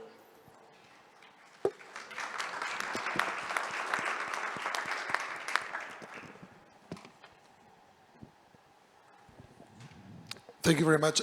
Can you elaborate a little bit about the team? And basically, because in the area of dermatology, there's so much competition and so many technological solutions to reach the same conclusion. What is the background of the team with regard to the technology and also in the derma world? Okay. Yeah, so we currently have a team of 13 people. Many of them are developers, 7 to 8. Most of them are from my former ultrasound lab. So we have a heavy research basis in ultrasound technology. 3 of us have PhDs. Thank you for the presentation. Could you also tell us a little bit more about the stage of development? Like, how have you validated the tool? Are you already certified? Are you in some sales? And, well, sales, no, I see that you are planning for the C certification. But the validation so far, please. Okay, right. So we're very near getting the C certification. All the internal audits have been passed. For the certification of the device, this is a generic ultrasound imaging device. This is the route we are taking. This is easier to get certified. Same will be for the 510K in the FDA. But there is research showing that this can be used, and that's the 91% for detecting these low-risk cancers. We want to provide, in next few years, further clinical validation of that to get wider clinical acceptance. And can you talk about the profile of customer and a little bit more about the business strategy? You could sell to hospitals, you could sell to clinics. What makes most sense right now? Right, yeah. So what we find, say, in the US, that 75% of dermatologists work in small practices of up to 5 dermatologists without other specialists in there. So these are the people that we're targeting. Of course, we need the validation by the universities, but these small practices are the ones that are happy if they can retain their patients and they can improve their productivity. What runway do you have at the moment? It's up to early next year, Q1.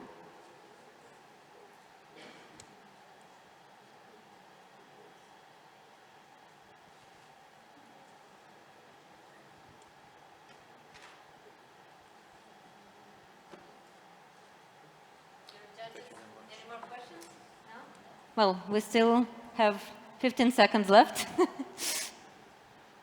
Well, thank you so much. Thank you. Thank you so much for the presentation. I'm going to give you back the microphone. Well, now, ladies and gentlemen, please help me to welcome on the stage our second presenter, Jesus Prada Alonso, the CEO of Horus.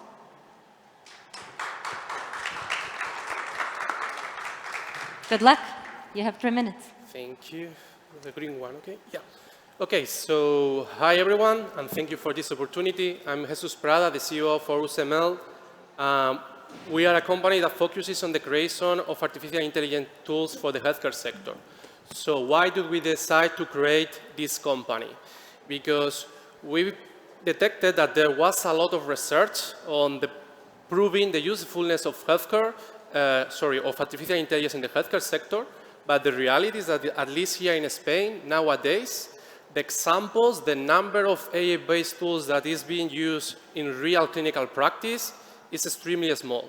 So we try to detect what were the main factors that were leading to this phenomenon and define a set of company values to try to overcome them. So the first thing that we detected is that there was a lack of providers with the correct combination of expertise in artificial intelligence, but also knowledge of the healthcare sector. The second one is that we felt that it was needed a more collaborative approach, where the physicians are integrated in the development of these tools from the beginning, and also you have to perform clinical validation in several institutions before you actually think about commercializing your product. And the third one is that most companies were focusing on hospital management, and they were overlooking large areas of clinical care related to giving direct support to the clinicians and the patients. Okay, so we are 4 founders in the company. Myself, I'm the CEO and CTO of the company. I have a PhD in machine learning. We also have Yvonne. She also has a PhD in machine learning, although she focuses more on the commercial aspect of the company because she was the commercial leader at Iberia Express for several years, a Spanish airline. And then we have Carolina Espejo. She is the Chief Scientific Officer. She's a clinician specialized in cardiology and the application of statistical methods to healthcare. And then we have Guillem Batiste, he studied medicine and also mathematics, and then later decided to focus on deep learning and language models for healthcare. So what do we create? There are several applications that you can do with machine learning, artificial intelligence in healthcare, but we decided to focus on 3 lines of development where we detected the highest demand. The first one is automatic analysis of clinical and video images. For example, we have a tool to automatically detect atherosclerosis on images. The second one is personal treatment. For instance, we have a tool that allows mental health practitioners to adapt the clinical care they gave to their patients. And finally, remote monitoring of chronic patients, where we have focused on creating a tool to monitor patients with chronic heart failure. So that is all. Thank you for your attention. Happy to answer your questions. Thank you.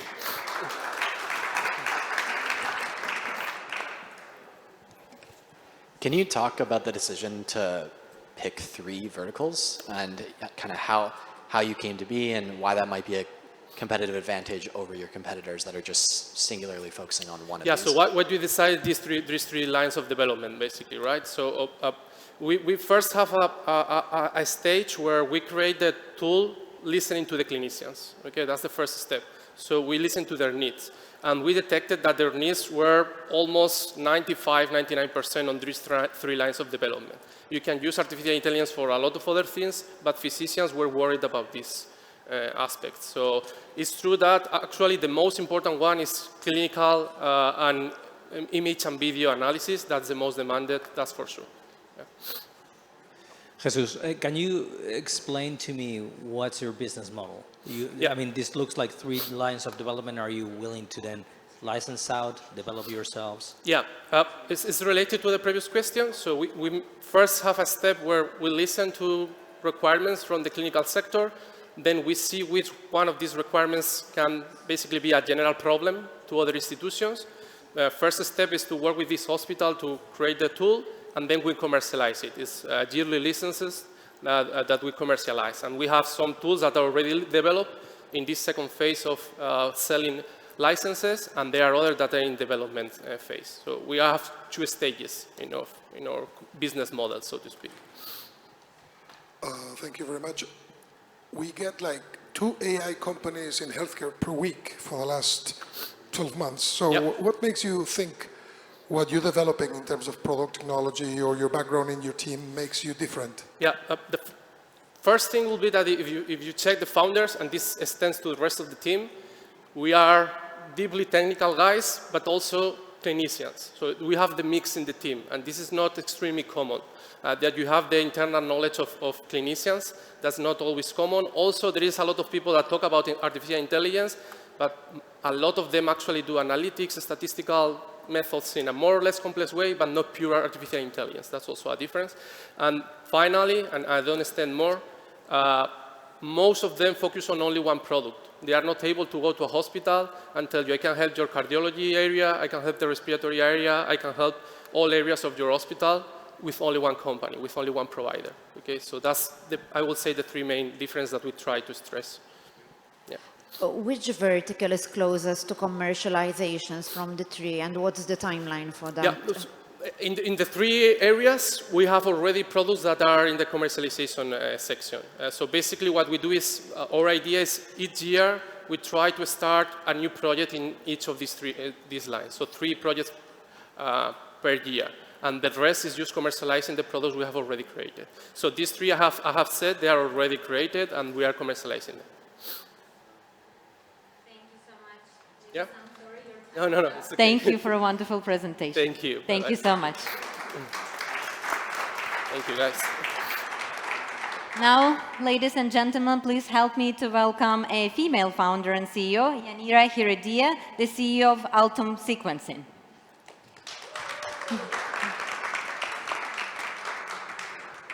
Good luck. Okay. Hello, my name is Yanira Heredia. I'm the CEO of Altum Sequencing, and I want to start with some numbers. Half of the men and a third of the women in this room will develop cancer. And the latest clinical trials are showing that up to 40% of us will not receive the best treatment. Yeah. A real issue that the doctor face after treating a patient is that they don't know with precision who has been cured and who will relapse. And this occurs because current techniques lack the sensitivity and specificity to detect small survival tumor cells. To change this, we developed Clonesight, a next-generation sequencing test that can detect 1 tumor cell in up to 1 million healthy cells, and in a blood sample.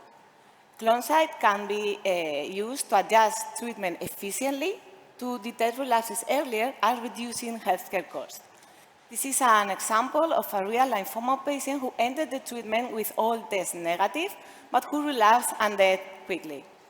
Clonesight was able to detect residual disease in his blood. This patient needs crucial care.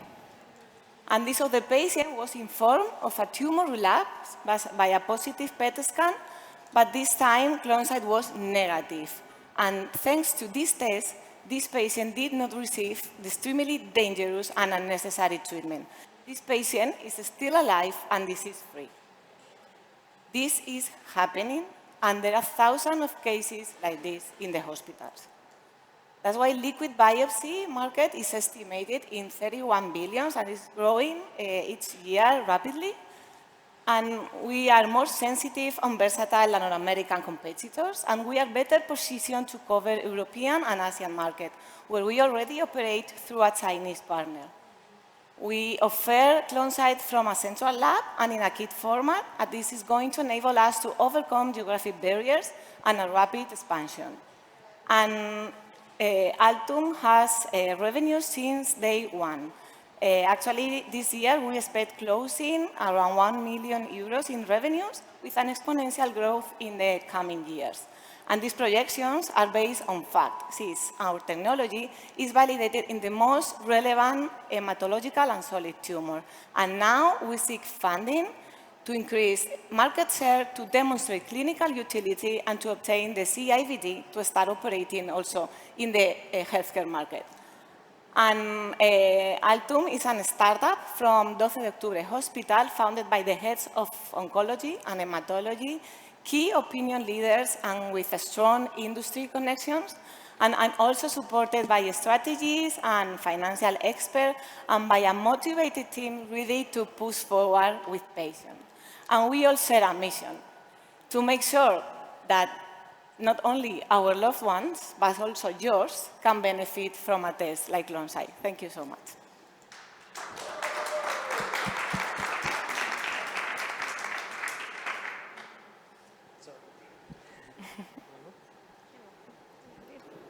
Thank you, Yanira, for the presentation. Could you tell us a little bit more about your commercial strategy? Yeah.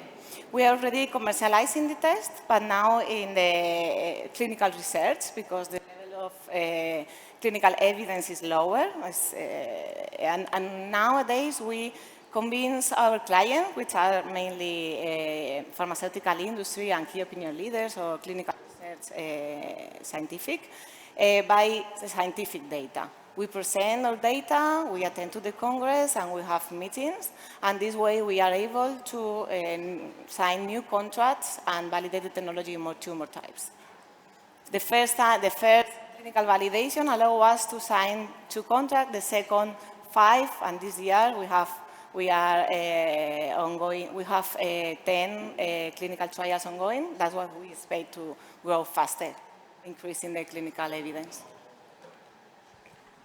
Can you quickly comment? I mean, sequencing technologies are moving very, very, very fast.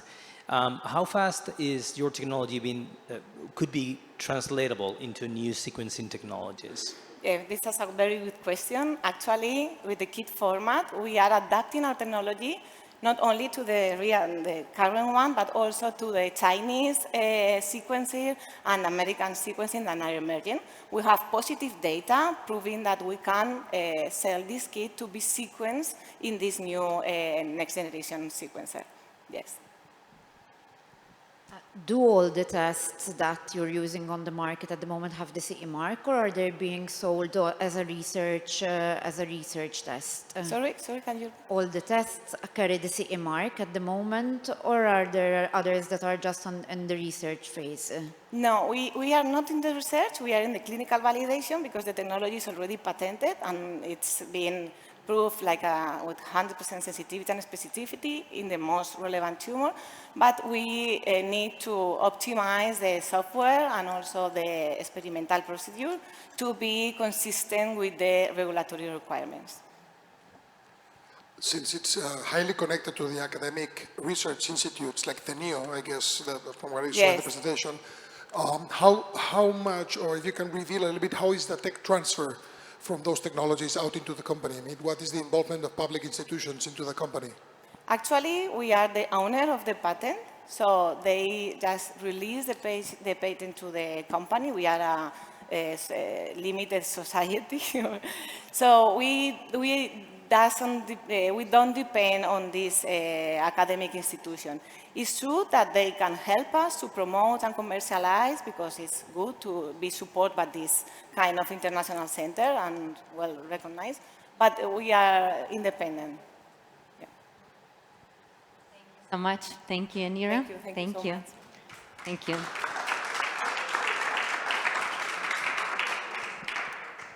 And the next one to present on the stage would be Oriol Iborra, the CEO of Nimble Diagnosis. Please help me to welcome.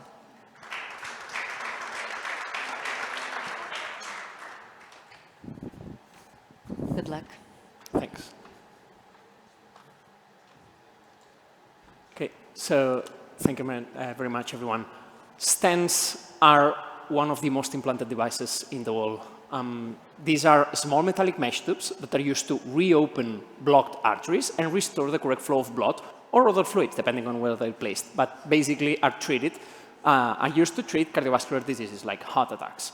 More than 50 million people currently have a cardiac stent, and more than 4 million new stents are implanted each year. So this is a large problem. And unfortunately, once implanted, stents can become blocked or damaged again, which puts the patient's lives at risk and affects up to a third of the patients during the first 2 years after implantation. And the problem that we are solving at Nimble is that currently the only way to know that an implanted stent is working properly is through a very complex, expensive and invasive procedure called catheter angiography, which requires anesthesia, X-ray radiation, hospitalization.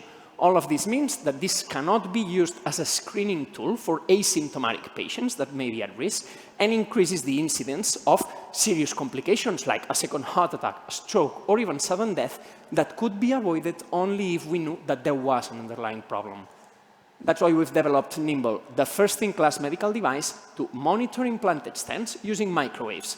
We have 2 antennas that go on top of the skin, click play, and in less than 5 seconds, we can tell you if the stent is blocked and at what percentage, and if it's broken, what type of fracture, if it's collapsed, etc. We've already validated the technology preclinically, and we have ready the prototype to start the pilot study in our hospital of 120 patients, starting now in June. We have finished the regulatory roadmap, and we have health technology assessment studies that indicate the importance of the market here in this indication, as well as a large network of hospitals that are ready to participate in our clinical trials in 2025. But that's not all for us. We're a pipeline company, and we have also other applications for our technology. Of course, other type of stents, not just cardiac stents, but most importantly, other type of implants, metallic implants like valves, sensors, prosthetics, etc. And even industrial applications, veterinary applications, and miniaturization for the technology in the future for the patient can be used at home. All of this is thanks to our amazing team. We have expertise in engineering, in clinical regulations, in commercialization, as well as a large network of key opinion leaders around the world that help us grow in the right direction. And currently, we are raising our Series A of 12 million euros to include US hospitals in the clinical trials, scale up the manufacturing line, and expand these R&D indications that we can starting to test after we ensure the first indication. So if you have any questions, just let me know and I'll be glad to answer it. Can you talk about the current monitoring protocol? So when someone gets a stent currently, how often are they doing these angiographies? It sounds like it's more reactive when something's going wrong. With your device, what do you expect? How often is it going to be done? Yeah, so currently you implant a stent and the patient goes home. And until the symptoms appear, you can do nothing. So it's already too late and you have all the problems for the patient and the healthcare system.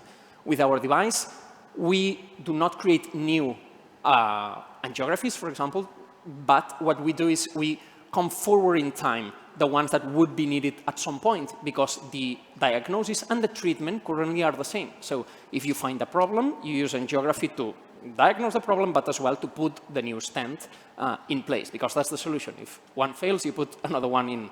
So what we do is we identify problems early on, and we bring back we bring close into the future the angiography process, but in order to avoid the heart attack. So what you've avoided is having a second heart attack, this complication that can have lots of costs in the future. But we do not replace angiography. If I work in a hospital who has invested in your system, what kind of return on investment do I expect in terms of cost savings?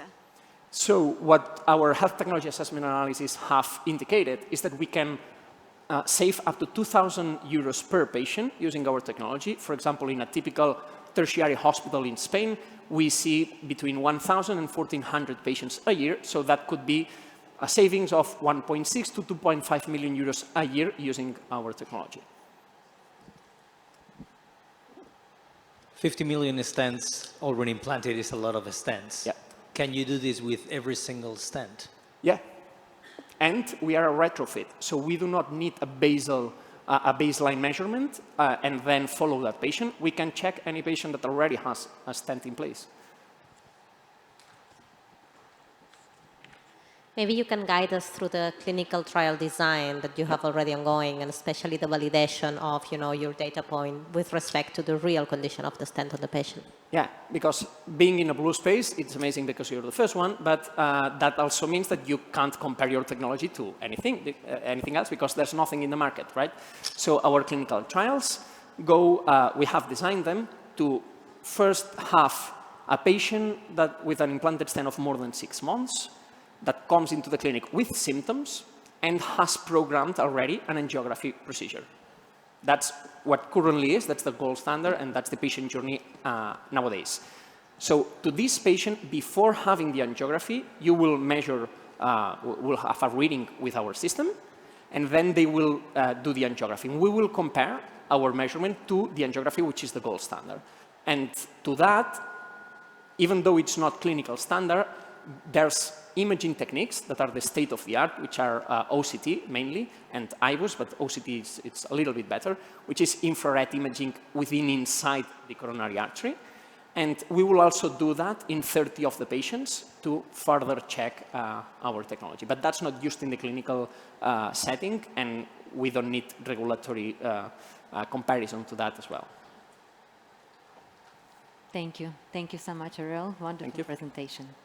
Okay. Thank you.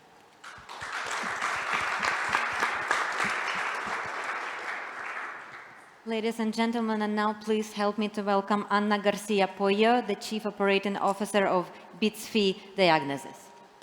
Good luck, Anna. Does it work? How does it work? Okay. Okay. My name is Anna Garcia. I'm the CEO of BITSFI, and we aspire to be the cornerstone of psychiatrics, according to what X-rays are to radiology. Okay.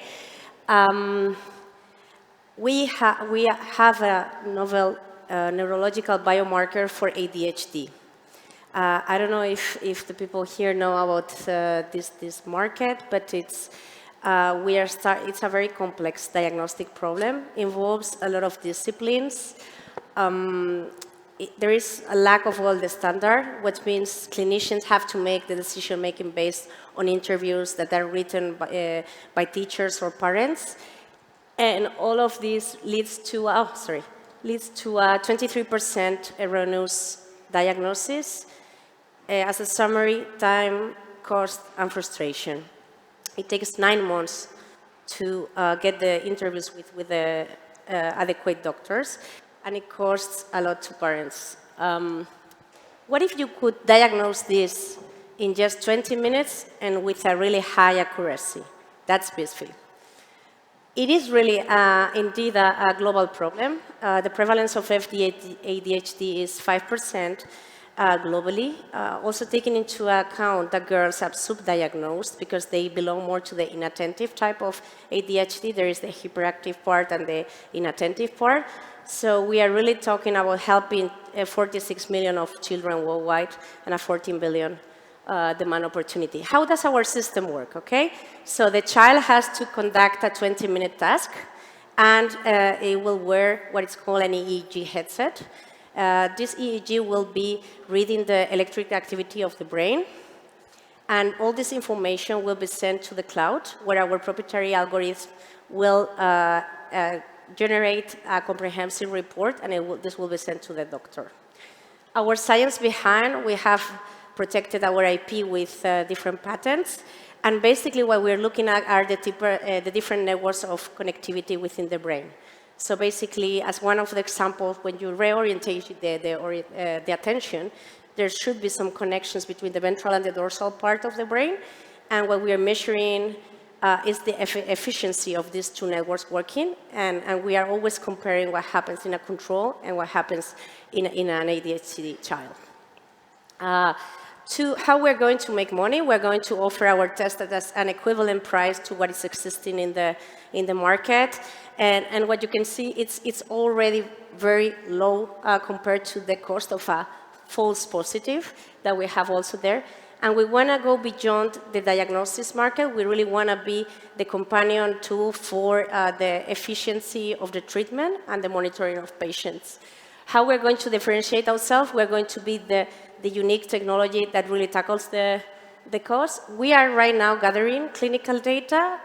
So we already discovered the biomarker in magnetic encephalography. And right now we are conducting the trials. We are ready in patient 100 out of 162. So by summer, we will end this trial and then we will be looking for funding. And how we're going, right now we're really looking for collaborations with different stakeholders from pharmas that they want to measure the activity before and after the treatment. We already have LOI signs with Sanitas and other hospitals in Spain. And yeah, so our business model is going to be a SaaS model, and we're going to highlight the accuracy. In our team, we have people from different disciplines, computational, psychologists, machine learning, and product development. We also are supported by key opinion leaders from the ADHD, like Dr. Hilario Blasco, and also outspoken scientists from the field. And yeah, so we expect to have a first version of the product end of this year, validation next year, and start generating revenue. So I hope we can really make this happen. We are already financed by Bullnet Capital, a VC group here. We have 15 months of runway, and after we have the clinical data that I mentioned, we will love to engage with investors. And yeah, so very happy to answer your questions so far. Thank you so much. So the product is yet EEG transcranial, right? Transcranial technology. I cannot. It's transcranial EEG, and you're getting the signals there. What is the competitive edge in your approach? No, we are a software, and we are, of course, basing our model in a hardware, but we are a software company. And I would say our IP belongs to the first, how the cognitive task is designed, because it's mathematized. Then secondly, because of that we are really seeing connectivity difference, we can really offer like a biomarker that is different to what you have. So you rely on the EEG manufacturers, the common standard you mean in the future? Of course, we would love to be hardware neutral, but our MVP will be with one specific manufacturer because we want to tackle the market first with what we have right now. And maybe just a follow-up question to that. Are you purchasing the hardware? Are you expecting the end customer to purchase the hardware? And then who do you think is the specific end user? Do they need to be someone that's highly skilled and specialized, or can they be the average user? I think maybe that's a very good point. So all the hospitals, big hospitals in Spain, they do have EEG. They use it in epilepsy, they use it in other, so of course, if we go first to these kind of hospitals, they don't have to invest. We also have the unit economics of, let's put it like private clinic having, so and the return of investment of the system is 6 months. So basically, it could be renting from our side, or it could be that they do this, but we don't see this. Well, I think it's very short period to get a business going in 6 months, right?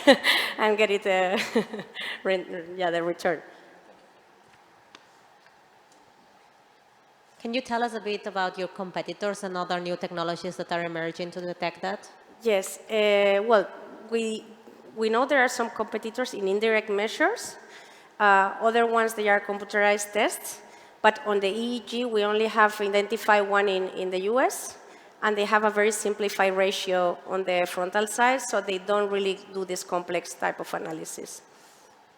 So we expect to be better in performance, definitely. Okay, but you haven't compared yet the performance, the accuracy of your test versus we are, competitors. I mean, we have done a clinical trial on magnetoencephalography, and there we then identify the novel biomarker. And right now we're 100 patients, so by summer we will end like the clinical trial with a higher, bigger sample size and with the final technology. And next year, the prospective validation multi-centric study. Yeah, thank you.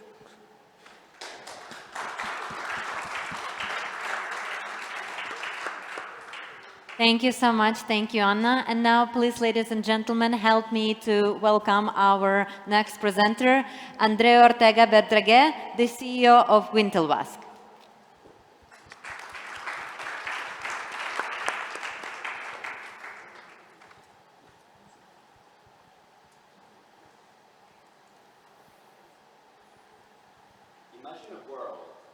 cardiovascular disease is not the first cause of death worldwide. At Intelbasc, we are trying to do exactly this, remove cardiovascular mortality as the first position. The main cause of cardiovascular mortality is vascular occlusion. And when you have this vascular occlusion in the limbs, it's called peripheral arterial disease, one of the most lethal diseases worldwide. These patients have the chance to have up to 30% of mortality due to stroke, heart attack, or limb amputation.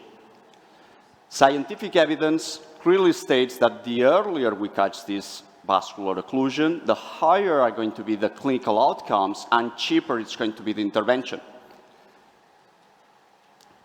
So this is one disease that affects over 33 million people in the US alone, and accounts to over 20 billion expenditure in healthcare every year. To tackle this problem, at Intelbasc, we have developed the world's first device that allows to track remotely these vascular occlusions from home. As most of these patients are asymptomatic, and the gold standard and the current patient journey, it's requiring the patient to come to the hospital, but it's unless you are there just when the vascular occlusion is going to happen, these patients are not detected on time. We have developed the world's first sensor that inserted without requirement of surgery during the outpatient setting, during a clinical checkup.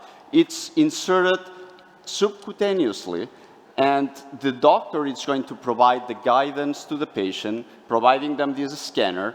This scanner, the doctor is going to prescribe the frequency of the scans that the patient has to do it, once a day, once a week. And with this data, it's going to be sent to our cloud, where our machine learning algorithms are going to process this data in a single number of vascular occlusion. This is what the doctors are going to receive, a number of vascular occlusion that it's surpassed certain threshold, then the doctor is going to call in the patient to come to the hospital to get a proper checkup and doing an intervention if required. My name is Andrew Ortega Verdaguer, and I'm the CEO and co-founder of Intelbasc. We are a company based in the Silicon Valley in San Francisco, and we have co-founded our company with a team of engineers with already experience in this ultrasonic technology, with surgeons and interventionalists and experienced medical device executives. Highlighting that we have with us Professor Frank Biff. It's one of the most renowned vascular surgeons worldwide, president of the BITH Symposium, where Intelbasc is going to be this November presenting for the first time 52 editions our technology prior human testing. We are co-developing the device with the support, with the signed contract we have with Mayo Clinic, and we have the support of Royal Philips, which their main strategy is to become the leader in remote monitoring for vascular interventions. The market is enormous. We have $9 billion in market potential, and we have patent with Wilson Sonsini a range of hardware that will allow us to progress as a company to tackle different indications, not only the peripheral arterial disease that I just introduced to you, but also preventing liver transplants, these patients to die, or even a military use. Our business model is selling the insertable sensor to hospitals and also a $130 remote monitoring fee. And we have this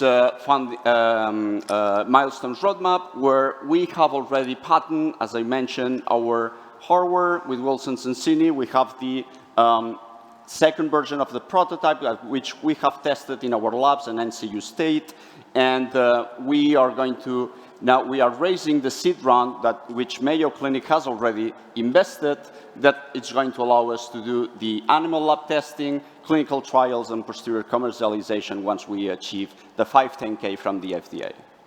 Please join us in our journey to reduce cardiovascular mortality. Thank you. Given the volume of the market and the total market size, why do you think taxpayers have to pay for an additional screening technology? Can you tell us about this, the cost savings and the health economics around it?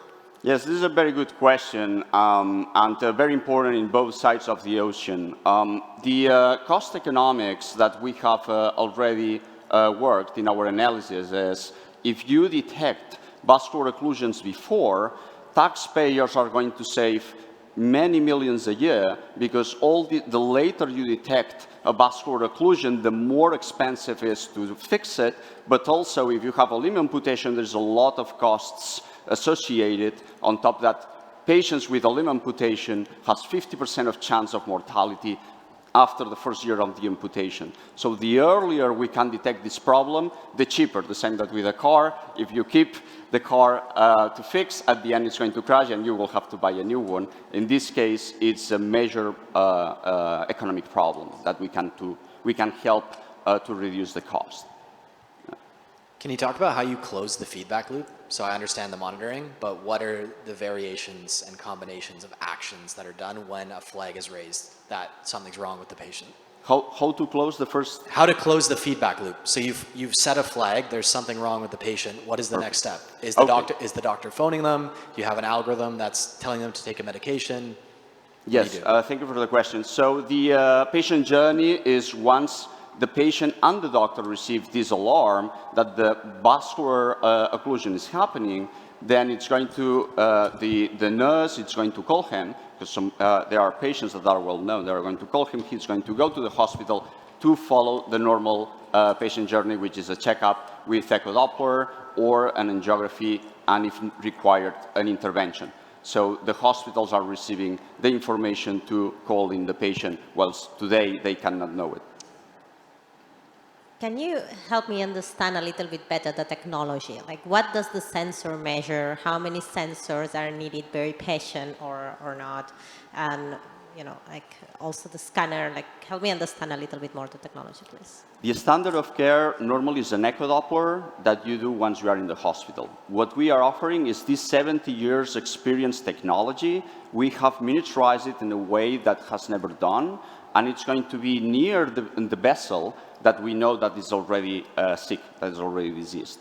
So instead of discharging this patient and said, come back, because there is up to 65% of patients that are not coming back for a medical checkup, instead of asking them that, you are giving them this sensor near in the vicinity, let's say, peripheral arterial disease in the femoral artery. Our sensor is able to detect vessel occlusions 10 centimeters upstream, downstream, where the sensor positions is, and we send a phaser ray ultrasonic wave that then return back to the scanner. The scanner is sending this data to our cloud, where the machine learning algorithms are interpreting this data and transferring it to a percentage of vascular occlusion.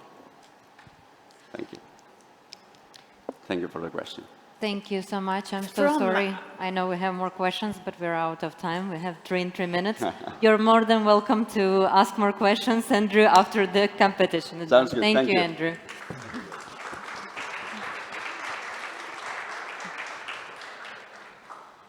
Ladies and gentlemen, please help me to welcome our next presenter, Mark Woodke, the CEO of DOPAVision.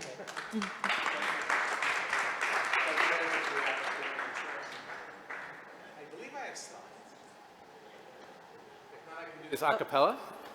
Wrong Woodke. This is the wrong Woodke. My wife is going right after me, which makes this count as a date night, by the way. Let's see if we can get the slides. Anyways, while we're waiting for the slides, my name is Mark Woodke. I'm the CEO of DOPAVision, where we're developing an innovative therapy to address progressive myopia or nearsightedness in pediatric populations. That looks like the right slides. Yeah, thank you. Great, thank you. So myopia is the most prevalent ocular disorder in the world right now. By the year 2050, it's anticipated that 4.5 billion people, or half of the population, will be myopic, including 140 million children between 6 and 16 years of age. Of these 140 million children, we expect 110 million of them to be progressing. Their eyes are continuing to get longer, and we expect 23 million of them to get some sort of therapy. And if you do not control progression of myopia, your risk of going blind later in life gets significantly higher due to sight-threatening diseases. So what is myopia? Myopia occurs when the eyeball grows too long and light focuses in front of the retina rather than on the retina itself, leading to blurry images. It usually starts very early in childhood and then will continue to progress through childhood until adulthood. And regular glasses do not stop the progression of myopia, so they can only correct your vision. And we know that spending too little time outdoors is a key risk factor for developing myopia. And the reason for that is that when we go outside, we're exposed to specific frequencies of light that stimulate certain cells in the eye, leading to the production of dopamine, which is a known regulator of eye growth. So this is where our product, Myopia X, which is currently in a proof of concept clinical trial, takes advantage of this link between light, dopamine, and the regulation of eye growth. So the way that it does this is using completely standard consumer electronics, a standard smartphone and everything else is over the counter. It delivers a stimulus to the blind spot of the eye in the safe range of the blue light spectrum. So this is not toxic blue light, but safe blue light. And it does this while the child plays a series of games or watches movies or educational content. Right now we're doing games. And in the blind spot of the eye, we see a concentration of cells that are sensitive to this blue light. And when they're stimulated, they in turn stimulate cells that produce additional dopamine. So this allows us to provide for children a very engaging, fun, safe, non-invasive way of controlling myopia progression that is accessible to many due to the use of consumer electronics. And because we deliver it digitally, allows us to take advantage of many things that we can do, like providing direct adherence tracking to the parent or the eye care provider. This positions us very well in the competitive space right now, where the solutions that are available, first of all, do not halt the progression of myopia by slow it down by about 55%. So there's a lot of room there for additional therapies, but many of them are not safe for young children, are not comfortable, are not fun for kids, and could be very expensive and require all-day use. So our go-to-market strategy will be first to partner next year with specialist eye care providers that specialize in myopia control with a very narrow label while we conduct a pivotal study for a full myopia control label. Once we have the full myopia control label, we will then do a B2B2C launch with specialty eye care providers using a standard contact lens markup model. We will then expand access through telemedicine, partnering with eye care providers and with telemedicine providers to provide an at-home guided treatment. So we are right now seeking $20 million in our Series B funding to basically fund our pivotal study, continue to improve our product and the product experience, as well as to expand into additional indications, including additional indications in adults. So I'll end with a quick snapshot of the company. In addition to what I've told you already, we have IP covering our core technology in all of our core markets, as well as some additional pending IP. And we just 2 weeks ago got the first results from our proof of concept study from the first half of it that show that not only do we confirm the excellent safety profile of Myopia X, but we've seen the clinical signals that we need to see that we're slowing myopia progression that are going to allow us to go to the pivotal study. So we look forward to your questions, and if you'd like to join us in this journey, we'd appreciate it. Thank you. Are the outcomes of the treatment age dependent? The outcomes of treatments will be age dependent in the fact that older kids tend to progress a bit slower already, so you would expect them to go a little bit slower, but you're always looking for two things. You're always looking for a reduction in how fast the eye gets longer, we call that the axial length, and you're looking for a change in what we call the spherical equivalent refraction, which is the function of the eye. So it's the same outcomes, but as you're pointing out, for older kids, they're probably going to be progressing a bit slower as it is. That's a good question. Mark, sure. Disease modification is the holy grail in healthcare. Yeah. So can you tell us a little bit about the business model? Because there's no a disease, a progression stopper right now. So tell That's us a little correct. bit about the hardware and the business model, please. Yeah, so right now the idea would be, because first of all, it's very important to point out that right now all myopia progression therapies, with very few exceptions, are out of pocket. And so the idea would be that we would have the potential to provide either just an app where you bring your own phone, you can buy all the hardware over the counter, or we would provide a box with everything pre-packaged in it directly to an optometrist or an ophthalmologist. They would then sell it from right from their store with a markup on it. So that's our second tier, and we would have a third tier with an actual VR headset with everything preloaded. That would be for the premium type patient. Cost-wise, what are we talking about? Sorry, customer-wise? Cost-wise? What's the price? The price. Well, I can tell you right now, again, obviously we price these things usually when we see the data and we get an idea of where we are, but I can tell you that in the myopia control contact lenses, they run about $1,500 a pair, to $1,100 to $1,500, whereas the glasses will generally run you somewhere around $750. So we're thinking that that could be our mid-range product, and then if we can have a lower cost option for people that want to just get the app and just run it on their own hardware. I'll tell you one thing that was heartbreaking when we were interviewing UK doctors.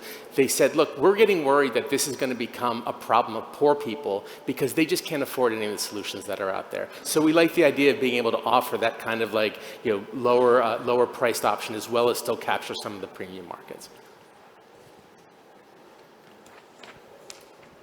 Can you give us a brief overview of the team behind the project? Yeah, sorry about that. I had a team slide. I took it out because we had 3 minutes. So my background is I have a PhD in biology, but I spent the last 10 years of my life in the ophthalmology department at Novartis before I came to DopaVision, developing products in the ophthalmology space. Our founder is a vision scientist from Tübingen University, one of our founders, and then our CMO is also from the ophthalmology space.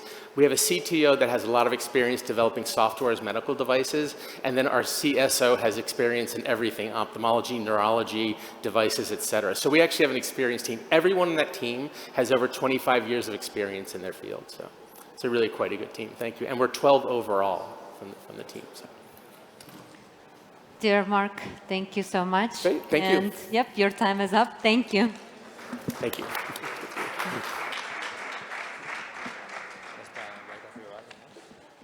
Now, please help me to welcome on the stage Francesca Wutke, the founder and CEO of NEN. Good luck, Francesca. The Wutke Show continues. So hi, everyone. Thank you for having me. I'm Francesca Wutke. I'm the founder and CEO of NEN. I've been in the healthcare space for the past 30 years as a researcher, as a digital health venture capitalist, and then most recently as a recovering pharma person, being Chief Digital Officer at Admiral. I started NEN to bring digital solutions to help kids manage pain. The WHO recently reported 400 million kids suffer from pain worldwide. We're starting in pediatric cancer. Of the 500,000 kids that are suffering from cancer, nearly all of them experience pain. But these kids are also at really high risk of medical trauma. And the medical trauma that they undergo when they're in their cancer journey, these negative pain memories can be quite sticky and can persist through survivorship and into adulthood. And in fact, 59% of adult survivors of pediatric cancer have pain. So treating pain in the moment is not just a nice to have, it's a necessity. Kids have a really hard time communicating about their pain, so it's very difficult for both parents and providers to understand how much pain they're in. So how can you treat what you don't understand? There are too few therapists to treat these kids. Most families have to wait between 6 to 12 months before even getting in the door of a pediatric psychologist. You would think that you can leverage digital solutions to bridge this access gap, but unfortunately, very few solutions exist. That's exactly what we're endeavoring to do. Kids matter, and we're committed to kids. We're developing science-based gaming for kids, with kids, to help them manage their pain. We're using cognitive behavioral therapy and leveraging play in children to gamify it, to make it really fun and engaging for them. Kids love to play, even sick kids love to play. And we're delivering the therapy in a way that's really fun for them and that they're enjoying using. How do we do that? We've created 3 virtual companions because we really want to help these kids separate mood from pain. Is it mood or is it pain? Dolores, which obviously means pain in Spanish, delivers CBT related to pain, and then Sarah and Tony are more focused on the serotonergic receptor pathways. Sarah delivers anxiety-related CBT and Tony depression. But it's not just the kids. We've spoken to a lot of parents along this journey, and the thing that has been most overwhelmingly consistent is their sense of helplessness. There's not a lot that parents can do when their child is in pain. So we've created a suite of services specifically for parents to help them help their kids get the best outcomes out of the CBT. And there's very strong evidence to suggest that when parents are involved, the outcomes can be even greater. So how are we getting this to kids? We recently launched our first iteration of the product in the US, UK, Spain, and Portugal. But our product is based on trust, and trust comes from evidence. So we're collaborating with hospitals, top pediatric academic centers in the US and Europe to generate that clinical evidence. What we're finding, though, is that as these champions in the hospitals are interested in working with us, they're being converted into customers. And they're also serving as a megaphone for the families to start using NEN. These are some of the hospitals that have had an interest in working with us, some on these enterprise-wide licensing deals, others on clinical collaborations, and some on both. Dear and these Francesca, hospitals... Thank you. I'm so sorry. We're running a little bit over time, so let's jump immediately into the question. Perfect. Thank you. Thank you for the pitch. Can you talk a little bit about the B2B2C model and help us understand the economic impact of pain for the hospitals, for example, and the clinical stakeholders? Yeah, so we have a D2C model, which is direct to parents, where the parents self-pay. Because of the nature of this condition, there's a willingness to pay on the part of parents. What we've been hearing from parents is that generally they're prescribed 6 to 10 sessions of in-person psychotherapy when they're able to get into these physician offices. In the US, each one of those 45-minute sessions cost about $387. So we're pricing it to be the equivalent of one of these sessions. It's a lifetime subscription. We also have a buy one, share one program, so that we want to make sure that kids all over the world are able to get access to NEN, even if their families can't afford it. On the hospital side, either the hospitals will pay for an enterprise-wide solution, the hospitals themselves, or what we're finding are foundations associated with those hospitals can also pay, and then kids can have access in that way, and then ultimately it'll be prescribed and reimbursed. As Javis, we are investors in a company called Sidekick, which is companion, let's say, therapy in a way, digital companion, which is very similar to what you're just sharing with us. Can you elaborate a bit more on the gamification? How do you engage? How you make this sticky? And for parents too, of course. So it's like... For parents, it's quite easy because they're really motivated to learn more about their child's therapy. So as children complete modules on the Kids app, the parents get a reminder that says, hey, you know, little Johnny just completed this therapy. We provide insight in terms of the clinical rationale for why the child is learning that particular skill, show a little video about what that skill is, and then give them some tips and tricks. So for the adults, it's quite easy. For the kids, we've worked very, very hard on making the platform really fun for kids. We've worked with Frog Design from inception. We've been testing with kids from the very beginning with Sant Joan de Déu and others. And kids are wonderfully unfiltered in their responses, so we get a lot of feedback, and that has helped us iterate and build the platform. We take the same tenets that are provided in in-person therapy and just make a game out of it. So for example, if it's cognitive reframing, we have our little pain monster who comes in who has some bad thoughts, some good thoughts, and based on how they're kind of applying the different thought fruits they're able to get more or less points, and that motivates them. It's all based on the premise of positive psychology and rewards-based psychology. It's also been created by practicing pain psychologists. So what works in the clinic is what we've implemented on the platform. Hi, Francesca. Good to see you here. Hi, Could you update us on whether you already have some efficacy data or these little clinical trials, how they are going? Yeah, so we've tested with about 50 kids and parents so far.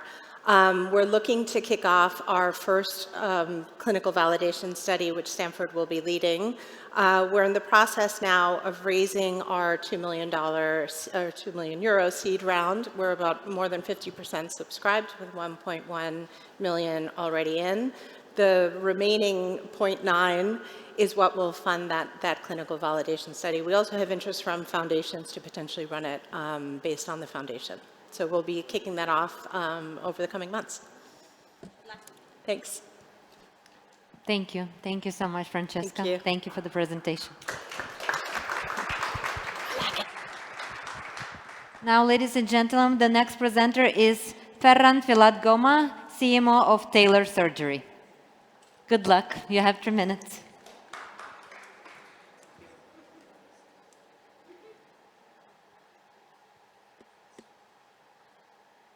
So, thank you very much. I'm Ferran Filat.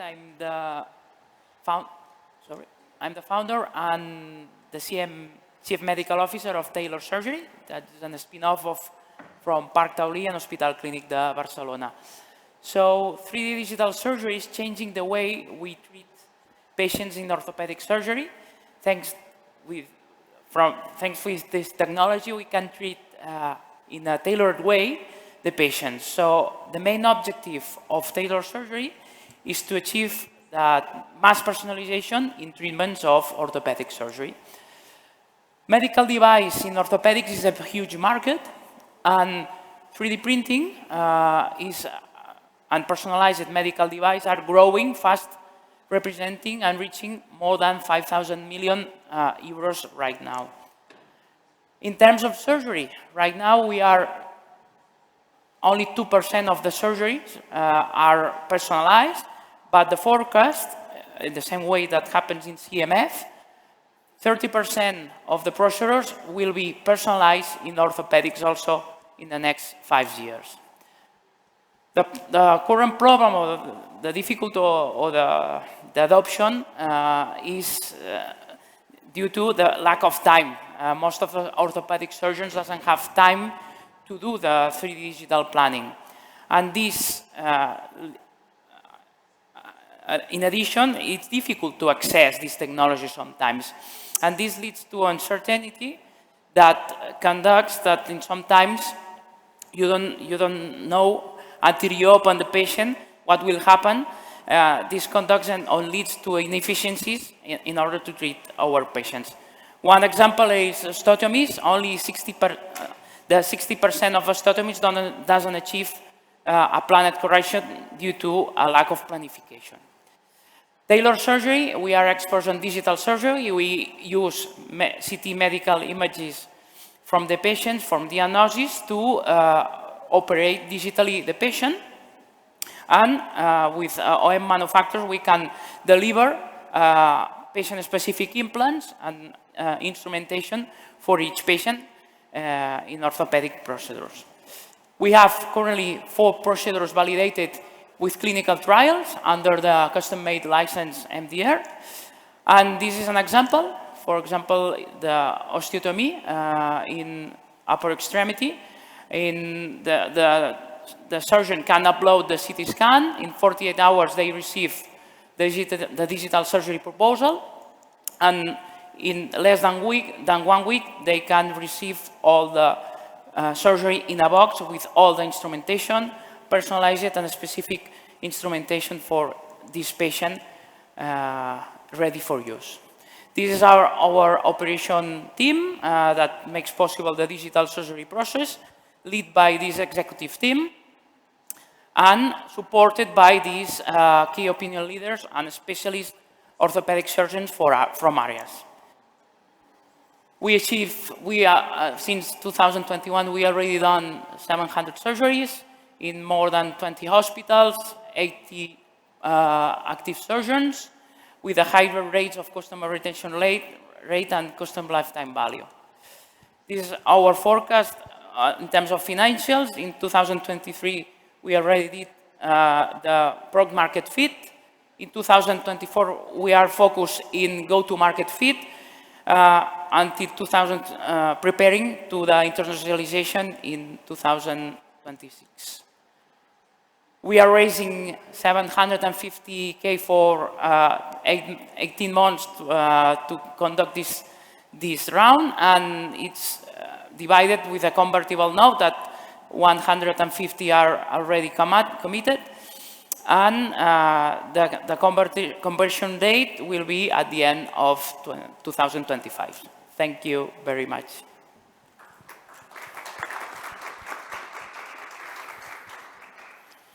How unique is your product? How unique is your product? How you? Unique. Our competitive advantage is that we have the digital surgery validated in real scenario. So we have clinical trials that demonstrates our technology, our digital surgery have patient-reported outcomes, good patient-reported outcomes for the patients. So are already tested. Surgeons feel a great sense of ownership over planning of their own surgeries. And so when they give you the scan and you give them back a hypothetical scenario of what they should do, how often is that accepted? And how often is there back and forth between the surgeon disagreeing with your plan? Yes, the problem right now is, one, the lack of time of planification. In some cases, the most difficult cases, tumoral cases, exceptional cases, this technology already exists. The problem is to access this technology. No? In our competitions or traditional maybe companies that do custom-made surgeries already have 8 weeks, 9 weeks to deliver this product for the patient. And the cost is very high because it's for unique treatments. Our competitive advantage is that you can do it very fast because it's the technology that it's transferred from the knowledge generated in the hospital, and the process is very cheap also because we spend less time.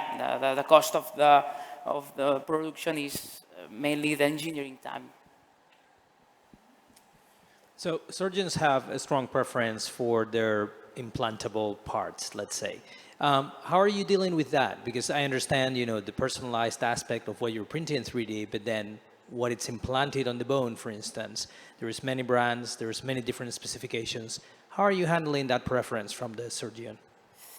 Good question. The preference is a different approach. No? So the orthopedic surgeons are used to treat patients with the standard implants. So the standard implants is a market that is it's a reduction. No? It's very commodity. All the manufacturers do the same. The difference from us is that we do a personalized approach. So it's a blue ocean and it's a technology that it's in progress on adoption, but is not extensive applied right now because of the problems of doing this, no? The extra cost, and it changed the business model also because big ones have larger stocks and materials, so we produce on demand. So it's very different. Thank you. Thank you so much, Ferran. Thank you for your presentation. Now, ladies and gentlemen, please, the last but not the least presentation, Ala Blake, Head of Investor Relations, and Adam Gray, Investor Relations with ACCIÓ Secure. Okay. There we go. Good afternoon, gentlemen and ladies. Very sorry that you've got us. The CEO and the founder are not with us today because they're in China and they're going to the London event, so apologies, but you've got us. Ostomy Secure. We have developed a groundbreaking device which will completely transform the lives of people who have had a stoma and will enable them to live far more normal lives because they will not have to wear the bag that they currently have to wear permanently attached to their skin. I'm sure you're aware, but there are currently, well, at the moment, the way it works is that when you have a colostomy or ileostomy, the bag is attached to your skin with glue. It's really irritating. There are a huge number of problems, both social and, I don't need to go into it, but noise.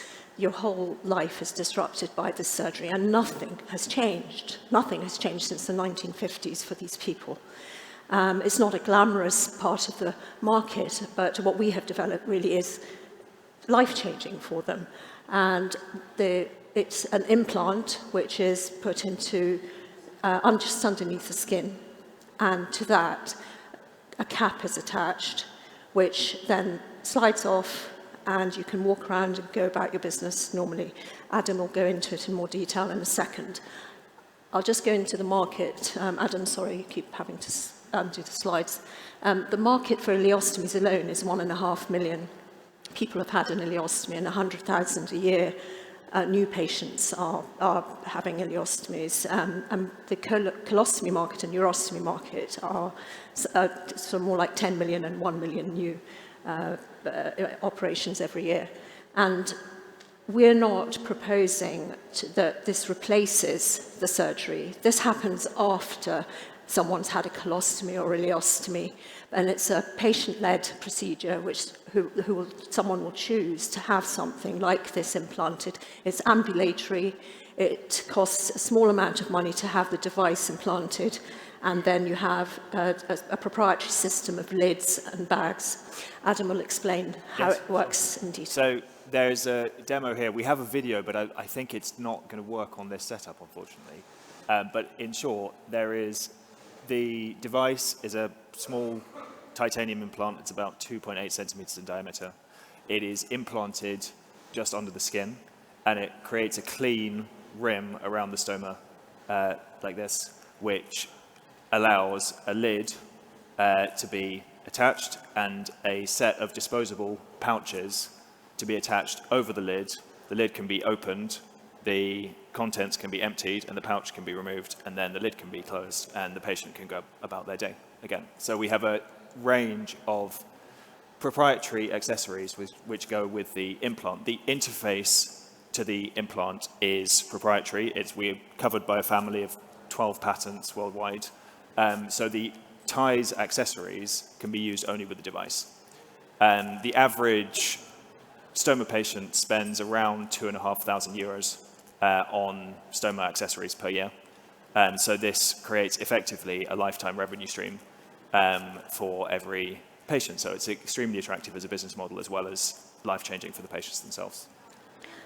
There is an app as well. There's a digital experience that goes with the device that allows the patients to manage their consumable supply, and a version of the device is in development now, which has a pressure sensor which enables the patients to be updated on when they need to empty in real time, and in future to feed back more detailed information on the security of the implant, the quality of the diet, and so on and so forth for medical analysis. And I'm just going to talk a little bit about the team, because probably that's one of our strongest points.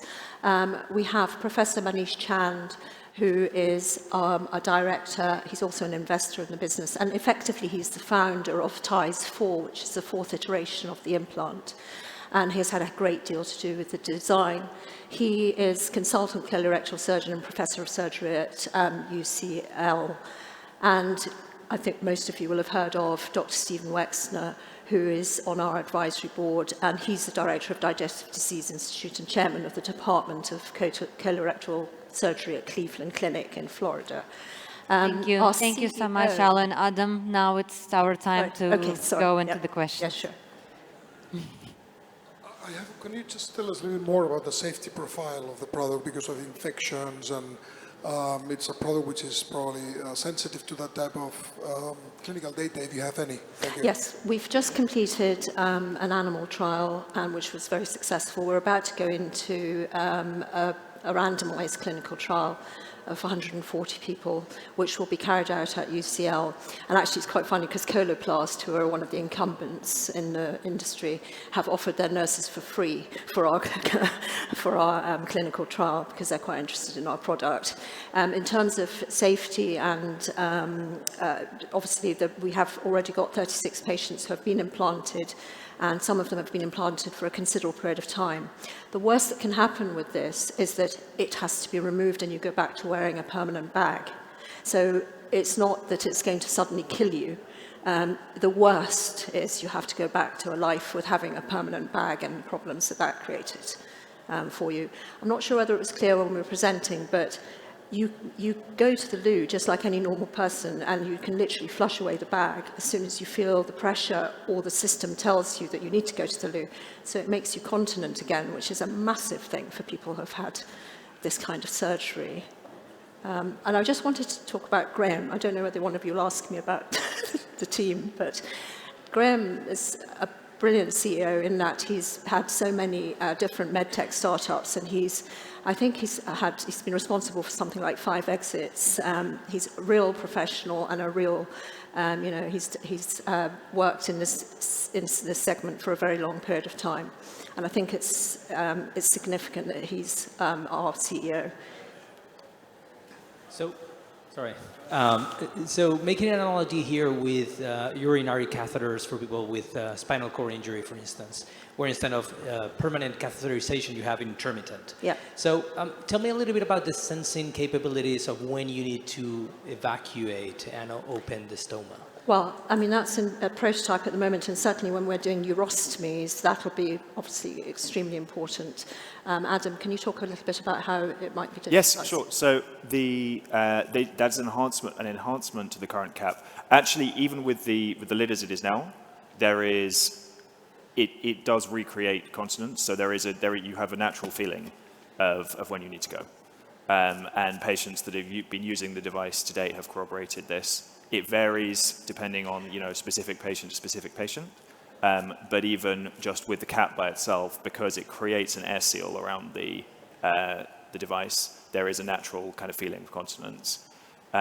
Future versions of the lid will, include more detailed kind of sensory feedback digitally, but it's a combination of that natural feeling as well. But also with the ureter, as you know, it's much smaller. So with the colon, it's massive. So you're going to feel the build-up of pressure much more with the ureter than with the colon. And so actually, in terms of the digital sensor, it will be more important to the colon than to the ureter. Yeah. Thank you. Thank you so much, Alan. Blake, thank you so much for your presentation, for Q&A. Thank you. Thank you so much, dear judges. Now, please take a few minutes if you need, and please put your scores. Ladies and gentlemen, we do need 1 minute probably to finalize the winner. And as a reminder, we had 10 pitches today, 10 startups, 10 founders and CEOs. 1 winning company is going to receive an annual membership with Barcelona Health Hub and a startup pass to MedTech Malta in November, have an ability to present at our closing startup pitch competition during the MedTech Malta conference.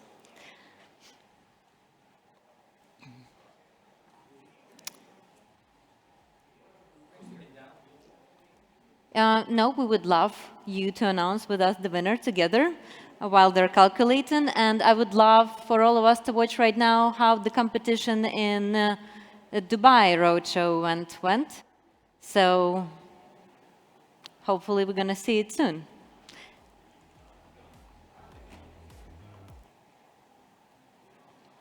Good luck to all the participants, and let the pitches begin.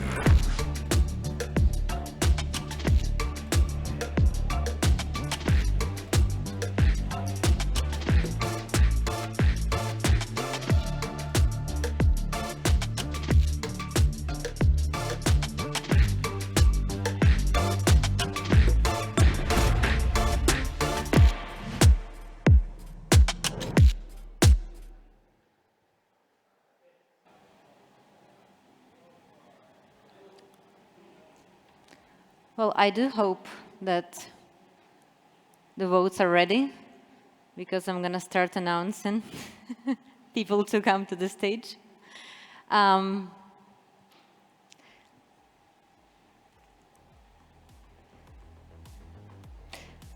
you know, it probably should have been me.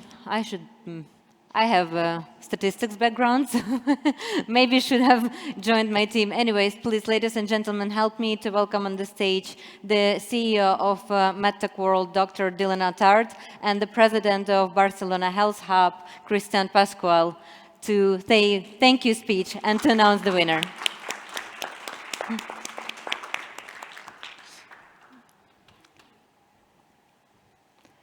Christian, maybe you can say a few words. Well, to it's our a pleasure to host you today, that we do this event together. I think it's something that we should repeat. It's great that you do this job of helping these startups to show in front of significant investors and to promote and help them be more aware of what they are doing. So that's always great, and I know the value because I've been pitching in many pitches like this. So yeah, I really enjoy that you are here today, and looking forward to know the winner. Thank you, likewise. You know what, while we're still counting, maybe we should take a few minutes, and maybe our judging panel can share us a little bit more about your funds, and yeah. Well, I'm a managing partner of Sanofi Partners. We are precisely in the areas of all the competition that was, you know, the scope of companies that you presented today is exactly the sweet spot in which we are. So we are highly, you know, pivoting between health tech and biotech, and that makes us very much focused on clinical outcomes, because we come from pharma, we come from biotech, and we have this angle towards clinical validation. And probably that's our sweet spot of what we saw today. But it's technology, it's medical devices, and also biotech, which was not here today, but that's what we do. Thank you. Yeah, I'm with Nina Capital. We're an early stage health technology fund based in Barcelona. We invest all across Europe, UK, North America, and Israel. 46 portfolio companies and 2 funds, investing out of the second fund now.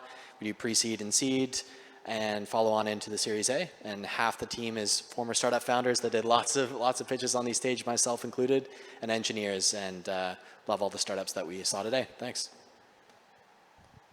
I'm from Malta Enterprise, which is the Maltese government's economic development agency, and for the past few years we have been investing heavily in startups. We're building a nice ecosystem of innovative startups in Malta, and MedTech is definitely one of the sectors where we have a lot of appetite for. CE Health Ventures is a private investment vehicle specialized in healthcare. We invest globally, 18 companies active in the portfolio, most of them in the US, but some of them here in Spain and in the rest of Europe. Our sweet spot is actually health tech and medtech, and a lot of our companies have digital health. I myself am a former entrepreneur in digital health and pharma background. So again, very close to what was pitched here today. And I'm representing Chip2B Ventures, an impact venture capital fund that it's here in Barcelona, but investing across Europe. 55 million fund. It's our first fund, finishing the investment period, tickets of around 1 million, seed stage, and we invest in healthcare, climate, and education, having a specialized team for healthcare.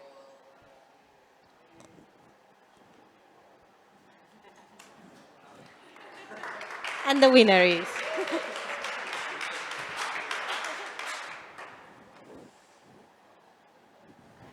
All right, ladies and gentlemen, I'm so sorry.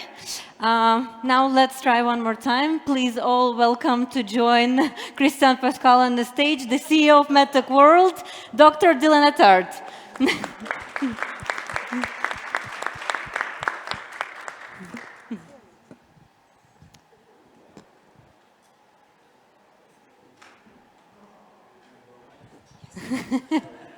It's been one hell of 10 minutes. So it's quite an honor for us to be here on behalf of MedTech World. When we first started this 4 years ago, it was meant to simply act as an annual conference in Malta, but since then we've expanded, we've been doing roadshow events, and it's not just about organizing any event or participating in an event, but rather getting to know the ecosystem.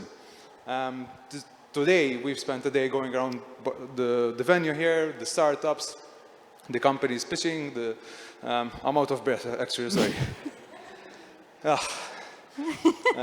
Sorry, because we've been counting them, and there's 2 startups who are very close to each other, so we had to redo them again. My point was that what we've been doing here in Barcelona is quite marvelous for a city in the heart of Europe, I'd say. There's a good energy of enthusiasm, willingness to innovate within healthcare in terms of how we've been not just simply helping them to nurture the local ecosystem, but rather helping them to go beyond Barcelona, beyond Spain. So for that, thank you very much for making us feel part of the ecosystem, and we look forward to doing this more and more again in the coming years. Of course. Thank you.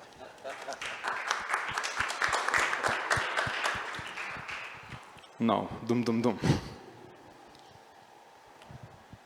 So we're going to give the trophy. I don't know who's in there.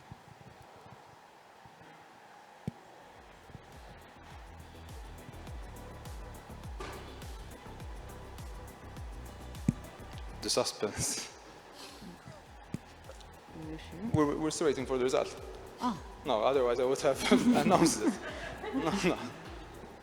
Okay, somebody knows a joke or something to entertain? If there's something which I'm bad, it's stand-up comedy. A curious fact about Malta? Or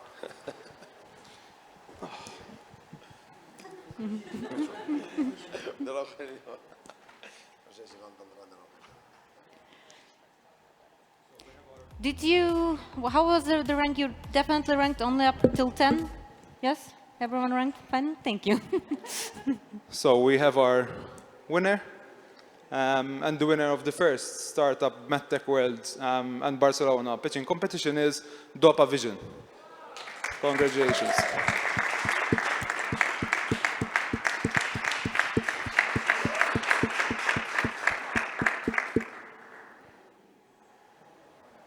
Well done. You never start with your wife's slides and think it's going to go somewhere. Thank you so much. I appreciate it. Now, may you also invite the judges and take a group picture all together, please? Especially because we worked so hard to calculate your scores. Mark, maybe, yeah, you go. You guys. Dylan, can you go on the other side?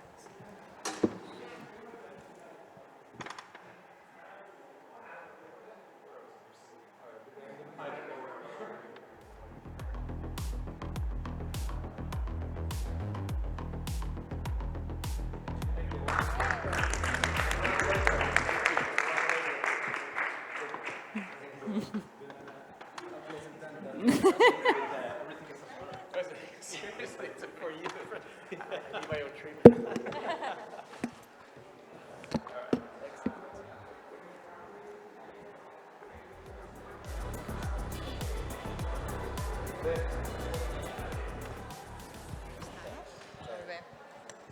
Well, thank you, the ones that you stayed until the end. Our event has now come to an end. It's been a great pleasure for me to host it.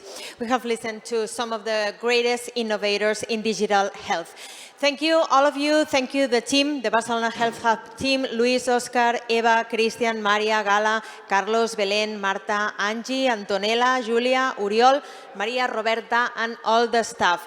Thank you also to the production crew and everyone that has made this event possible. And last but not least, Sant Pau for hosting us. Thank you and see you next time.